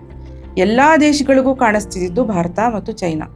ಯಾಕೆಂತಂದರೆ ನಾವು ಅಷ್ಟು ಜನ ಇದ್ದೀವಿ ಇಲ್ಲಿ, ನಾವು ಅಷ್ಟು ಬಾಯಿಗಳಿದ್ದೀವಿ, ಅಷ್ಟು ಹೊಟ್ಟೆಗಳಿದ್ದೀವಲ್ಲ, ನಾವು ದೊಡ್ಡ ಮಾರುಕಟ್ಟೆ, ಜಗತ್ತಿನ ಭಾಳ ದೊಡ್ಡ ಮಾರುಕಟ್ಟೆ. ಹಾಗಾಗಿ ಎಲ್ಲರೂ ಕೂಡ, ಎಲ್ಲ ಸಣ್ಣ ಸಣ್ಣ ದೇಶಗಳು ಕೂಡ ಅವ್ರ ಉತ್ಪನ್ನಗಳನ್ನು ಇಲ್ಲಿ ಮಾರಬೇಕು ಅಂಥೇಳಿ ಭಾರತದ ಮೇಲೆ ಏನು ಒತ್ತಡ ಹೇರುವಂಥದ್ದೆಲ್ಲ ಶುರು ಆಯಿತು. ಭಾರತದ ರೈತ ಚಳವಳಿಗಳು ಬಹಳ ಬಲಿಷ್ಠವಾಗಿದ್ದಂಥ ಕಾಲ ಅದು. WTO ಇಂದ ಕೃಷಿಯನ್ನು ಹೊರಗಿಡಬೇಕು ಅಂತ ಹೇಳಿ, ಆಹಾರ ಸಾರ್ವಭೌಮತ್ವವನ್ನು ಕಾಪಾಡಬೇಕು, ನಮ್ಗೆ ಆಹಾರ ಭದ್ರತೆ ಬೇಕಾಗಿಲ್ಲ, ನಮಗೆ ಬೇಕಾಗಿರುವಂಥದ್ದು ಆಹಾರದ ಸಾರ್ವಭೌಮತ್ವ ಅಂತ ಹೇಳಿ ಏನು ಇಡೀ ಜಗತ್ತಿನಲ್ಲಿ ಜಾಗತಿಕ ರೈತ ಸಂಘಟನೆ ಏನಿದೆ, ವಿಯಾ ಕ್ಯಾಂಪೆಸಿನ ಏನು ಒಕ್ಕೊರಳಿನಲ್ಲಿ ಹೇಳಿದಂಥ ಕಾಲ ಅದು. ಎಲ್ಲೆಲ್ಲಿ WTO ಶೃಂಗಸಭೆಗಳು ನಡೆದವು, ಸಿಯಾಟಲಲ್ಲಿ ನಡೀತು, ಕ್ಯಾನ್ಕೂನಲ್ಲಿ ನಡೀತು, ದೋಹಾದಲ್ಲಿ ನಡೀತು, ಎಲ್ಲೆಲ್ಲಿ ನಡೀತು ಅಲ್ಲಲ್ಲಿ ಜನ ಚಳವಳಿಗಳು ಹೋಗಿ, ಲಕ್ಷಾಂತರ ಜನ ಹೋಗಿ ಅದ್ರ ವಿರುದ್ಧ ಚಳವಳಿಗಳನ್ನು ಮಾಡ್ತಿತ್ತು. ಭಾರತದಲ್ಲೂ ಕೂಡ ಯಾವಾಗ ಶೃಂಗಸಭೆ, ಈಗ ಕ್ಯಾಮರೂನಲ್ಲಿ ನೆನ್ನೆ ತಾನೇ ಏನು ಮುಗಿದಿದೆ WTO ಶೃಂಗಸಭೆ, ಅಲ್ಲೂ ಕೂಡ ಜನ ಚಳವಳಿಗಳು ಹೋಗಿ WTO ಒಳಗಡೆನೂ ಹೋಗಿ ವಿರೋಧ ವ್ಯಕ್ತಪಡಿಸಿದ್ದಾವೆ, ಹೊರಗಡೆನೂ ಜನ ಸೇರಿದ್ದಾರೆ. ಈ ವಾತಾವರಣ ಇದ್ದಾಗ WTOಗೆ ಎಲ್ಲಿ ಹೋದರೂ ಜನ ಚಳವಳಿಗಳು ಬಿಡ್ತಾ ಇರಲಿಲ್ಲ. ಆವಾಗ ಮೈಕೆಲ್ ಮೋರ್ ಅನ್ನೋನು ಡೈರೆಕ್ಟರ್ ಜನರಲ್ ಆಫ್ WTO ಒಂದು ಸ್ಟೇಟ್ಮೆಂಟ್ ಮಾಡಿದ್ದ, ನಾವು ತೇಲ್ತಿರೋ ಹಡಗಲ್ಲಿ ನಾವು ಶೃಂಗಸಭೆ ಮಾಡಬೇಕಾಗತ್ತೆ, ಅಲ್ಲಿಗೆ ಜನ ಬರೋಕ್ಕಾಗಲ್ಲ ಅಂತ. ಅಂದರೆ ಜನ ಚಳುವಳಿಗಳ ಒತ್ತಡದಿಂದ WTO ಕೆಲಸ ಮಾಡೋಕ್ಕಾಗಲಿಲ್ಲ. ಇಲ್ಲ ಅಂತಂದರೆ ನಮ್ಮ ದೇಶಕ್ಕೆ ಇವತ್ತು ನಾವು ಏನೂ ಬೆಳೆಯೋದಕ್ಕೆ ಸಾಧ್ಯ ಆಗ್ತಿರ್ಲಿಲ್ಲ, ಎಲ್ಲವೂ ಹೊರದೇಶದಿಂದ ಬಂದು ನಾವು ತಿನ್ನುವಂಥ, ಭಿಕ್ಷೆ ಬೇಡಿ ತಿನ್ನುವಂಥ ಪರಿಸ್ಥಿತಿ ಬಂದಿರೋದು. ಅಷ್ಟೆಲ್ಲ ಮಾಡಿ ಈ ಪರಿಸ್ಥಿತಿ. ಈಗ FTAಗಳ ಕಾಲ, ಫ್ರೀ ಟ್ರೇಡ್ ಅಗ್ರಿಮೆಂಟ್ಸ್ಗಳ ಕಾಲ. ಭಾರತ ಬಹಳಷ್ಟು ದೇಶಗಳ ಜೊತೆ ದ್ವಿಪಕ್ಷೀಯ, ಅಂದರೆ 1-on-1 ಅಂತ ಮಾತಾಡ್ತಿದ್ದಾರೆ. ಎಲ್ಲರ ಜೊತೆ ಒಟ್ಟಿಗೆ ನಾವು ಕೂತು ಮಾತಾಡೋಕ್ಕೆ ಸಾಧ್ಯ ಆಗ್ತಿಲ್ಲ. ಇವಾಗ ನಾನು ಭಾರತ, ನೀನು ಅಮೇರಿಕಾ, ನಾನು ಭಾರತ, ನೀನು ನ್ಯೂಜಿಲ್ಯಾಂಡು, ನಾವು ಮಾತಾಡ್ಕೊಳ್ಳೋಣ. ಇದ್ಯಾತಕ್ಕೆ ಶುರು ಆಯಿತು ಅಂತಂದರೆ, ಬಹುಪಕ್ಷೀಯ ಮಾತುಕತೆಗಳು ಎಲ್ಲಿ ಅವ್ರಿಗೆ ವಿಫಲ ಆಯಿತು, ಆವಾಗ ರೀಜನಲ್ ಅಗ್ರಿಮೆಂಟ್ಸ್ ಮಾಡ್ಕೊಳ್ಳೋಕೆ ಶುರು ಮಾಡಿದ್ರು. RCEP ಅಂತ 2018-19ರಲ್ಲಿ ಶುರು ಮಾಡಿದ್ರು, ರೀಜನಲ್ ಕಾಂಪ್ರಿಹೆನ್ಸಿವ್ ಎಕನಾಮಿಕ್ ಪಾರ್ಟ್ನರ್ಶಿಪ್ ಅಂತ. ಅದು ಆಸಿಯಾನ್ ದೇಶಗಳು, ಅಂದರೆ ಆಗ್ನೇಯ ಏಷ್ಯಾದಲ್ಲಿ ಬರುವಂಥ ದೇಶಗಳು, Malaysia, Philippines, Thailand, New Zealand, Australia, ಜೊತೆಗೆ ಭಾರತ. ಅದು ಕೂಡ ಭಾರತದ ರೈತ ಚಳವಳಿಗಳು ಹಾಕಿದಂಥ ಒತ್ತಡಕ್ಕೆ ಮೋದಿ ಅವರು ವಾಪಸ್ ಬಂದರು, ನಾನು ಸೈನ್ ಮಾಡೋದಿಲ್ಲ ಅಂತ. RCEP ಕೂಡ, ರೀಜನಲ್ ಅಗ್ರಿಮೆಂಟ್ ಕೂಡ ಕುಸಿದು ಬಿತ್ತು. ಈಗ FTA ಯಾರಿಗೂ ಕಾಣಿಸ್ದೇ ಇರೋ ಹಾಗೆ, ಸಂಸತ್ತಿನಲ್ಲಿ ಕೂಡ ಪಾರ್ಲಿಮೆಂಟೇರಿಯನ್ಸಿಗೆ ಗೊತ್ತಾಗದೇ ಇರೋ ಹಾಗೆ FTA ಸೈನ್ ಮಾಡ್ತಾರೆ. ನಮ್ಮ ಜೊತೆಗೆ ಒಂದು ಮುಕ್ತ ವಾಣಿಜ್ಯ ಒಪ್ಪಂದಕ್ಕೆ ಸಹಿ ಹಾಕ್ತಾ ಇದೆ, ಒಂದು ಫ್ರೇಮ್ವರ್ಕ್ಗೆ ಸಹಿ ಹಾಕ್ತಿದೆ ಅಂತ ನಮಗೆ ಅಮೆರಿಕಾದ ಒಬ್ಬ ಮಂತ್ರಿ ಟ್ವೀಟ್ ಮಾಡೋದ್ರ ಮೂಲಕ ಗೊತ್ತಾಗತ್ತೆ. ನಾವು ಯಾವ ಪರಿಸ್ಥಿತಿಲಿದ್ದೀವಿ ಅನ್ನೋದನ್ನ ನಾವು ಯೋಚನೆ ಮಾಡಬೇಕು. ಅದೇನಕ್ಕೆ ನಮ್ಮ ದೇಶಕ್ಕೆ ಇನ್ನು ಅದರಿಂದ ಬೆನಿಫಿಟ್, ಏನು ಬೆನಿಫಿಟ್ ಇದೆ ಅಂತ ಅವರೇ ಹೇಳಬೇಕು. ನಮಗಂತೂ ಯಾವ ಬೆನಿಫಿಟ್ಟು ಕಾಣಲ್ಲ. ಯಾಕೆ ಅಂತಂದರೆ ಅವರು ಅದರಲ್ಲಿ ಮಾತಾಡ್ತಿರೋವಂಥದ್ದು, ನಾವು ಏನೇನು ಬೆಳೀತಾ ಇದ್ದೀವಿ ಎಲ್ಲವೂ ಕೂಡ, ಅದರಲ್ಲೂ ಬಹಳ ಮುಖ್ಯವಾದಂಥದ್ದು ಹಾಲು ಮತ್ತು ಹಾಲಿನ ಉತ್ಪನ್ನಗಳು. ಏನೋ ಹಾಲನ್ನೇ ಕಳಿಸೋಕ್ಕೆ ಸಾಧ್ಯ ಆಗದೆ ಇದ್ರು ಹಾಲಿನ ಉತ್ಪನ್ನಗಳು, ಮಿಲ್ಕ್ ಪೌಡರ್ ಇರ್ಬೋದು, ವೇ ಪ್ರೋಟೀನ್ ಇರ್ಬೋದು, ಚೀಸ್ ಇರ್ಬೋದು, ಬೆಣ್ಣೆ ಇರ್ಬೋದು, ಇವೆಲ್ಲವೂ ಕೂಡ ಅಮೆರಿಕಾಯಿಂದ ಇಲ್ಲಿಗೆ ಬರುವಂಥ ಸಾಧ್ಯತೆಗಳು ಹೆಚ್ಚಿದ್ದಾವೆ. ಅದನ್ನು ತರಿಸ್ತೀವಿ ಅಂತ ಹೇಳ್ತಿದ್ದಾರೆ. ಅದು ಬಂತು ಅಂತಂದರೆ ಇಲ್ಲಿನ ಹಾಲಿನ ಮೇಲೆ ಪ್ರತಿದಿನ ಒಂದೊಂದು ಹಸು ಕಟ್ಕೊಂಡು ಹಾಲು ಕರೆದು ಡೈರಿಗೆ ಹಾಕಿ ದಿನಕ್ಕೆ ಒಂದು 100-200 ರೂಪಾಯಿ ಎಣಿಸ್ಕೊಳ್ಳೋ ಅಂಥ ಹೆಣ್ಮಕ್ಳ ಜೀವನ ಏನಾಗಬೇಕು? ಕರ್ನಾಟಕದಲ್ಲಿ ಹೆಚ್ಚಿಗೆ ಹಾಲಿನ ಉತ್ಪಾದನೆ ಇದೆ. ಹೌದು. ಸೊ KMF ಅಂತ ಒಂದು ಸಂಸ್ಥೆಯನ್ನು ಕಟ್ಟಿ ನಾವು ಒಂದು ಇಡೀ ಜಗತ್ತಿನಲ್ಲೇ ಇಲ್ಲ ಹಾಲು ಅಂತ ಒಂದು ಪೆರಿಷಬಲ್ ವಸ್ತುವನ್ನು ಇಟ್ಕೊಂಡು ಒಂದು ಕೋಆಪರೇಟಿವ್ ಕಟ್ಟಿದ್ದೀವಿ. ಆ ಥರ ಒಂದು ಐತಿಹಾಸಿಕವಾದಂಥ ಒಂದು ಸಂಸ್ಥೆಯನ್ನು ಕಟ್ಟಿ ನಾವು ಅಮೆರಿಕಾಯಿಂದ ನಾವು ವೇ ಪ್ರೋಟೀನು, ಚೀಸು, ಬಟರ್ ತರ್ಸಕ್ಕೆ ಶುರು ಆದರೆ ನಮ್ಮ ನೇರ ಹೊಡೆತ ನಮ್ಮ ಹಳ್ಳಿಗಳಲ್ಲಿರುವಂಥ ರೈತ ಮಹಿಳೆಯರಿಗೆ ಬೀಳುತ್ತೆ ಒಂದು ಕಡೆ. ಇನ್ನೊಂದು, ಅಲ್ಲಿಯ ಹಸುಗಳನ್ನು ಸಾಕುವಂಥ ರೀತಿನೇ ಬೇರೆ. ಇಲ್ಲಿ ಪ್ರತಿ ಮನೇಲೂ ಒಂದು ಹಸು ಇರುತ್ತೆ ಅಥವಾ 2 ಹಸು ಇರುತ್ತೆ. ಇಲ್ಲಿ ಯಾರು 100 ಹಸುಗಳನ್ನು ಸಾಕೋದಿಲ್ಲ ಒಬ್ಬೊಬ್ಬ. ಅಲ್ಲಿ ಮೆಗಾ ಡೈರಿಗಳು, ಇಲ್ಲಿ ನಮ್ಮ ಕಾರ್ ಪಾರ್ಕಿಂಗ್ಗಳು ಹೆಂಗೆ ಮಾಡಿರ್ತಾರಲ್ಲ ಆ ರೀತಿ ಡೈರಿಗಳನ್ನು ಮಾಡಿರ್ತಾರೆ. ಮಲ್ಟಿ ಸ್ಟೋರಿ ಡೈರಿಗಳು ಎಲ್ಲವೂ ಮೆಕನೈಸ್ಡ್ ಆಗಿರುತ್ತೆ. ಹಸುಗಳಿಗೆ ಏನು ತಿನ್ನಿಸ್ತಾರೆ ಅದು ಬಹಳ ಮುಖ್ಯ. ನಮ್ಮ ಏನು ಅಮೆರಿಕನ್ ಹಾಲು ತುಂಬ ಒಳ್ಳೆಯದು ಅಂತ ನಾಳೆ ಅಡ್ವರ್ಟೈಸ್ಮೆಂಟ್ಗಳು ಶುರು ಆಗ್ಬೋದು. ಈಗ ಆಲ್ರೆಡಿ ಆಲ್ಮಂಡ್ಸ್, ಕ್ಯಾಲಿಫೋರ್ನಿಯನ್ ಆಲ್ಮಂಡ್ಸ್ ಅಂತ ಶುರು ಆಗಿದೆ. ನಾವು ಯಾವತ್ತು ಕಿಲೋಗಟ್ಟಲೆ ಬಾದಾಮಿ ತಿಂದಿದ್ವಿ? ನಾವು ಯಾವತ್ತು ಅಷ್ಟೊಂದು ಖರ್ಜೂರ, ಅಂಜೂರ ಇವೆಲ್ಲ ಕಿಲೋಗಟ್ಟಲೆ ಇವತ್ತು ಬೀದಿಗೆ ಡ್ರೈ ಫ್ರೂಟ್ಸ್ ಅಂಗಡಿಗಳು. 4 ಬಾದಾಮಿ ಸಾಕು ಅಂತಾರೆ ಬೆಳಗ್ಗೆ. ನಮ್ಗೆ ಹೇಳ್ಕೊಂಡು ಬಂದಿದ್ದು ಚಿಕ್ಕ ವಯಸ್ಸಲ್ಲಿ 4 ಬಾದಾಮಿ ತಿನ್ಬೇಕು. ಬಾದಾಮಿ ಶ್ರೀಮಂತರದು, ನಾವು ಕಡಲೆ ಬೀಜ ತಿನ್ಬೇಕು ಅಂತಲ್ವ ಹೇಳಿದ್ದು. ಬಡವ್ರ ಬಾದಾಮಿ ಗಾಂಧೀಜಿ ತಿಂತಿದ್ದು ಅಂತ. 1 ಬಾದಾಮಿ ತಿನ್ನಕ್ಕಾಗದೆ ಇರುವಂತ ಜನನು ಅಂಥವ್ರೆ ಜಾಸ್ತಿ ಜನ ಇತ್ತು. ಇವತ್ತು KG ಗಟ್ಟಲೆ ಬಾದಾಮಿ ಕೊಳ್ಳೋ ಅಂಥದ್ದು ಒಂದು ಆಹಾರದ ಸಂಸ್ಕೃತಿಲಿ ಬದಲಾವಣೆ ಆಗಿದೆ.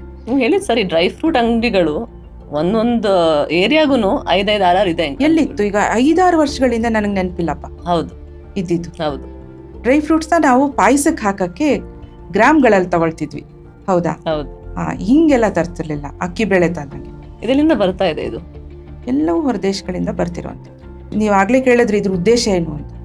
ವಿಶ್ವವಾಣಿಜ್ಯ ಅಲ್ಲ, ಮುಕ್ತ ವಾಣಿಜ್ಯ ಒಪ್ಪಂದಗಳು, ಫ್ರೀ ಟ್ರೇಡ್ ಅಗ್ರಿಮೆಂಟ್ಸ್ ಅಂತ.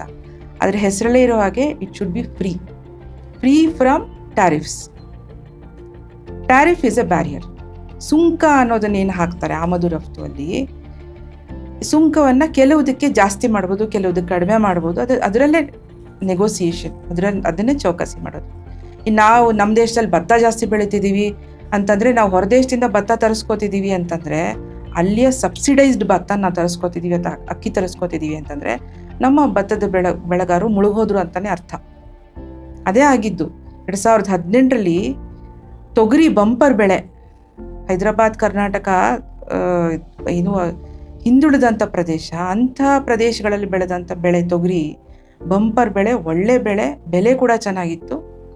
ಆದರೆ ಈ ದೇಶದ ಮತ್ತೊಬ್ಬ ಬಂಡವಾಳಶಾಹಿ ಗೌತಮ್ ಅದಾನಿ ಅಂತ ಒಬ್ಬರು, ಅವರು ಆಫ್ರಿಕಾದಲ್ಲಿ ಹೋಗಿ ಮೊಜಂಬಿಕ್ ಮತ್ತು ಮಾಲಿಯಲ್ಲಿ ಬೆಳೆದಂಥ ತೊಗರಿನ ನಮ್ಮ ದೇಶದ ಮಾರ್ಕೆಟಿಗೆ ಬಿಟ್ಟರು. ಯಾವಾಗ ನಮ್ಮ ಬೆಳೆ ಮಾರ್ಕೆಟಿಗೆ ಬರ್ತಿತ್ತೋ ಅದೇ ಸಮಯದಲ್ಲಿ ಅವರು ತೊಗೊಂಬಂದ್ಬಿಟ್ರು. ನಮ್ಮ ಬೆಲೆ ಕುಸಿಯಿತು ಅವತ್ತು.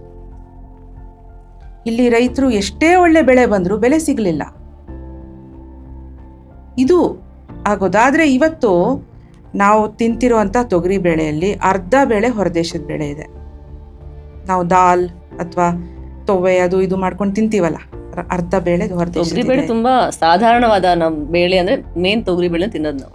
ಕಾಳುಗಳು ಹೊರದೇಶದಿಂದ ಬರ್ತಿದೆ, ನಮ್ಮಲ್ಲಿ ಡೆಫಿಸಿಟ್ ಇದೆ ಅಂತ ಹೇಳ್ತಿದ್ದಾರೆ, ಕೊರತೆ ಇದೆ ನಮ್ಮಲ್ಲಿ ಕಾಳುಗಳನ್ನ ಬೆಳೆಯುತ್ತಿಲ್ಲ ಅಂತ ಸರ್ಕಾರ ಹೇಳುತ್ತೆ. ಹೊರದೇಶದಿಂದ ಬರ್ತಾ ಇದೆ ಕಾಳುಗಳು, ಹೆಸರು ಕಾಳು ಎಲ್ಲವೂ ಕೂಡ ಆಫ್ರಿಕಾನ್ ಬರ್ತಿದೆ. ನಮ್ಮ ಎಣ್ಣೆ ನಾವು ಬಳಸ್ತಿರೋವಂಥ ಈ ರುಚಿ ಗೋಲ್ಡು ಅದು ಇದು ಅಂತ ರಸ್ತೆ ಮೇಲೆಲ್ಲ ಬಳಸ್ತಾರಲ್ಲ, ಪಾಮ್ ಆಯಿಲ್, ಎಲ್ಲವೂ ಕೂಡ ಮಲೇಷ್ಯಾ ಇಂಡೋನೇಷ್ಯಾ ಬರ್ತಾ ಇದೆ. ಅಲ್ಲಿನ ಕಾಡನ್ನು ಕಡಿದು ಅಲ್ಲಿಯ ಶ್ರೀಮಂತರು ಬಂಡವಾಳಶಾಹಿಗಳು ತಾಳೆ ಎಣ್ಣೆನ, ತಾಳೆ ಮರವನ್ನು ಬೆಳೆಸಿ ತೆಗೆದು ಅದಕ್ಕೆ ಮಾರುಕಟ್ಟೆ ಬೇಕು. ಉತ್ಪಾದನೆ ಮಾಡೋದು ದೊಡ್ಡ ವಿಚಾರ ಅಲ್ಲ, ಉತ್ಪಾದನೆ ಮಾಡಿದ್ಮೇಲೆ ಅದನ್ನ ಮಾರುಕಟ್ಟೆ ಮಾಡಬೇಕಲ್ಲ. ಅವ್ನು ಬಂಡವಾಳ ಹೂಡಿದಾನಲ್ಲಿ, ಬಂಡವಾಳ ಹೂಡಿ ಅವನು ಗಿಡ ಹಾಕಿ ಬೆಳೆಸಿದ ಮೇಲೆ ಅವನು ಮಾರುಕಟ್ಟೆ ಬೇಕು.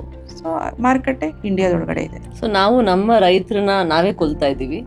ಬೇರೆ ಪದಾರ್ಥನ ನಾವು ಉಪಯೋಗಿಸ್ಕೊಂಡು ಅದರಿಂದ ನಾವು ಕಾಯಿಲೆಗಳನ್ನ ಬರ್ಸ್ಕೊಂಡು, ಅಂದ್ರೆ ನಮ್ಗೆ ಬುದ್ಧಿ ಕಡಿಮೆ, ಅಂದ್ರೆ ನಮ್ಮ ಮಾಹಿತಿಗಳು ಇಲ್ಲ, ಈ ವಿಷಯ ಮಾಹಿತಿ ಇಲ್ಲ, ಜೊತೆಗೆ ತಿಳ್ಕೊಳ್ಳುವಂಥ ಮನಸ್ಥಿತಿಗಳು ಇಲ್ಲ. ಸಮಾಜ ಅಂತಂದ್ರೇನು, ಹೊರಗಡೆ ಏನೋ ಹೋಗ್ಬಿಟ್ಟೇನೋ ಸೇವೆ ಮಾಡೋದೇನು ದೊಡ್ಡ ಸಮಾಜ ಅಂತಲ್ಲ. ಸಮಾಜ ಅಂದರೆ ನೀನು ಸಮಾಜದ ಭಾಗಪ್ಪ, ನೀನು ಆ ಸಮಾಜದ ಭಾಗ. ನೀನು ಏನು ತಿಂತಿದ್ಯಾ ಅದು ತಿಳ್ಕೊ, ನಿನ್ನ ಮಕ್ಳಿಗೆ ಏನು ತಿನ್ನಿಸ್ತಿದ್ಯಾ ಅದನ್ನ ಇದು ಮಾಡು. ಹೇಗೆ ಗೊತ್ತಾಗುತ್ತೆ? ಒಂದು ಪ್ಯಾಕೆಟ್ ನೋಡಿದ್ರೆ, ನಾವು ತೊಗರಿ ಬೇಳೆ ತಗೊಂಡ್ರೆ, ನಾವು ಕೊಂಡ್ಕೊಂಡ್ರೆ ಗೊತ್ತಾಗೋದಿಲ್ಲ, ಗೊತ್ತಾಗೋದಿಲ್ಲ. ಎಲ್ಲ ಮಿಕ್ಸ್ ಆಗಿರುತ್ತೆ, ಅದೆಲ್ಲಿಂದ ಬರ್ತಾ ಅಂತಾನೆ ಗೊತ್ತಾಗಲ್ಲ. ಖಂಡಿತ ಗೊತ್ತಾಗುತ್ತೆ. ಮತ್ತೆ ಒಬ್ಬ ಗ್ರಾಹಕ ಹೇಗ್ ಮಾಡಿ ಅದನ್ನ ಕನ್ಸ್ಯೂಮರ್ ಅದಕ್ಕೆ ಸ್ವಲ್ಪ ಒಂದು ರಿಸರ್ಚ್ ಮಾಡಬೇಕಾಗತ್ತೆ. ಅದಾನಿ ಗ್ರೂಪ್ ಅದೇನು ಮಾರ್ಕೆಟೆಡ್ ಬೈ ಯಾವ ಗ್ರೂಪಿಂದ ಅಂತ ನೋಡ್ಬೇಕಾಗತ್ತೆ. ಹಾಗಾಗಿ ನಾವು ಹೇಳೋದು, ನೀವು ಅದನ್ನೆಲ್ಲ ತಿಳ್ಕೊಳಕ್ಕೆ ಹೋಗ್ಬೇಡಿ, ರೈತರಿಂದ ನೇರ ಖರೀದಿ ಮಾಡಿ. ರೈತರಿಂದ ನೇರ ಖರೀದಿ ಮಾಡ್ತೀನಿ ನನ್ನ ಆಹಾರನ ಅನ್ನೋವಂಥ ನಿಲುವಿಗೆ ಪ್ರತಿಯೊಬ್ಬ ಗ್ರಾಹಕ ಬಂದುಬಿಟ್ರೆ ಈ ದೇಶನ ಯಾರೂ ಮುಟ್ಟಕ್ಕಾಗಲ್ಲ. ದೇಶ ಸುಭದ್ರವಾಗಿ ನಿಲ್ಲತ್ತೆ. ಅದಕ್ಕೆ ನಾನು ಹೇಳಿದ್ದು, ಗ್ರಾಹಕರು ಅಥವಾ ಬಳಕೆದಾರರು ಮತ್ತು ಉತ್ಪಾದಕರು, ರೈತರು, ಬೆಳೆಯೋರು ಒಟ್ಟಿಗೆ ಬರಬೇಕು. ಅಂಗಡಿಗೆ ಹೋದ್ರೆ ಒಬ್ಬ ಗ್ರಾಹಕ ಅವನ್ ಮೊದಲಾಗಿ ಏನ ನೋಡ್ಬೇಕು? ತೊಗರಿ ಬೇಳೆ ಬೇಕು ಅಂತ ಅಂದ್ರೆ, ಇಲ್ಲ ರೈಸ್ ಬೇಕು ಅಂತ ಅಂದ್ರೆ ಏನ್ ಕೇಳ್ಬೇಕು? ಏನ್ ಪತ್ತೆ ಮಾಡ್ಬೇಕು? ಎಲ್ಲಿಂದ ಬಂದಿದೆ ಅಂತ ಕೇಳ್ಬೇಕು. ಇಲ್ಲ ಅಂಗಡಿಗೆ ಹೋಗ್ಲೇಬಾರ್ದ? ನೀವ್ ಹೇಳ್ತಿರಂಗೆ ಈ ತರ ನೀವೊಂದು ಹೇಳ್ದಂಗೆ ಒಂದು ಸಂತೆಗೆ ಹೋಗಿ. ಸಂತೆಗಳು ಕಡಿಮೆ ಇದಾವೆ ಇವಾಗ, ಎಲ್ರಿಗೂ ಸಂತೆಗಳು ದಕ್ಕೋದಿಲ್ಲ. ಆದರೆ ಆದಷ್ಟು ಸಂತೆಗಳಿಗೆ ಹೋಗಿ ಎಲ್ಲೆಲ್ಲಿ ನಡೀತಿದೆಯೋ ಅಲ್ಲಿ ಹೋಗಿ ತಗೊಳ್ಳುವಂಥದ್ದನ್ನು ಅಭ್ಯಾಸ ಮಾಡ್ಕೋಬೇಕು. ಕಷ್ಟ ಆಗತ್ತೆ, ಯಾಕಂದರೆ ಇದಕ್ಕೊಂದು ಮನಸ್ಥಿತಿ ಬದಲಾವಣೆ ಬೇಕಾಗತ್ತೆ. ಇವತ್ತೆಲ್ಲ ಬ್ಲಿಂಕಿಟ್ಟು, ಸ್ವಿಗ್ಗಿ, ಇನ್ಸ್ಟಾಮಾರ್ಟಿನ ಕಾಲ. ಅಮೆರಿಕದಲ್ಲಿ ಇದಿದೆ, ಫ್ರೀ ಮಾರ್ಕೆಟ್ ಅಂತ ಇರುತ್ತೆ, ಅಲ್ಲಿ ಫಾರ್ಮರ್ಸ್ ಮಾರ್ಕೆಟ್ ಅಂತ ಇರುತ್ತೆ. ಫಾರ್ಮರ್ಸ್ ಮಾರ್ಕೆಟ್ಗೆ ಹೋಗಿ ಕೊಂಡ್ಕೊಂಡು ಬರ್ತಾರೆ. ಹೌದು. ಬಟ್ ಇಲ್ಲಿ ಆ ವ್ಯವಸ್ಥೆಗಳು ನೀವು ಶುರು ಮಾಡಿದ್ದೀರಾ? ನಾವು ಶುರು ಮಾಡಿದ್ದೀವಿ. ಮತ್ತು ಇನ್ನೊಂದು ರಾಗಿ ಕಣ ಅಂತ ನಡೀತಿದೆ, ಅಲ್ಲಿ ಪ್ರಸನ್ನ ಅವ್ರು ಶುರು ಮಾಡಿರುವಂಥದ್ದು. ಮತ್ತು ಇನ್ನೊಂದು 2-3 ಕಡೆ ನಡೀತಾ ಇದೆ, ಪೂರ್ಣ ಸಂತೆ ಅಂತೆಲ್ಲ ಕೇಳ್ಪಟ್ಟಿದ್ದೀನಿ. ಈಗ ನಾವು ಅದನ್ನೇ ಮಾಡ್ತಾ ಇರೋವಂಥದ್ದು. ಹೆಚ್ಚು ರೈತರಿಗೆ, ನಾವು ರೈತರಿಗೂ ಹೇಳ್ತಾ ಇರೋವಂಥದ್ದು, 20 ಗುಂಟೆಯಲ್ಲಿ ಮಾತ್ರ ನೀವು ರಾಸಾಯನಿಕ ಕೃಷಿಯನ್ನು ಮಾಡಬೇಡಿ, ನೈಸರ್ಗಿಕ ಕೃಷಿನ ಅಳವಡಿಸ್ಕೊಳ್ಳಿ. 20 ಗುಂಟೆ ಸಾಕು. ನೀವು ಮಾತ್ರ 1 ಎಕರೆ ಇದೆಯಾ, 2 ಎಕರೆ ಇದೆಯಾ, ಎಲ್ಲವನ್ನೂ ಹೆಂಗಪ್ಪ ಮಾಡೋದು, ನಾಳೆ ನನ್ನ ಬದುಕಿ ಹಿಂಗೆ ಅನ್ನೋ ಪ್ರಶ್ನೆ ಕಾಡ್ತಿರುತ್ತೆ. ಯಾಕಂದ್ರೆ ಅವ್ರಿಗಿನ್ನೂ ನಂಬಿಕೆ ಬಂದಿರಲ್ಲ. 20 ಗುಂಟೆ ಸಾಕು. ಅದ್ರ 10 ಗುಂಟೆಯಲ್ಲಿ ಬೆಳೆದಿರೋದನ್ನ ನೀವು ತಿನ್ನಿ, ನಿಮ್ಮ ಮನೆಯವ್ರು ತಿನ್ಬೇಕು ಮೊದಲು. ಇನ್ನು 10 ಗುಂಟೆಯಲ್ಲಿ ಬಂದಿರೋದನ್ನು ಮಾರುಕಟ್ಟೆಗೆ ಹಾಕಿ. ಮಾರುಕಟ್ಟೆ ಅಂದರೆ ಯಾವ ಮಾರುಕಟ್ಟೆ? APMC ಅಲ್ಲ, ನಮ್ಮದು ಅನ್ನೋವಂಥ ಸಂತೆಗಳೇನು ಮಾಡ್ತಿದ್ದೀವಿ, ನಮ್ಮ ಬೆಳೆ, ನಮ್ಮ ಬೆಲೆ, ನಮ್ಮ ಮಾರುಕಟ್ಟೆ, ಅಲ್ಲಿ ತಂದು ಹಾಕಿ. ಆ ಮೂಲಕ ನಾವು ನಗರವಾಸಿಗಳಲ್ಲಿ ಇರುವಂಥ ಗ್ರಾಹಕರು, ಬಳಕೆದಾರರು ಕೂಡ ಒಳ್ಳೆಯ ಆಹಾರವನ್ನು ಕೊಡೋಣ. ಇವತ್ತು ರೈತರು ನಮಗೆ ಗೊತ್ತಿಲ್ಲದಾಗ ನಾವು ವಿಷದಾತರಾಗಿದ್ದೀವಿ. ನಾವೇನು ಬೇಕು ಅಂತ ಆಗಿಲ್ಲ, ನಮ್ಗೆ ಗೊತ್ತಿಲ್ಲದಾಗ ವಿಷದಾತರಾಗಿದ್ದೀವಿ. ನಾವು ವಿಷ ತಿಂತಿದ್ದೀವಿ, ತಿನ್ನಿಸ್ತಿರೋದು ವಿಷ. ಆರೋಗ್ಯ ಅಂತ ಬಂದಾಗ ಎಲ್ಲ health issues, diabetes, BP, hormone imbalance ತುಂಬಾ ಹೆಚ್ಚಾಗಿದೆ ಹೆಣ್ಮಕ್ಳಲ್ಲಿ. ಎಲ್ಲದರಲ್ಲೂ ಹಾರ್ಮೋನ್ ಇಶ್ಯೂಸ್ ತುಂಬಾ ಹೆಚ್ಚಾಗಿದೆ, ಸ್ಕಿನ್ ಪ್ರಾಬ್ಲಮ್ಸು. ಇದೆಲ್ಲ ಇದು ನಮ್ಮ ಹೊಸ ಆಹಾರ ಪದ್ಧತಿ ಏನಿದೆ, ಕೃಷಿ ಪದ್ಧತಿ, ಗ್ರೀನ್ ರೆವಲ್ಯೂಷನ್ ಅಂತಾರ, ಅದರಿಂದ ಬಂದಿರೋದ? ಖಂಡಿತ. PCOD, PCOS ಎಲ್ಲಿ ನಾನು ಚಿಕ್ಕವಳಿದ್ದಾಗಂತೂ ಕೇಳಿರಲಿಲ್ಲ. It was normal. ಇವಾಗಂತೂ 5 ಜನರಲ್ಲಿ ಒಬ್ರಿಗಿರುತ್ತೆ ಅಂತ ಹೇಳ್ತಾರೆ.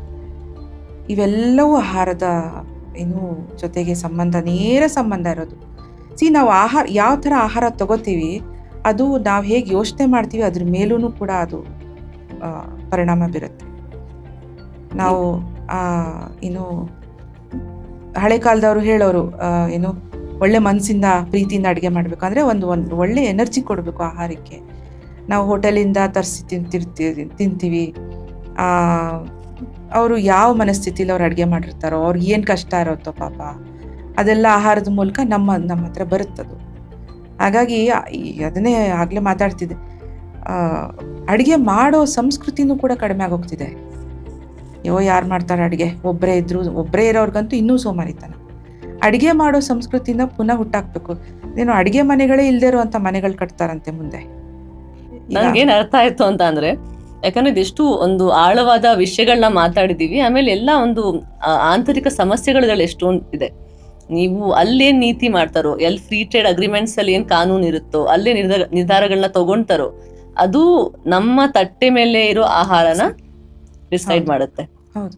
ನಮ್ಮ ರೈತರು ಏನು ಬೆಳಿತಾರೆ, ಅದಕ್ಕೆ ಅವ್ರಿಗೇನ್ ಬೆಲೆ ಸಿಗುತ್ತೆ, ಆ ನಿರ್ಧಾರನೂ ಆ ಒಂದು ಕಾನೂನಿಂದ ಬರುತ್ತೆ. ನಮ್ಮ ಉತ್ತರ ಕರ್ನಾಟಕದ ಊಟ ನೋಡಿದ್ರೆ ಭೂಮಿಲಿ ಏನ್ ಬೆಳಿತಾರೋ ಆ ತಟ್ಟಲ್ಲಿರುತ್ತೆ. ಏನ್ ಬೆಳಿತಿದ್ರೋ ಈಗ ಬಿಡಿ ಮತ್ತೆ ಪಾಪ ತುಂಬಾ ಕಷ್ಟದಲ್ಲಿರೋರು ಆ ಭಾಗದ ರೈತರೇನೆ. ಮೆಕ್ಕೆಜೋಳ ಮತ್ತೆ ಬಿಟಿ ಕಾಟನ್ ಬಿಟ್ರೆ ಏನು ಬೆಳೆ ಗೊತ್ತಾಗ್ತಿಲ್ಲ. ಆದ್ರೆ ಮುಂಚೆ ಅಕ್ಕಡಿ ಸಾಲು ಅಂತ ಮಾಡ್ಕೊಂಡು ಬೆಳೆಯೋರು. ಏನು ಬೆಳೀತಿದ್ರು ಅವೆಲ್ಲವೂ. ಅಗಸೆ ಬೀಜದ ಚಟ್ನಿ ನಾವು ದಕ್ಷಿಣ ಕರ್ನಾಟಕದವರು ಅಷ್ಟು ಬಳಸಲ್ಲ. ಅಗಸೆ ಬೀಜ ಫ್ಲಾಕ್ಸ್ ಸೀಡ್, ಅದ್ರ ಚಟ್ನಿ ನಾವಿಲ್ಲ ಅಷ್ಟು ಹೆಚ್ಚು ಬಳಸಲ್ಲ. ನಾವು ಹುಚ್ಚೆಳ್ಳಿನ ಚಟ್ನಿನೂ ಅಷ್ಟು ಬಳಸಲ್ಲ. ಮುಂಚೆ ಬಳಸ್ತಿದ್ರು ಹುಚ್ಚೆಳ್ಳಿನ ಎಣ್ಣೆ ಅವೆಲ್ಲ. ನಮ್ಮೂರ್ ಕಡೆ ಬಳಸ್ತಾರೆ ಹುಚ್ಚೆಳ್ಳಿನ ಚಟ್ನಿ ಅಂತ. ಅಂದ್ರೆ ಇವಾಗ ಒಂದು ಅದು ತುಂಬಾ ರೇರ್ ತೆಂಗಿನಕಾಯಿ ಚಟ್ನಿ ವಿಶೇಷ ಇವಾಗ ತಿಂದ್ರೆ ಅದನ್ನ, ಬಟ್ ಮುಂಚೆ ಕಾಲದಲ್ಲಿ ಬಳಸ್ತಾ ಇದ್ರು. ಹೌದು. ಆದ್ರೆ ಅವರ ಏನು ಸಂಸ್ಕೃತಿ, ಆಹಾರ ಸಂಸ್ಕೃತಿ ಭಾಗ ಹುಚ್ಚೆಳ್ಳು ಚಟ್ನಿ, ಅಗಸೆ ಚಟ್ನಿ ಇಲ್ಲದೆ ಊಟನೇ ಮಾಡ್ತಿರ್ಲಿಲ್ಲ. ಇವತ್ತು ಹೇಳ್ತಾರೆ ಹಾರ್ಮೋನಲ್ ಇಂಬ್ಯಾಲೆನ್ಸ್ಗೆ ಅಗಸೆ ತಿನ್ನಿ, ಫ್ಲಾಕ್ಸ್ ಸೀಡ್ ತಿನ್ನಿ ಅಂತ ಎಲ್ಲರೂ ಹೇಳ್ತಾರೆ. ಸೊ ಹಾಗಾಗಿ ಅದು ನಾವು ಏನು ನಮ್ಮಲ್ಲಿ ತುಂಬ ಸುಂದರವಾಗಿತ್ತು ನಮ್ಮ ಸಂಸ್ಕೃತಿ ಭಾಗವಾಗಿ, ಈ ಸಂಸ್ಕೃತಿನ ಉಳಿಸೋರು ಕೂಡ ಯೋಚನೆ ಮಾಡಬೇಕು. ಇನ್ನೊಂದು ವಿಷಯ ಏನ್ ಗೊತ್ತಾ ಮ್ಯಾಮ್, ಎಷ್ಟೊಂದು ಜನ ರೈತರು ಅವರೇ ಶಿಕ್ಷಣ ಪಡ್ಕೊಂಡು ನಗರಕ್ಕೆ ಬರ್ತಾರೆ, ಇಲ್ಲಿ ವಾಸ ಮಾಡೋಕೆ ಶುರು ಮಾಡ್ತಾರೆ. ಇವರೆಲ್ಲರೂ ಯಾಕಂದ್ರೆ ಅವ್ರಿಗೆ ಆ ಪ್ರಪಂಚನೂ ಗೊತ್ತಿರುತ್ತೆ, ಅಲ್ಲಿನ ಸಮಸ್ಯೆಗಳು ಗೊತ್ತಿರುತ್ತೆ. ಅವ್ರು ಹೇಗೆ ಮತ್ತೊಮ್ಮೆ ರೈತರಿಗೆ ನೆರವಾಗಬಹುದು? ಅವರು ಮೊದಲು ಸಂಘಟಿತರಾಗಬೇಕು. ನಮ್ಮಲ್ಲಿ ಬಹಳ ದೊಡ್ಡ ಕೊರತೆ ಇರುವಂಥದ್ದು, ಜ್ಞಾನ ಇರೋರು ಅವ್ರು ಎಲ್ಲಿ ಜ್ಞಾನ ಹಂಚಬೇಕು ಅನ್ನೋದು ಅವ್ರಿಗೆ ಗೊತ್ತಾಗೋದಿಲ್ಲ, ಅವರಿಗೆ ವೇದಿಕೆಗಳು ಸಿಕ್ಕೋದಿಲ್ಲ. ಹಾಗಾಗಿ ಸಂಘಟನೆ ಒಳಗಡೆ ಬರಬೇಕು, ಅವರು ಸಂಘಟಿತರಾಗಬೇಕು. ಯಾವ ಸಂಘಟನೆಗಳು? ರೈತ ಸಂಘಟನೆಗಳ ಒಳಗೆ ಬರಬೇಕು. ರೈತ ಸಂಘಟನೆಗಳ ಮೂಲಕ ಅವರು ಇಲ್ಲ ಅವ್ರದೇ ಆದಂಥ ರೈತ ಸಂಘಟನೆಗಳನ್ನು ಕಟ್ಟಲಿ, ಅರೆ ಒಳ್ಳೆ ಉದ್ದೇಶಕ್ಕೆ ಕಟ್ಟಲಿ, ಬೇರೆ ಬೇರೆ ಉದ್ದೇಶಕ್ಕೆ ಕಟ್ಟಬಾರ್ದು. ರೈತರಿಗೆ ಅನುಕೂಲ ಮಾಡೋದಕ್ಕೆ, ರೈತರಿಗೆ ತಿಳುವಳಿಕೆ ಹೇಳೋದಕ್ಕೆ, ರೈತರ ಪರಿಸ್ಥಿತಿಯನ್ನು ಬದಲಾವಣೆ ಮಾಡೋದಕ್ಕೆ ಮಾಡಬೇಕಾಗಿರುವಂಥ ಕೆಲಸಗಳು ಮಾಡೋದಕ್ಕೆ ರೈತ ಸಂಘಟನೆಗಳನ್ನು ಕಟ್ಕೊಂಡು ಆ ಮೂಲಕ ವಿಚಾರಗಳನ್ನು ಹೇಳುವಂಥದ್ದು ಅವ್ರು ಮಾಡಬೇಕು. ವಿಷಯಗಳನ್ನ ಮುಟ್ಟಿಸ್ಬೇಕು, ವಿಚಾರಗಳನ್ನು ಮುಟ್ಟಿಸ್ಬೇಕು. ಇವಾಗ ರೈತರ ಸಂಘಟನೆ ಅಂತ ಮಾತಾಡಿದಾಗ ನಿಮ್ಮ ತಂದೆ ನಂತರ ಆ ಸಂಘಟನೆಗಳು ಬೇರೆ ಬೇರೆ ಚೂರಾದವು, ಬೇರೆ ಬೇರೆ ಗುಂಪಾದವು, ಗುಂಪು ರಾಜಕಾರಣ ಹೆಚ್ಚಾಯ್ತು, ಒಗ್ಗಟ್ಟು ಕಡಿಮೆ ಆಯ್ತು. ಅದು ಯಾಕಾಯ್ತು? ಅದು ಹೇಗೆ ಪರಿಣಾಮ ಬೀರ್ತು? ಅದಕ್ಕೆ ಬೇಕಾದಷ್ಟು ಕಾರಣಗಳಿದಾವೆ. ಒಂದು, ಅಲ್ಲಿ ಇದ್ದಂಥ ರೈತ ಸಂಘಟನೆಯಲ್ಲಿ ಯಾರಿಗೂ ಹಣಕಾಸಿನ ಅವಕಾಶವಾಗಲಿ ಅಥವಾ ಏನು ಅಧಿಕಾರದ ಅವಕಾಶವಾಗಲಿ ಏನೂ ಇರೋದಿಲ್ಲ. ಅದೊಂದು ಸಂಘಟನೆ ಅಷ್ಟೇ, ಅದು ಸರ್ಕಾರದ ಭಾಗವಾಗೂ ಇಲ್ಲ.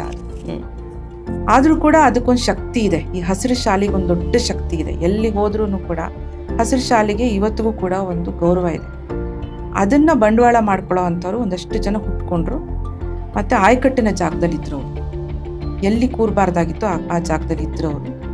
ಹಾಗಾಗಿ ಅವರು ಅದನ್ನು ಬಂಡವಾಳ ಮಾಡ್ಕೋಬೋದು, ಹೇಗೆ ಅದನ್ನು ದುರ್ಬಳಕೆ ಮಾಡ್ಕೋಬೋದು ಅನ್ನೋದು ಅವ್ರಿಗೆ ಗೊತ್ತಿತ್ತು. ಅವ್ರಿಗೆ ಯಾವುದೇ ಮೌಲ್ಯಗಳಿರಲಿಲ್ಲ. ಅಂಥವರಿಂದ ಇದು ಹಾಳಾಯಿತು, ಸಂಘಟನೆ ಒಗ್ಗಟ್ಟು ಹಾಳಾಯಿತು.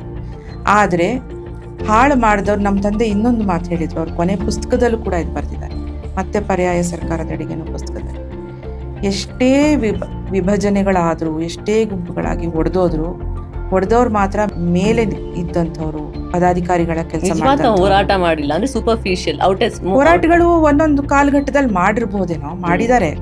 ಕೆಲವರೆಲ್ಲ ಜೈಲ್ಗೂ ಹೋಗಿದ್ದಾರೆ. ಈ ಥರದ ಕೆಲಸ ಮಾಡಿದವರು. ಆದರೆ ನಿಜವಾದ ರೈತ ಸಂಘದ ಅಥವಾ ರೈತ ಚಳವಳಿಯ ಶಕ್ತಿ ತಳಮಟ್ಟದ ಕಾರ್ಯಕರ್ತರು. ಇವತ್ತಿಗೂ ಕೂಡ ರಾಜ್ಯಾಧ್ಯಕ್ಷರುಗಳು ಅಂತ ಬೇಕಾದಷ್ಟು ಜನ ಇದ್ದಾರೆ. ಯಾರೋ ಒಬ್ರು ಲೆಕ್ಕ ಹೇಳ್ತಾರೋ 120 ಸಂಘಟನೆನೂ ಆಗಿದೆ ಅಂತ, 120 124 ಅಂತ ಅವ್ರು ಪಟ್ಟಿ ಮಾಡಿ ಹೇಳ್ತಾ ಇದ್ರು ಆಯ್ತಾ. ಒಂದಷ್ಟು ಲೆಟರ್ ಹೆಡ್ ಸಂಘಟನೆಗಳು, ಒಂದಷ್ಟು ಜನಕ್ಕೆ ಒಂದಷ್ಟು ಜನಶಕ್ತಿ ಇದೆ. ಇವತ್ತಿಗೂ ಕೂಡ ಇನ್ನು ಅಲ್ಲಿ ಇಲ್ಲಿ ಏನೋ ಒಂದು ಚಳುವಳಿಗಳು ನಡೀತಾ ಇದ್ದಾವೆ. ಅವರ ಹಕ್ಕುಗಳಿಗೋಸ್ಕರ ಅವರು ಧ್ವನಿ ಎತ್ತೋ ಅಂಥದ್ದು ಶುರು ಆಗಿದೆ ಅಂತಂದರೆ ಅದು ಈ ಕರ್ನಾಟಕದ ರೈತ ಚಳವಳಿ ಇರೋ ಪರಂಪರೆಯ ಶಕ್ತಿನೇ. ಯಾವ ನಾಯಕನೂ ಕರೆ ಕೊಡದೆ ತನಗೆ ಅನ್ಯಾಯ ಆದಾಗ ಅವನು ಹೋಗಿ ಅವ್ನು ಧರಣಿ ಹೂಡ್ತಾನೆ, ಅಲ್ಲಿ ರಸ್ತಾ ರೋಕೋ ಮಾಡ್ತಾನೆ, ಅವನು ಹೋರಾಟ ಮಾಡ್ತಿದ್ದಾರೆ ಅಂತಂದರೆ ಅದು ಈ ಕರ್ನಾಟಕ ರೈತ ಚಳವಳಿ ಕೊಟ್ಟಿರುವಂಥ ಪಾಠ ಅದು ಇವತ್ತಿಗೂ ಕೂಡ ಜೀವಂತವಾಗಿದೆ. ಅದು ತಾತ್ಕಾಲಿಕವಾಗಿ ಇನ್ನಷ್ಟು ಏನೇನು ಪರಿಹಾರಗಳಾಗಬೇಕು, ಆಮೇಲೆ ಶಾಶ್ವತವಾಗಿ ಏನು ಪರಿಹಾರಗಳಾಗಬೇಕು? ತಾತ್ಕಾಲಿಕವಾದಂಥ ಪರಿಹಾರಗಳು ಸದ್ಯಕ್ಕೆ ಬೇಕಾದಷ್ಟು ಮಾಡುವಂಥ ಪ್ರಯತ್ನಗಳು ಸರ್ಕಾರಗಳು ಮಾಡಿದ್ದಾವೆ. ಎಲ್ಲವೂ ಕೂಡ ತೇಪೆ ಹಚ್ಚೋದು ಅಂತಾರಲ್ಲ, ಬಟ್ಟೆ ಹರಿದೋದಾಗ ಪ್ಯಾಚ್ ವರ್ಕ್ ಮಾಡುವಂಥ ಕೆಲಸಗಳು. ಅದರಿಂದ ಈ ಕೃಷಿ ಮತ್ತು ಗ್ರಾಮೀಣ ಬದುಕಿನ ಜನರ ಬದುಕಿಗೆ ಬಂದಿರುವಂಥ ಬಿಕ್ಕಟ್ಟಿಗೆ ಉತ್ತರ ಕಂಡುಕೊಳ್ಳೋದು ಕಷ್ಟ ಇದೆ. ದೀರ್ಘಕಾಲಿಕವಾದಂಥ ಪರಿಹಾರಗಳ ಕಡೆಗೆ ನೋಡಬೇಕಾಗಿರುವಂಥ ಪರಿಸ್ಥಿತಿಗೆ ಬಂದಿದ್ದೀವಿ. ಯಾಕೆ ಅಂತಂದರೆ ನಮ್ಮ ಮುಂದೆ ಇಷ್ಟೇ ಸವಾಲುಗಳಲ್ಲ, ನಾವು ಚರ್ಚೆ ಮಾಡಿದ್ವಲ್ಲ ಇಷ್ಟಷ್ಟೇ ಸವಾಲುಗಳಿಲ್ಲ, ಇನ್ನೂ ಬೇಕಾದಷ್ಟು ಸವಾಲುಗಳಿದ್ದಾವೆ. ಇದೇ ಎಷ್ಟೊಂದು ಸವಾಲುಗಳು. ಹವಾಮಾನ ವೈಪರೀತ್ಯ ಅನ್ನುವಂಥದ್ದು ನಮಗೆ ಗೊತ್ತಿಲ್ಲದೆ ಇದ್ದ ಹಾಗೆ ತಿಂತಾ ಇದೆ. ಈಗಾಗಲೇ ಈ ವರ್ಷದ ಹವಾಮಾನದ ಕೆಲವು ರಿಪೋರ್ಟ್ಗಳು ಬರ್ತಾ ಇದೆ. ಮಳೆ ಕಡಿಮೆ ಆಗುತ್ತೆ ಅಂತ, ಹಿಂಗಾರು ಕಡಿಮೆ ಆಗುತ್ತೆ ಅಂತ, ಎಲ್ ನಿನ್ಯೋ ಬರುತ್ತೆ ಅಂತ ಹೇಳ್ತಾ ಇದೆ.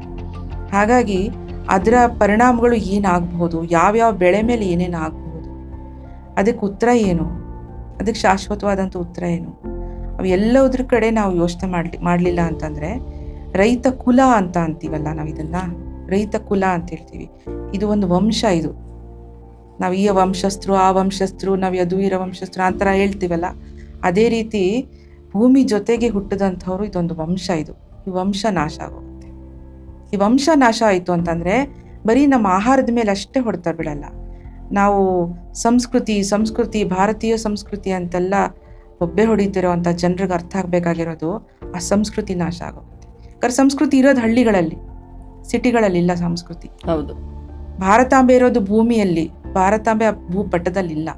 ನಾಡಿನ ಇದು ಸಾವಿರಾರು ವರ್ಷಗಳಿಂದ ಬೆಳೆದು ಬಂದಿರುವಂಥ ಸಂಸ್ಕೃತಿ. ಈ ಥರದ ದೇಶ ಎಲ್ಲೂ ಇಲ್ಲ ಜಗತ್ತಲ್ಲಿ. ಅದು ನಾನು ನ್ಯಾಷನಲಿಸ್ಟ್ ಥರ ಅನ್ನಿಸ್ಬೋದು, ನಾನು ನ್ಯಾಷನಲಿಸ್ಟ್ ಅಲ್ಲ, ನಾನು ಇಂಟರ್ನ್ಯಾಷನಲಿಸ್ಟ್. ಆದರೆ ಈ ಥರದ ದೇಶ ಎಲ್ಲೂ, ಅಷ್ಟು ಸುಂದರವಾದಂಥ, ಇಷ್ಟು ವೈವಿಧ್ಯತೆ ಇರುವಂಥ ದೇಶ, ಭಾಷೆಗಳಲ್ಲಿ ವೈವಿಧ್ಯತೆ, ಎಲ್ಲ ಥರದ ವೈವಿಧ್ಯತೆ ಇರುವಂಥ ದೇಶ. 12ನೇ ಶತಮಾನದಲ್ಲಿ ಅಕ್ಕ ಮಾತಾಡ್ತಾಳೆ ಸಮಾನತೆ ಬಗ್ಗೆ. ಅರ್ಧನಾರೀಶ್ವರನ ಒಂದು ಕಾನ್ಸೆಪ್ಟ್ ಈ ದೇಶದಲ್ಲಿದೆ. ಈ ಥರದ ದೇಶವನ್ನು ನಾವು ಕಳ್ಕೊಳ್ಳೋದಕ್ಕೆ ಹೇಗೆ ಬಿಡೋಕ್ಕಾಗತ್ತೆ? ಮ್ಯಾಮ್, ಸಾವಯವ ಕೃಷಿ ಅಂತ ಬಂದಾಗ ಸಿಕ್ಕಿಮ್ಮು ಅದಕ್ಕೊಂದು ಇವತ್ತು ಹೆಸರಿದೆ ನಮ್ಮ ದೇಶದಲ್ಲಿ. ಅವರು ಸಂಪೂರ್ಣವಾಗಿ ಈ ಕೃಷಿನ ಅಳವಡಿಸ್ಕೊಂಡಿದ್ದಾರೆ. ಅದ್ರ ಬಗ್ಗೆ ಒಂದು ಸ್ವಲ್ಪ ಹೇಳ್ತೀರಾ? ಸಿಕ್ಕಿಮ್ಮು ಅದೇ ಸಾವಯವ ಕೃಷಿ ಸಂಪೂರ್ಣವಾಗಿ ಅಳವಡಿಸ್ಕೊಂಡಿರುವಂತಹ ಮೊದಲನೇ ರಾಜ್ಯ. ಅದು ಹಿಮಾಲಯದ ತಪ್ಪಲಿನಲ್ಲಿದೆ, ಮತ್ತು ಬುಡಕಟ್ಟು ಜನರು ಹೆಚ್ಚು ವಾಸಿಸುವಂಥ ರಾಜ್ಯ. ಅವ್ರದ್ದೇ ಆದಂಥ ರೈತ ಮಾರುಕಟ್ಟೆಗಳನ್ನು ಕೂಡ ಅವರು ಕಟ್ಕೊಂಡಿದ್ದಾರೆ. ಹಾಗಾಗಿ ಅದನ್ನು ಮೊಟ್ಟ ಮೊದಲ ಸಾವಯವ ರಾಜ್ಯ ಅಂತ ಘೋಷಣೆ ಮಾಡಿದೆ. ಒಂದು ಸಿಕ್ಕಿಂನ ಒಟ್ಟಾರೆ ಅವರು ಡಿಸೈನ್ ಮಾಡಿರುವಂಥ ಅವರ ಪಾಲಿಸಿನ ಡಿಸೈನ್ ಮಾಡ್ಕೊಂಡಿರೋದ್ರ ಬಗ್ಗೆ ಒಂದು ಆಕ್ಷೇಪಣೆ ಏನಪ್ಪ ಅಂತಂದರೆ, ಅಲ್ಲಿ ಬೆಳೆದಿರುವಂಥ ಎಲ್ಲ ಸಾವಯವ ಉತ್ಪನ್ನಗಳು ಕೂಡ ಹೊರದೇಶಕ್ಕೆ ರಫ್ತಾಗ್ತಾ ಇದೆ. ಅದು ಅಲ್ಲಿ ಆ ರಾಜ್ಯದ ಅಥವಾ ಈ ದೇಶದ ಅಕ್ಕಪಕ್ಕ ರಾಜ್ಯಗಳ ಆಹಾರನ, ಸಾವಯವ ಆಹಾರದ ಬೇಡಿಕೆ ಏನಿದೆ ಅದನ್ನು ಪೂರೈಸೋದಕ್ಕೆ ಸಿಕ್ಕಿಂ ಪ್ರಯತ್ನ ಮಾಡ್ತಾ ಇಲ್ಲ. ಅದನ್ನು ಹೊರ ರಾಜ್ಯಕ್ಕೆ ರಫ್ತು ಮಾಡೋದಕ್ಕೆ. ಯಾಕೆ ಅಂತಂದರೆ ಈ ಆರ್ಗ್ಯಾನಿಕ್ ಫಾರ್ಮಿಂಗ್ನ ಪುಷ್ ಮಾಡಿದ್ದೆ ಆ ಥರ. ನಮ್ಮಲ್ಲಿ ಈಗ 15-20 ವರ್ಷಗಳಿಂದ ಬೇರೆ ಬೇರೆ ರಾಜ್ಯಗಳಲ್ಲಿ ಸಾವಯವ ಕೃಷಿಯನ್ನು ಉತ್ತೇಜನ ಕೊಟ್ಟಿದ್ದೇನೆ, ನಿಮಗೆ ರಫ್ತು ಮಾಡೋದಕ್ಕೆ ಅವಕಾಶ ಇದೆ ಹೊರ ದೇಶಗಳಲ್ಲಿ ಇದಕ್ಕೆ ಬೇಡಿಕೆ ಇದೆ, ಒಳ್ಳೆ ಬೆಲೆ ಸಿಕ್ಕತ್ತೆ ಅನ್ನೋ ರೀತಿಯನ್ನೇ ನರೇಟಿವ್ನ ಬಿಲ್ಡ್ ಮಾಡಿನೇ ಅದನ್ನು ಉತ್ತೇಜನ ಕೊಟ್ಟಿದ್ದು. ಸೊ ಆ ನರೇಟಿವ್ ಒಳಗಡೆನೆ ಸಿಕ್ಕಿಂ ಇದೆ. ಹೊರ ದೇಶಗಳಿಗೆ ರಫ್ತು ಮಾಡೋದಕ್ಕೆ ಅಲ್ಲಿಯ ರೈತರು ಬೆಳೀತಾ ಇದ್ದಾರೆ. ಆದರೆ ಬಹಳ ಮೊದಲನೇದಾಗಿ ಆಹಾರ ಅನ್ನೋವಂಥದ್ದು ಸ್ಥಳೀಯವಾಗಿರಬೇಕು. ಆಹಾರ ಅನ್ನುವಂಥದ್ದು ಸ್ಥಳೀಯವಾಗಿ ಕೂಡ ನಾವು ಸೇವಿಸುವಂಥ ಆಹಾರಗಳಾಗಿರ್ಬೇಕು. See, when you commodify food, this is nothing but commodification of food. ಆಹಾರವನ್ನು ನೀವು ಮಾರಾಟದ ವಸ್ತುವನ್ನಾಗಿ ನೋಡಿದಾಗ ಅದನ್ನು ನೀವು ರಫ್ತು ಮಾಡಬೇಕು ಅಂತ ಅನಿಸುತ್ತೆ. ಆದರೆ ಆಹಾರ ನನ್ನ ಹಕ್ಕು, ನಾನು ಮೊದಲು ತಿನ್ನಬೇಕು, ನನ್ನ ಸಮುದಾಯ ತಿನ್ನಬೇಕು, ನನ್ನ ಕುಟುಂಬದವ್ರು ತಿನ್ನಬೇಕು, ನನ್ನ ಹಳ್ಳಿಯವ್ರು ತಿನ್ನಬೇಕು ಒಳ್ಳೆಯ ಆಹಾರನ, ನಂತರ ನಾನು ಹೊರಗಡೆ ಇರೋರಿಗೆ ಕೊಡಬೇಕು ಅನ್ನುವಂಥದ್ದು ಇದೆಯಲ್ಲ, ಅದು ಆಹಾರ ಸಾರ್ವಭೌಮತ್ವದ ಒಂದು ಸಿದ್ಧಾಂತ.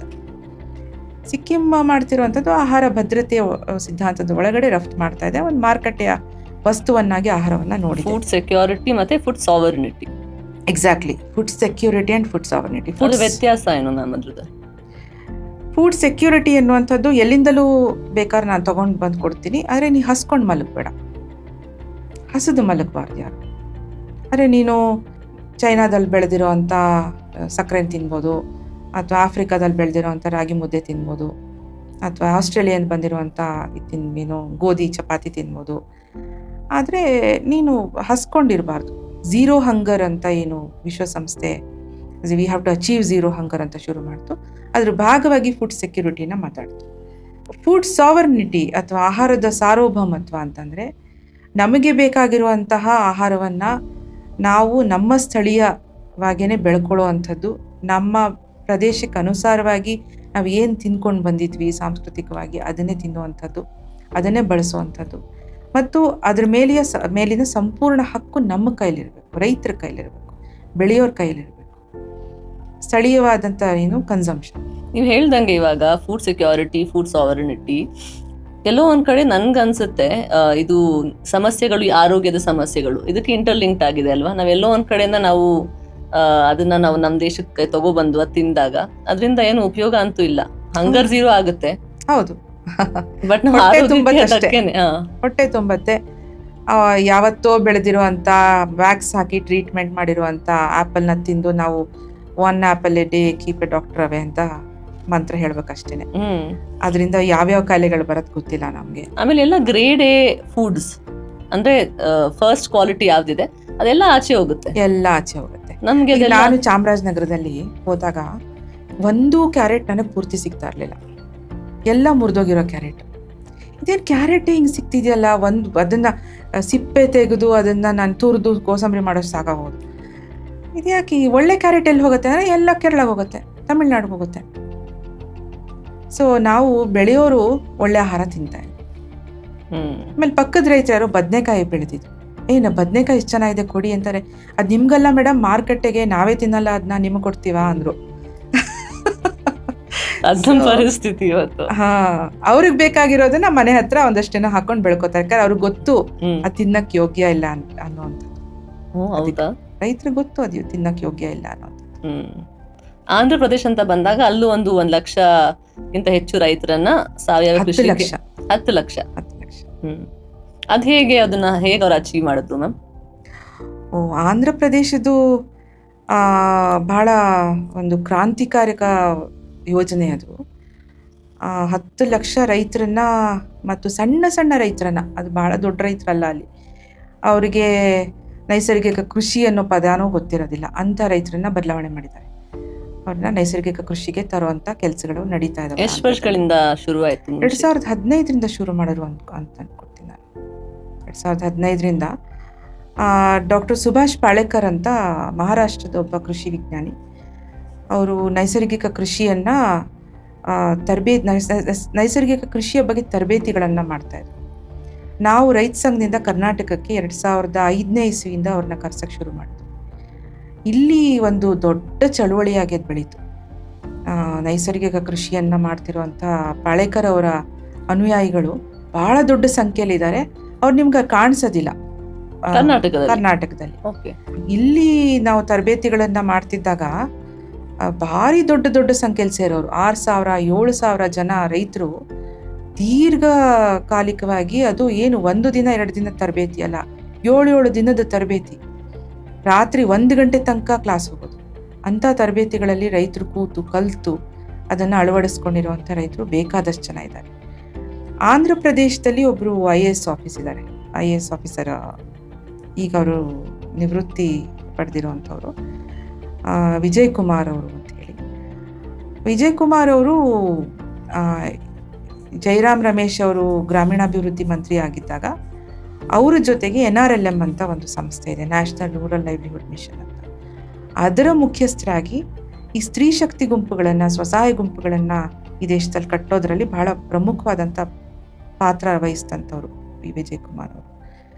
ಅದಾದಮೇಲೆ ಪಾಳೇಕರ್ ಅವ್ರ ಪರಿಚಯ ಆದಮೇಲೆ ಅವರು ಸರ್ಕಾರಕ್ಕೆ ಕೇಳಿ ನನಗೊಂದು ಸಂಸ್ಥೆ ಮಾಡಿಕೊಡಿ ಅಂಥೇಳಿ ಅವರು specially appointed chief secretary to the chief minister ಬಹಳ ಸುಂದರವಾಗಿ ಮಹಿಳೆಯರು ನಡೆಸುವಂಥ ಮಹಿಳಾ ಕೇಂದ್ರಿತ ನೈಸರ್ಗಿಕ ಕೃಷಿಯನ್ನು ಮಾಡ್ತಿದ್ದಾರೆ. ಅವ್ರು ಹೇಳ್ತಾರೆ ಅಗ್ರಿಕಲ್ಚರ್ ಡಿಪಾರ್ಟ್ಮೆಂಟು ಇದೆ, ಕೃಷಿ ಇಲಾಖೆನೂ ಇದೆ, ಕೃಷಿ ವಿಶ್ವವಿದ್ಯಾಲಯಗಳು ಇದ್ದಾವೆ. ಅವರೆಲ್ಲರೂ ಕೂಡ ನಮ್ಮ ವಿರುದ್ಧ ಇದ್ದರು. ಯಾವುದೋ ಒಂದು ತರಬೇತಿ ಕಾರ್ಯಕ್ರಮದಲ್ಲಿ ಕೃಷಿ ವಿಜ್ಞಾನಿಗಳ ವಿರುದ್ಧ ಪಾಳೇಕರ್ ಅವರು ಮಾತಾಡಿದಾಗ ಕೃಷಿ ವಿಜ್ಞಾನಿಗಳು ಕಪ್ಪು ಬಟ್ಟೆ ಕಟ್ಕೊಂಡು ಹೋಗಿ ಪ್ರೊಟೆಸ್ಟ್ ಮಾಡಿದ್ರಂತೆ.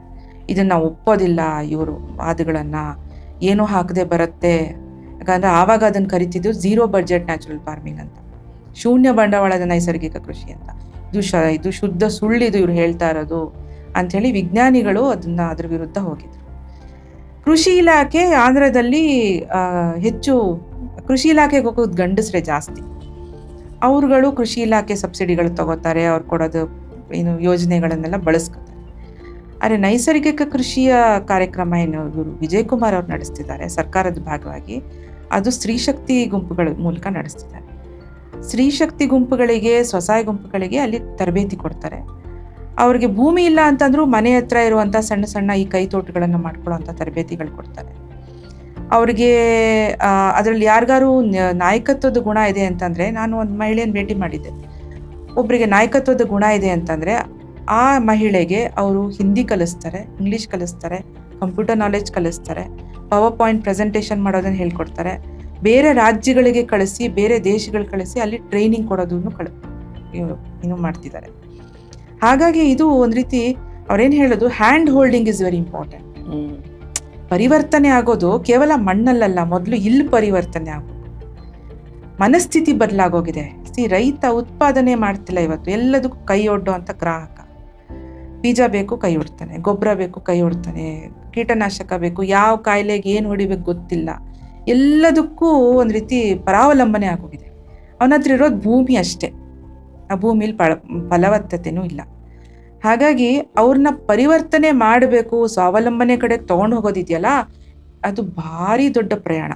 ಅದು ಇಲ್ಲಿ ಬದಲಾವಣೆ ಮೊದಲು ಇಲ್ಲಿ ಬದಲಾವಣೆ ಆಗಬೇಕು, ಅದ್ರ ಬಗ್ಗೆ ಒಂದು ನಂಬಿಕೆ ಹುಟ್ಟಬೇಕು. ಅಲ್ಲಿ ತನಕ ನೀವು ಅವ್ರನ್ನ ಕೈ ಹಿಡಿದು ನಡೆಸ್ಬೇಕು. ಮಕ್ಕಳನ್ನ ಹೆಂಗೆ ಕೈ ಹಿಡಿದು ನಡೆಸ್ತೀರಿ ಹಾಗೆ ಕೈ ಹಿಡಿದು ನಡೆಸ್ಬೇಕು. ಹೇಗೆ ನೀವು ಹಸಿರು ಕ್ರಾಂತಿ ಅದನ್ನ ಬೇರೆ ಬೇರೆ ಅವ್ರಿಗೆ ವಿಷಯಗಳನ್ನ ತಿಳಿಸಿ ಆ ದಾರಿಯಲ್ಲಿ ಕರ್ಕೊಂಡು ಹೋಯ್ತು, ಅದನ್ನ ವಾಪಸ್ಸು ಮತ್ತೊಮ್ಮೆ ಎಕ್ಸಾಕ್ಟ್ಲಿ ಸಾವಯವ ಕೃಷಿ, ಸಹಜ ಕೃಷಿ ಕರ್ಕೊ ಬರ್ಬೇಕು. ಅದನ್ನ ಆಂಪ್ಲಿಫೈ ಮಾಡೋಕ್ಕೆ, ಹಸಿರು ಕ್ರಾಂತಿಯನ್ನ ಪ್ರಚಾರ ಮಾಡೋಕ್ಕೆ ಏನು TV ಯಾವಾಗ ದೂರದರ್ಶನದಲ್ಲಿ ಪಂಜಾಬಿನ ರೈತರು ಟ್ರ್ಯಾಕ್ಟರ್ ಮೇಲೆ ಬಂದು ತೋರಿಸೋರು, ಪ್ರಗತಿಪರ ರೈತರು ಅಂತ ಹೇಳಿ ಯೂನಿವರ್ಸಿಟಿಗಳನ್ನು ಹುಟ್ಟಾಕಿದ್ರು, ಅಲ್ಲಿ ರಿಸರ್ಚ್ಗಳು ನಡೆದ್ವು, ಆಯಿತಾ. ಅದೇ ಆ ಕೆಲಸ ನೈಸರ್ಗಿಕ ಕೃಷಿಯನ್ನು ಪ್ರಚಾರ ಮಾಡೋದಕ್ಕೂ ಮಾಡಬೇಕಾಗತ್ತೆ ಸರ್ಕಾರ. ಇವಾಗ ನೈಸರ್ಗಿಕ ಕೃಷಿಯಲ್ಲಿ ನೀವು ಹೇಳ್ದಂಗೆ ನಮ್ದು ಇಷ್ಟು ದೊಡ್ಡ ಜನಸಂಖ್ಯೆ ಇದೆ, ಎಲ್ಲರಿಗೂ ನಾವು ಆಹಾರ ಉತ್ಪಾದನೆ ಮಾಡ್ಬೋದಾ? ಖಂಡಿತ ಮಾಡ್ಬೋದು. ಅದನ್ನು ನಾವು ಕಣ್ಣಾರೆ ನೋಡಿದ್ದೀವಿ. ಇವರೇನು ಕೇಂದ್ರ ಸರ್ಕಾರ ಡಬ್ಲಿಂಗ್ ದಿ ಇನ್ಕಮ್ ಅಂತ ಮಾತಾಡ್ತಿತ್ತು. ಡಬ್ಲಿಂಗ್ ದಿ ಇನ್ಕಮ್ ಅಲ್ಲ, ವಿ ಕ್ಯಾನ್ ಇನ್ನು 4 times ಡಬಲ್ ಮಾಡ್ಬೋದು. ಆಂಧ್ರ ಪ್ರದೇಶ ಆಗ್ತಾ ಇದೆ ಇಳುವರಿ. ಅದು ತುಂಬ ಸರಳವಾದಂಥ ತತ್ವ ನೈಸರ್ಗಿಕ ಕೃಷಿ, ರಾಕೆಟ್ ಸೈನ್ಸ್ ಅಲ್ವೇ ಅಲ್ಲ. ಈಗ ಅಡುಗೆ ನನಗಂತೂ ಹೆಂಗೆ ಅನ್ಸುತ್ತೆ ಅಂದರೆ, ಹೆಣ್ಮಕ್ಳು ಯಾತಕ್ಕೆ ಆಂಧ್ರದಲ್ಲಿ ಸಕ್ಸಸ್ ಆಗಿದೆ ಅಂದರೆ, ಹೆಣ್ಣು ಮಕ್ಕಳು ಮಾಡ್ತಿರೋದು. ಹೆಣ್ಣು ಮಕ್ಕಳಿಗೆ ಅಡುಗೆ ಮಾಡೋದು ಗೊತ್ತು, ಅಡುಗೆ ಹದ ಗೊತ್ತಿರಬೇಕು ನಿಮಗೆ ಕೃಷಿಲಿ ಅಷ್ಟೇ. ಕರ್ನಾಟಕದಲ್ಲಿ ಏನಕ್ಕೆ ಮಾಡ್ತಾ ಇಲ್ಲ? ಕರ್ನಾಟಕದಲ್ಲಿ ಮಾಡುವಂಥ ಪ್ರಯತ್ನಗಳು ಮಾಡಿದ್ರು ಹಿಂದಿನ ಸರ್ಕಾರಗಳು. BJP ಸರ್ಕಾರ ಇದ್ದಾಗ ಸಾವಯವ ಕೃಷಿ ಮಿಷನ್ ಅಂತ ಮಾಡಿದ್ರು, 100 ಕೋಟಿ ರೂಪಾಯಿ ಇಟ್ಟಿದ್ರು ಅದರಲ್ಲಿ. ಆ 100 ಕೋಟಿ ರೂಪಾಯಿ ಆಮೇಲೆ ಅದು ಏನಾಯಿತು ನಮಗೆ ಗೊತ್ತಿಲ್ಲ. ಎಷ್ಟು ಜನ ಕೃಷಿಕರು ಅದನ್ನು ನಿಜವಾಗ್ಲೂ ಸಾವಯವ ಕೃಷಿ ಮಾಡಿದ್ರು ಏನು ಗೊತ್ತಿಲ್ಲ ನಮಗೆ. ಅದಕ್ಕೆ ಸರ್ಕಾರನೇ ಉತ್ತರ ಕೊಡಬೇಕು, ಅಂದಿನ ಸರ್ಕಾರ. HD ಕುಮಾರಸ್ವಾಮಿ ಅವರ ಕಾಲದಲ್ಲಿ ಸಾವಯವ ಇದು ನೈಸರ್ಗಿಕ ಕೃಷಿಯನ್ನು ಪಾಳೇಕರ್ ಅವ್ರನ್ನ ಕರೆಸಿ, ವಿಜಯ್ ಕುಮಾರ್ ಅವ್ರನ್ನೂ ಕರೆಸಿ ಕರ್ನಾಟಕದಲ್ಲಿ ಕ್ಯಾಬಿನೆಟ್ ಜೊತೆಗೆ ಮೀಟಿಂಗ್ ಎಲ್ಲ ಆರ್ಗನೈಸ್ ಮಾಡಿ ಅದನ್ನು ಮಾಡ್ತೀವಿ ಅಂತ ಹೊರಟರು. ಆದರೆ ಸರ್ಕಾರ ಮಾಡಿದಂಥ ಒಂದು ದೊಡ್ಡ ತಪ್ಪು, ಕೃಷಿ ವಿಶ್ವವಿದ್ಯಾಲಯಗಳಿಗೆ ಅದನ್ನು ಪ್ರೂವ್ ಮಾಡೋದಕ್ಕೆ 5 ಕೋಟಿ ಹಂಚಿದ್ರು. 50 ಕೋಟಿಯನ್ನು 10 ಕೃಷಿ ವಿಶ್ವವಿದ್ಯಾಲಯಗಳು ಹಂಚಿದ್ರು. ಅದು ಟೆಸ್ಟೆಡ್ ನೈಸರ್ಗಿಕ ಕೃಷಿನ ನಾವು ಟೆಸ್ಟ್ ಮಾಡೋ ಹಂತದಲ್ಲಿ ಇಲ್ಲ ಈಗ. ಅದು ರೈತರು ಟೆಸ್ಟ್ ಮಾಡಿ ಅಪ್ರೂವ್ ಮಾಡಿಬಿಟ್ಟಿದ್ದಾರೆ. ಆ ರೈತರು ಅಪ್ರೂವ್ ಆಗಿದ್ಮೇಲೆ ವಿಶ್ವವಿದ್ಯಾಲಯಗಳು ಟೆಸ್ಟ್ ಮಾಡೋದಕ್ಕೆ ಏನಿದೆ ಅಲ್ಲಿ ಏನು ಉಳಿದಿಲ್ಲ ಟೆಸ್ಟ್ ಮಾಡಕ್ಕೆ. ಸೊ 50 ಕೋಟಿ ಅಲ್ಲೂ ಹಾಳಾಯ್ತು. ಈಗ ಈ ಸರ್ಕಾರದ ಜೊತೆ ನಾವು ಮಾತಾಡುವಂಥ ಪ್ರಯತ್ನಗಳು ಮಾಡ್ತಾ ಇದ್ದೀವಿ. ನಮ್ಮ ಮುಖ್ಯ ಕಾರ್ಯದರ್ಶಿಗಳಾದ ಶಾಲಿನಿ ರಜನೀಶ್ ಅವ್ರಿಗೆ ಇದ್ರ ಬಗ್ಗೆ ಬಹಳ ಆಸಕ್ತಿ ಇದೆ. ಅವರು ಪಾಳೇಕರ್ ಅವರ ವಿಚಾರಗಳನ್ನು ಕೂಡ ಅವರು ಕೇಳಿದರು DC ಆಗಿದ್ದಾಗ, ಬೆಳಗಾಂ DC ಆಗಿದ್ದಾಗ. ಹಾಗಾಗಿ ಅವ್ರಿಗೂ ಕೂಡ ಇದ್ರ ಬಗ್ಗೆ ಬಹಳಷ್ಟು ಆಸಕ್ತಿ ಇದೆ. ಹಾಗಾಗಿ ಏನಾದ್ರು ಸಾಧ್ಯ ಇದೆಯಾ ಮಾಡೋದಕ್ಕೆ ಅನ್ನೋದನ್ನ ಪ್ರಯತ್ನ ಮಾಡ್ತೀವಿ. ಇವಾಗ ರೈತ ಅಂತ ಅಂದರೆ ಅವನು ಎಲ್ಲ ಕಡೆ ಪರಿಹಾರ ಹುಡುಕಿ ಸೋತೋಗಿದ್ದಾನೆ. ಅವನ ಸಮಸ್ಯೆಗಳಿಗೆ ಇವತ್ತು ಅವನೇ ಪರಿಹಾರ ಹುಡ್ಕೋಬೇಕು. ಇವತ್ತಿನ ಒಬ್ಬ ರೈತನ ಮನಸ್ಥಿತಿ ಅದು ಹೇಗಿರಬೇಕು? ಇವತ್ತಿನ ಒಬ್ಬ ರೈತನ ಮನಸ್ಥಿತಿ, ನಾನು ಮೊದಲು ರೈತ ಆಗಬೇಕು ಅಂತ ಆಗಬೇಕು. ರೈತ ಅಂತಂದ್ರೆ ಏನು? ರೈತ ಅನ್ನೋ ಪದದ ಪರಿಭಾಷೆ ಏನು? ರೈತ ಅಂತಂದ್ರೆ ಎಲ್ಲವನ್ನೂ ಉತ್ಪಾದನೆ ಮಾಡೋನು ಅಂತ ಹೇಳಿ. ಆದರೆ ಆ ರೈತನನ್ನ ತುಂಬ ಭಾವನಾತ್ಮಕವಾಗಿ ಕಟ್ಕೊಡೋ ಅಂಥ ಕೆಲಸಗಳು ಮಾಡಿ, ಅನ್ನದಾತ, ಅವನು ದೇಶದ ಬೆನ್ನೆಲುಬು, ಈ ರೀತಿ ಎಲ್ಲ ಒಂದಷ್ಟು ಸುಂದರವಾಗಿ ಅವನನ್ನು ವರ್ಣಿಸುವಂಥ ಅಷ್ಟೇ ಕೆಲಸ ಮಾಡಿದ್ರು. ಅಂದರೆ ಬೆನ್ನು ಮೂಳೆ ಮುರಿಯೋದನ್ನ ಯಾರು ನೋಡದೇ ಇದ್ದಂಗೆ ಕಣ್ಮುಚ್ಚಿ ಕೂತಿದ್ದಾರೆ ಅಷ್ಟೇ. ಅಂದರೆ ರೈತ ತಾನು ತಿಳ್ಕೊಬೇಕಾಗಿರುವಂಥದ್ದು, ಮೊದಲು ನಾನು ನನ್ನ ಮನೆಗೆ ನನ್ನ ಕುಟುಂಬಕ್ಕೆ ಬೇಕಾಗಿರುವಂಥವನ್ನು ಎಲ್ಲವನ್ನೂ ನಾನು ಬೆಳ್ಕೊಂಡು ತಿನ್ನಬೇಕು, ಆಗ ಮಾತ್ರ ನಾನು ರೈತ.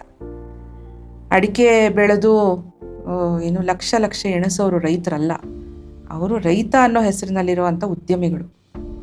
ಹಾಗಾಗಿ ಕೃಷಿ ಅನ್ನೋ ಪರಿಭಾಷೆನೇ ಬದಲಾಗಬೇಕು, ರೈತ ಅನ್ನೋ ಪರಿಭಾಷೆನೇ ಬದಲಾಗಬೇಕು. ರೈತ ಅನ್ನೋ ಪರಿಭಾಷೆಯಲ್ಲಿ ಮಹಿಳೆಗೆ ಕೇಂದ್ರ ಸ್ಥಾನ ಬರಬೇಕು. ಮಹಿಳೆಯರಿಲ್ಲದೆ ವ್ಯವಸಾಯ ಸಾಧ್ಯ ಇಲ್ಲ. ಮಹಿಳೆಯರು ಬೀಜ ಉಳಿಸಿರ್ಲಿಲ್ಲ ಅಂತಂದಿದ್ರೆ, ಮಹಿಳೆಯರು ಅಡುಗೆ ಮಾಡಿ ಒಂದು ಡಬ್ಬದಲ್ಲಿ ಹಾಕಿ ಎತ್ತಿಟ್ಟಿರ್ಲಿಲ್ಲ ಅಂತಂದಿದ್ರೆ ಈ ದೇಶದ ಆಹಾರ ಭದ್ರತೆ ಉಳಿತಿರ್ಲಿಲ್ಲ. ಹೌದು. ಆಮೇಲೆ ರೈತರು ಅಂತ ನಾವು ಹೇಳ್ತೀವಿ, ಆದ್ರೆ ಗಂಡಸರು ಅಂತ ನಾವು ಹೇಳ್ತೀವಿ. ಬಟ್ ನಾವು ತೋಟಕ್ಕೆ ಹೊಲಕ್ಕೆ ಹೋದಾಗ ಅಲ್ಲೆಲ್ಲ ಮಹಿಳೆಯರೇ ಕೆಲಸ ಮಾಡ್ತಾ ಇರ್ತಾರೆ. ಹೌದು, ಇವತ್ತು ಕೆಲಸ ಮಾಡೋರು ಅವರೇನೆ. ಗಂಡಸರು ಎಷ್ಟೇ ಕಷ್ಟಪಟ್ಟು ಕೆಲಸ ಮಾಡಿದ್ರು ಬೆಳಗಿಂದ ಸಂಜೆ ತನಕ ಹೋಗಿ ಸಾರಾಯಿ ಅಂಗಡಿ ಮುಂದೆ ನಿಲ್ತಿರ್ತಾರೆ. ಹೆಣ್ಮಕ್ಳು ಹಂಗಲ್ಲ, ಅದರಿಂದ ಏನೋ ತಗೊಂಡೋಗಿ ಮನೆಗೆ ಹೋಗಿ ಅಡುಗೆ ಮಾಡಿ ಅನ್ನ ಹಾಕಿ ಮಕ್ಳಿಗೆ ಊಟ ಹಾಕ್ತಾರೆ. ಹಾಗಾಗಿ ರೈತ ಅನ್ನೋ ಪರಿಭಾಷೆಯ ಒಳಗಡೆ ಮಹಿಳೆಗೆ ಸ್ಥಾನ ಬರಬೇಕು. ಮಹಿಳೆಯನ್ನ ರೈತಳು ಅಂತ ಗುರುತಿಸೋದಿಕ್ಕೆ ಕಾನೂನಿನಲ್ಲಿ ಒಂದು ಬಹಳ ದೊಡ್ಡ ಬದಲಾವಣೆ ಆಗಬೇಕು. ಮದುವೆ ಆದ ತಕ್ಷಣ ಹೆಣ್ಣು ಮಕ್ಕಳಿಗೆ ಗಂಡನ ಭೂಮಿಯಲ್ಲಿ ಜಂಟಿ ಖಾತೆ ಆಗಬೇಕು. ಇದನ್ನ ನಾವು ಸರ್ಕಾರಕ್ಕೂ ಹೇಳ್ತಾ ಇದ್ದೀವಿ. ಇಲ್ಲ ಅಂತಂದ್ರೆ ಅವಳು ಬರೀ ಸೇವಕಿ ಅಷ್ಟೇ, ಹುಟ್ಟದಾಗಿಂದ ಸಾಯೋ ತನಕ ಎಲ್ಲರೂ ಸೇವೆ ಮಾಡ್ಕೊಂಡು ಹೋಗೋದಷ್ಟೇ. ಅಲ್ಲಿ ತಂದೆ ಮನೆಯಿಂದ ಇಲ್ಲಿ ಬಂದ್ಬಿಟ್ಟು ಅಟ್ಲೀಸ್ಟ್ ಇಲ್ಲ ಅವಳಿಗೆ ಆ ಕೆಲಸ ಮಾಡ್ಬೇಕಾದ್ರೆ ನೀವು ಹೇಳಿದ್ ಸರಿ, ಅವಳಿಗೊಂದು ಹಕ್ಕು ಬೇಕಲ್ಲ. ಹೌದು. ಈಗ ಅವಳ ಹೆಸರಿನಲ್ಲಿ ಒಂದು ಸಾಲ ಸಿಕ್ಕಲ್ಲ, ಅವಳ ಹೆಸರಲ್ಲಿ ಸಬ್ಸಿಡಿ ಸಿಕ್ಕಲ್ಲ, ಯಾಕಂದ್ರೆ ಅವಳ ಹೆಸರಲ್ಲಿ ಏನೂ ಇಲ್ವಲ್ಲ. ಮದುವೆ ಆದ್ಮೇಲೆ ಗಂಡನ ಅಡಿಯಾಳಾಗಿ ಯಾತಕ್ಕೆ ಇರಬೇಕು? ಸಮನಾಗಿರ್ಬೇಕು ಅಲ್ವಾ? ಹಾಗಾಗಿ ಗಂಡನ ಆಸ್ತಿಯಲ್ಲಿ ತಕ್ಷಣ ಅದು ಹೇಗೆ ನೀವು ಮದುವೆ ರಿಜಿಸ್ಟರ್ ಮಾಡಿಸ್ಲೇಬೇಕು, ಅದೇ ರೀತಿ ಅದೇ ಟೈಮಲ್ಲಿ ನೀವು ಖಾತೆನೂ ಬದಲಾವಣೆ ಮಾಡಿ. ಇಲ್ಲಿ ಇನ್ನ ಒಂದು ಸಮಸ್ಯೆ ಬರುತ್ತೆ. ಇವತ್ತಿನ ಸನ್ನಿವೇಶ ಹೇಗಿದೆ ಅಂದ್ರೆ, ರೈತರಿಗೆ ಹೆಣ್ಣೆ ಸಿಗ್ತಾ ಇಲ್ಲ. ನಾವು ನೋಡ್ತಾ ಇದ್ದೀವಿ, ರೈತ ಅಂತ ಅಂದ್ರೆ ಯಾರು ಹೆಣ್ಣು ಕೊಡ್ತಾ ಇಲ್ಲ. ನಿಮ್ಗಿಲ್ಲ ಒಂದು ಗವರ್ಮೆಂಟ್ ಕೆಲಸ ಇರಬೇಕು, ಇಲ್ಲ ಪ್ರೈವೇಟ್ ಕೆಲಸ, ಒಂದು ಮನೆ ಇರಬೇಕು ನಗರದಲ್ಲಿ. ರೈತ ಅಂತ ಅಂದ್ರೆ ನಾವು ಮುಂಚೆ ಒಂದು ಹೆಮ್ಮೆ ಇರ್ತಾ ಇತ್ತು, ಆ ಗೌರವ ಇರ್ತಾ ಇತ್ತು. ನಾವೇ ಕೊಡಕ್ಕಾಗ್ತಾ ಇಲ್ಲ ಇವತ್ತು ಅವ್ರಿಗೆ ಆ ಗೌರವ. ಇನ್ನಷ್ಟು ರೈತರಿಗೆ ಇವತ್ತು ಕುಟುಂಬ ಅನ್ನೋದು, ಅದಕ್ಕೆ ಅವ್ರು ಆಚೆ ಬಂದು ಕೆಲಸಗಳನ್ನು ಮಾಡ್ತಾರೆ, ಬೇರೆ ಬೇರೆ ಕೆಲಸಗಳನ್ನು. ಇದನ್ನ ತುಂಬಾ ಬೇಜಾರಾಗುತ್ತೆ ನೋಡಿದಾಗ. ಅವ್ರ ಹತ್ರ ಜಮೀನ್ ಇರುತ್ತೆ, ಹಸುಗಳಿರುತ್ತೆ, ಬೆಳೆ ಬೆಳೀತಾ ಇರ್ತಾರೆ. ಆದರೆ ಮದುವೆ ಅಂತ ಹೋದಾಗ ಯಾರೂ ತಯಾರಿಲ್ಲ ಕೊಡೋಕ್ಕೆ. ಇದು ಯಾವಾಗಿಂದ ಶುರು ಆಯಿತು ಅಂತ, ಯಾಕೆ ಶುರು ಆಯಿತು ಇದು? ಯಾವಾಗ ಬೆಳೆಗಳಿಗೆ ಬೆಲೆ ಸಿಕ್ಕದೆ ರೈತರು ಸಾಲದ ಸುಳಿಯಲ್ಲಿ ಸಿಕ್ಕಾಕೊಳ್ಳೋಕ್ಕೆ ಶುರು ಆದರು, ಯಾವಾಗ ಕೃಷಿ ಒಂದು ನಷ್ಟದ ಉದ್ಯಮ ಆಯಿತು, ಅಲ್ಲಿಂದ ಅದು ನಷ್ಟಕ್ಕಷ್ಟೇ ಸಿಕ್ಕಾಕೊಳ್ಳಿಲ್ಲ, ಅದು ಒಟ್ಟಾರೆ ಅದಕ್ಕಿದ್ದಂಥ ಒಂದು ಹಿರಿಮೆ ಏನಿತ್ತು, ಒಂದು ಗೌರವ ಏನಿತ್ತು, ಎಲ್ಲವೂ ಕಳ್ಕೊಳ್ಳೋ ಅಂಥ ಒಂದು ಪರಿಸ್ಥಿತಿ ಬಂತು. ಹಾಗಾಗಿ ಮುಂಚೆ ರೈತರು ಅಂತಂದರೆ ಜಮೀನ್ದಾರರು, ಅವ್ರಿಗೆ ಬವಣೆ ಎಷ್ಟಿದೆ ಅದೇನೋ ಹಿಂದ್ಗಡೆ ಮನೆ ಹಿಂದೆ ಹೋಗಿ ಏನೋ ನೋಡ್ತಿದ್ರಂತ. ಅವೆಲ್ಲವೂ ಇವಾಗ ಕೊಟ್ಟಿಗೆಲ್ ಹಸುಗಳು ಎಷ್ಟಿದ್ದಾವೆ, ಇವೆಲ್ಲವೂ ರೈತನ ಒಂದು ಅಸ್ತಿತ್ವದ ಸಂಕೇತ ಆಗಿತ್ತು. ಆದರೆ ಇವತ್ತು ರೈತರು ಅಂತಂದರೆ ಎಷ್ಟು ಮಾಡಿದ್ರೂ ಏನೂ ಸಿಕ್ಕಲ್ವಲ್ಲ, ಯಾತಕ್ಕೆ ನಾವು ದುಡಿಬೇಕು, ಹೋಗೊಂದು ವಾಚ್ಮ್ಯಾನ್ ಕೆಲಸ ಮಾಡೋರು 15,000 ರೂಪಾಯಿ ಸಿಕ್ಕತ್ತಪ್ಪ, ಆ ಕೆಲಸ ಮಾಡ್ತೀವಿ ಅಂತಾರೆ. ನೀವು ಹೇಳಿದ್ರಲ್ಲ, ಮೊದಲನೇದಾಗಿ ನಾವು ರೈತ ಆಗಬೇಕು ಅಂತ. ಇವಾಗ ಅವನು ಸಂಪಾದನೆ ಮಾಡಬೇಕು ಅಂತ ಅಂದರೆ ಅವನ ಹತ್ರ 1 ಎಕರೆ 2 ಎಕರೆ 4 ಎಕರೆ ಇದೆ, ಅವನೇನು ಮಾಡಬೇಕು? ಏನು ಬೇಕಾದರೂ ಮಾಡ್ಬೋದು, ಆದರೆ ಆ ಬೆಳೆ ಕಂಟ್ರೋಲ್ ಅವನ ಕೈಲಿರಬೇಕು. ಅವ್ನು ಯಾವುದೋ ಒಂದು ಮಾರ್ಕೆಟಲ್ಲಿ ಬಂದ್ಬಿಡತ್ತೆ, ಬೆಲೆ ಸಿಕ್ಬಿಡತ್ತೆ ಅಂತ ಜ್ಯೂಸ್ ಕಟ್ಟಿ ಮಾಡೋ ಅಂಥ ಬೆಳೆನ ಬಿಡಬೇಕು. ಈಗ ಮಾಡ್ತಿರೋದು ಹಾಗೇನೆ. ಈಗ ಏನು ಅರಿಶಿನ ಹಾಕ್ತೀವಿ ಅಥವಾ ಮೆಕ್ಕೆಜೋಳ ಬೆಳಿತೀವಿ, ಬೆಲೆ ಸಿಕ್ಕತ್ತೆ ಅನ್ನೋ ಒಂದು ಭ್ರಮೆಯಲ್ಲಿ ಬೆಳೀತಾರೆ. ಆ ದೂರದೃಷ್ಟಿನೇ ಇರೋದಿಲ್ಲ. ನಾನೇನು ಬೆಳಿತೀನೋ ಅದನ್ನು ನಾನು ಮಾರ್ತೀನಿ, ನಾನು ಬದುಕು ಕಟ್ಕೊಳ್ತೀನಿ ಅನ್ನೋ ಅಂಥ ಭರವಸೆ ಅವನಿಗಿರಬೇಕು, ಅಥವಾ ಅವಳಿಗಿರಬೇಕು. ಇಲ್ಲ ಅಂತಂದರೆ ಅಂಥ ಬೆಳೆನ ಬೆಳಿಬಾರ್ದು. ಕಬ್ಬು ಬೆಳೆದು ನೀವು ಶುಗರ್ ಫ್ಯಾಕ್ಟ್ರಿಗೆ ನೀವು ಖರೀದಿ ಮಾಡಿ ಅಂತ ನಾವು ಬೀದಿಲಿ ಹೋರಾಟ ಮಾಡೋದಕ್ಕಿಂತ, ನೀನು ಶುಗರ್ ಫ್ಯಾಕ್ಟ್ರಿಲಿ ನಾನು ಕೊಡೋದಿಲ್ಲ, ನಾನು ಬೆಲ್ಲ ಮಾಡಿ ನಾನು ಮಾರ್ಕೋತೀನಿ ಅನ್ನೋ ಅಂಥ ಒಂದು ಮಟ್ಟಕ್ಕೆ ಎಲ್ಲ ರೈತರು ಬಂದುಬಿಟ್ಟಾಗ, ಎಲ್ಲ ಗ್ರಾಹಕರು ಮತ್ತು ಬಳಕೆದಾರರು ಸಕ್ಕರೆ ಬದಲು ಕಬ್ಬನ್ನು ಬಳಸೋಕ್ಕೆ ಶುರು ಮಾಡಿದಾಗ ಆವಾಗ ಒಂದು ಬದಲಾವಣೆ ಬರುತ್ತೆ. ಇಲ್ಲ ಅಂತಂದರೆ ಸಕ್ಕರೆ ಫ್ಯಾಕ್ಟ್ರಿಗಳು ನಿಮ್ಗೆ ಯಾತಕ್ಕೆ ಕೊಡ್ತಾರೆ? ಸಕ್ಕರೆ ಫ್ಯಾಕ್ಟ್ರಿಗಳವರು ಈಗ ಮೊನ್ನೆ ಈ ಕಬ್ಬಿನ ಚಳವಳಿಲೇನೆ ಸಿದ್ದರಾಮಯ್ಯನವರೇ ಕೇಳಿದ್ರು ಸಕ್ಕರೆ ಕಾರ್ಖಾನೆ ಮಾಲೀಕರಿಗೆ, ಆಯ್ತಪ್ಪ ನೀವು ಬಾಕಿ ಕೊಡೋಕ್ಕೆ ದುಡ್ಡಿಲ್ಲ, ನಿಮಗೆ ಬೆಲೆ ಕೊಡೋಕ್ಕಾಗೋದಿಲ್ಲ, ಅವ್ರು 3,500 ರೂಪಾಯಿ ಕೇಳ್ತಿದ್ದಾರೆ, ನಮ್ಗೆ ಅಷ್ಟು ಕೊಡೋಕ್ಕಾಗಲ್ಲ ಅಂತಂತಿದ್ದಾರಲ್ಲ, ನೀವು ಪ್ರತಿ ವರ್ಷ ಒಂದೊಂದು ಎಕ್ಸ್ಟ್ರಾ ಸಕ್ಕರೆ ಫ್ಯಾಕ್ಟ್ರಿಗಳು ಶುಗರ್ ಫ್ಯಾಕ್ಟ್ರಿಗಳು ತೆಗಿತಿದಾರಲ್ಲ, ನೀವು ನಿಜವಾಗ್ಲೂ ನಷ್ಟದಲ್ಲಿದ್ದೀರಾ ಅಂತ. ಎಷ್ಟು ಸಿಂಪಲ್ ಕ್ವಶನ್ ಅಲ್ವಾ? ಸೊ ಹೀಗಿರುವಾಗ ಪರಿಸ್ಥಿತಿ, ನಾವು ಕಚ್ಚಾ ವಸ್ತುವನ್ನು ತಯಾರು ಮಾಡೋದನ್ನು ಬೆಳೆಯೋದನ್ನು ಬಿಟ್ಟು ನಾವು ಏನೇ ಬೆಳೆದ್ರು ಆಹಾರ ವಸ್ತುವನ್ನು ಮಾತ್ರ ಬೆಳೆದು ಅದಕ್ಕೆ ಮೌಲ್ಯವರ್ಧನೆ ಮಾಡಬೇಕು, ನಮ್ಮ ಬೆಲೆನ ನಾವೇ ಕಟ್ಟಬೇಕು, ಕರೆಕ್ಟಾಗಿ ಲೆಕ್ಕಾಚಾರ ಹಾಕ್ಬೇಕು ಎಷ್ಟು ಖರ್ಚಾಯಿತು. ಗ್ರಾಹಕರ ಸುಲಿಗೆ ಕೂಡ ನಡೀತಾ ಇದೆ. Organic food and is nothing but looting the consumers. ಗ್ರಾಹಕರ ಸುಲಿಗೆ ನಡೀತಾ ಇದೆ, 1ಕ್ಕೆ 10 ಪಟ್ಟು ಬೆಲೆ ಮಾರ್ತಿದ್ದಾರೆ. ಅದು ಕೂಡ ತಡಿಬೇಕು, ಇಬ್ಬರ ಶೋಷಣೆನೂ ತಡಿಬೇಕು. ಯಾಕಂದರೆ ಆಹಾರ ಒಂದು ನಂಬಿಕೆಯ ಸಂಕೇತ. ನನಗೆ ನಿಮ್ಮ ಜೊತೆ ಏನೋ ಒಂದು ಬಾಂಧವ್ಯ ಬೆಳೆಸ್ಬೇಕು, ಒಂದು ಫ್ರೆಂಡ್ಶಿಪ್ ಬೆಳೆಸ್ಬೇಕಂದ್ರೆ ನಿಮ್ಮನ್ನು ಊಟಕ್ಕೆ ಕರಿತೀನಿ, ನಾನು ಮನೆಗೆ ಬನ್ನಿ ಊಟಕ್ಕೆ ಅಂತ. ಆ ಥರದ ಒಂದು ಆಹಾರವನ್ನು ತಗೊಂಡೋಗಿ ನಾವೊಂದು ಮಾರಾಟದ ವಸ್ತುವಾಗಿ ಮಾಡಿ, ಈ ಕಡೆ ಬೆಳೆಯೋನಿಗೂ ಲಾಭ ಇಲ್ಲ, ಆ ಕಡೆ ತಿನ್ನೋರ್ಗೂ ಲಾಭ ಇಲ್ಲ ಅನ್ನೋವಂಥ ಪರಿಸ್ಥಿತಿಯಲ್ಲಿ ದಲ್ಲಾಳಿಗಳು ಮಧ್ಯವರ್ತಿಗಳು ತಂದು ನಿಲ್ಲಿಸಿದ್ದಾರೆ. ಇದನ್ನು ಬದಲಾಯಿಸ್ಬೇಕು ಅಂತಂದರೆ ಕಚ್ಚಾ ವಸ್ತುವನ್ನು ಬೆಳೆಯೋದನ್ನು ರೈತರು ಬಿಡಬೇಕು. ಬಳಕೆದಾರರು ನಾನು ರೈತರಿಂದ ಮಾತ್ರ ಖರೀದಿ ಮಾಡ್ತೀನಿ ಅನ್ನೋ ಮನಸ್ಥಿತಿಗೆ ಅವ್ರು ಬರಬೇಕು. ಹುಡ್ಕೊಂಡು ಹೋಗ್ಲಿ, ರೆಸಾರ್ಟಿಗೆ ಹೋಗ್ತಾರಲ್ಲ ಹಾಗೆ ಪಕ್ಕದ ಹಳ್ಳಿಗಳಿಗೆ ಹೋಗಿ ಹುಡ್ಕೊಂಡು ಹೋಗ್ಲಿ, ರೈತರ ಜೊತೆಗೆ ಸಂಬಂಧ ಬೆಳೆಸ್ಲಿ, ರೈತರು ಬೆಳೆದಿರೋ ಕೊತ್ತಂಬರಿ ಸೊಪ್ಪು ತಗೊಬರ್ಲಿ, ಒಂದು ವಾರಕ್ಕೆ ಹಾಲು ಹೆಂಗೆ ಕರೀತಾರೆ ಅಂತ ಮಕ್ಳಿಗೆ ತೋರಿಸ್ಲಿ. ಈ ಥರದ ಒಂದು ಅದೇ ಆಗ್ರಿ ಟೂರಿಸಮ್ ಅಂದರೆ ಏನೋ ಈಗೇನೋ ಮಾಡ್ತಿದ್ದಾರೆ, ಹಟ್ಟುಗಳನ್ನು ಕಟ್ಟಿಬಿಟ್ಟು ಗುಡಿಸ್ಲುಗಳನ್ನು ಕಟ್ಟಿ ಅಲ್ಲಿ ಒಳ್ಳೆ ಊಟ, ಅದಲ್ಲ ಆಗ್ರಿ ಟೂರಿಸಮ್ ಅನ್ನುವಂಥದ್ದು ನಮ್ಮ ಹೊಸ ಸಂಸ್ಕೃತಿಯ ಭಾಗ ಆಗಬೇಕು. ರೈತ ಅವನ ಪ್ರೊಫೆಷನ್ನ ಬಿಟ್ಟು ಹೋಗೋ ಅವಶ್ಯಕತೆ ಇಲ್ಲ. ಇವತ್ತು ಬೇರೆ ಅವಕಾಶಗಳಿದೆ ಅವನಿಗೆ, ಅವನು ಹೋಗ್ಬಿಟ್ಟು ವಾಚ್ಮ್ಯಾನ್ ಆಗೋ ಖಂಡಿತ ಇಲ್ಲ. ಯಾರ ಮನೆ ಬಾಗಿಲು ಕಾಯಬೇಕಾಗಿಲ್ಲ. ರೈತನಿಗಿರುವಂಥ ಒಂದು ಅವಕಾಶ ಬೇರೆ ಯಾರಿಗೂ ಇಲ್ಲ. ರೈತನಿಗೆ ಕೋವಿಡಲ್ಲಿ ಏನಾಯಿತು? ಕೋವಿಡ್ನಲ್ಲಿ ಎಲ್ಲರೂ ವಾಪಸ್ಸು ಭೂಮಿ ಇರೋರೆಲ್ಲ ಹಳ್ಳಿಗೆ ಹೋದ್ರು. ಹೌದು. ಹಾಗಾಗಿ ಕೋವಿಡ್ ಎಲ್ಲವೂ ತೋರಿಸ್ಕೊಟ್ಬಿಡ್ತು. ಆಹಾರ ಎಷ್ಟು ಮುಖ್ಯ ಅನ್ನೋ ತೋರಿಸ್ಕೊಟ್ಬಿಡ್ತು. ಎಲ್ಲದಕ್ಕೂ ನಿರ್ಬಂಧನೆಗಳಿದ್ವು, ಆಹಾರಕ್ಕೆ ನಿರ್ಬಂಧನೆ ಇರಲಿಲ್ಲ. ಹೋಗಿ ನೀವು ಮಾರಕ್ಕೆ ಸಾಧ್ಯತೆ ಇತ್ತು, ಏನೇ ಬೆಳೆದಿದ್ರು ಅದಕ್ಕೆ ಮಾರಾಟಕ್ಕೆ ಸಾಧ್ಯತೆ ಇತ್ತು. ಹಾಗಾಗಿ ರೈತನಿಗಿರುವಂಥ ಒಂದು ಅವಕಾಶ ಇದೆಯಲ್ಲ, ಒಂದು ಭದ್ರತೆ, ಅವನಿಗೆ ಸರ್ಕಾರ ಯಾರೂ ಜೊತೆಗೆ ನಿಲ್ಲದೆ ಇದ್ರು ಆ ಭೂಮಿ ತಾಯಿ ಒಂದು ಭದ್ರತೆ ಕೊಡ್ತಾಳಲ್ಲ, ಆ ಭದ್ರತೆ ನಾನು ನಂಬಬೇಕು ರೈತ. ಸ್ವಲ್ಪ ಬುದ್ಧಿ ವಿವೇಕನ ಉಪಯೋಗಿಸಿ ಹೇಗೆ ಮಾರಬಹುದು, ಹೌದು ಎಲ್ಲಿ ಮಾರಬೇಕು, ಹೌದು. ಅಷ್ಟು ಮಾಡಿದ್ರೆ ಸಾಕು. ಮತ್ತೆ ಸುಮ್ಮನೆ ಅಕ್ಕಪಕ್ಕದವ್ರನ್ನ ನೋಡಿ ಅದನ್ನ ಕಾಪಿ ಮಾಡೋದನ್ನ ಬಿಡ್ಬೇಕು.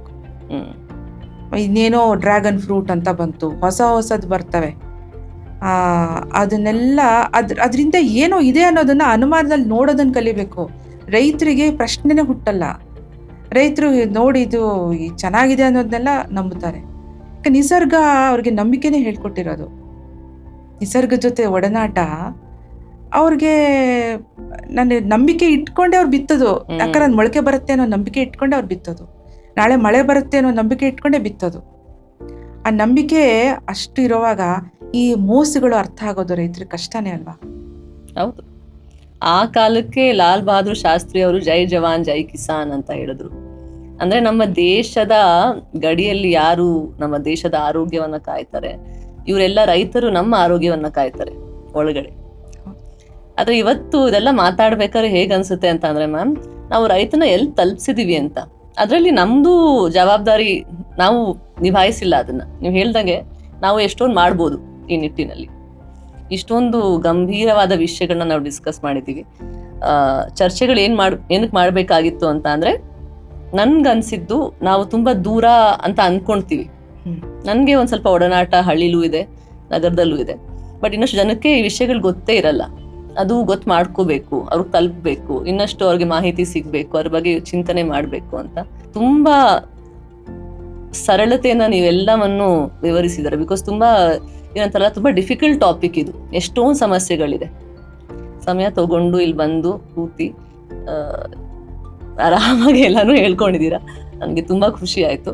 ಇನ್ನಷ್ಟು ಇದ್ರ ಬಗ್ಗೆ ನಾನು ಮುಂದೆನೂ ಚರ್ಚೆ ಮಾಡಬೇಕು ನಿಮ್ಮ ಮೇಲೆ. ಇನ್ನೊಂದು ಅವಕಾಶ ಸಿಗ್ಲಿ ಅಂತ ನಾನು ಕಾಯ್ತಾ ಇರ್ತೀನಿ ma'am. Thank you so much.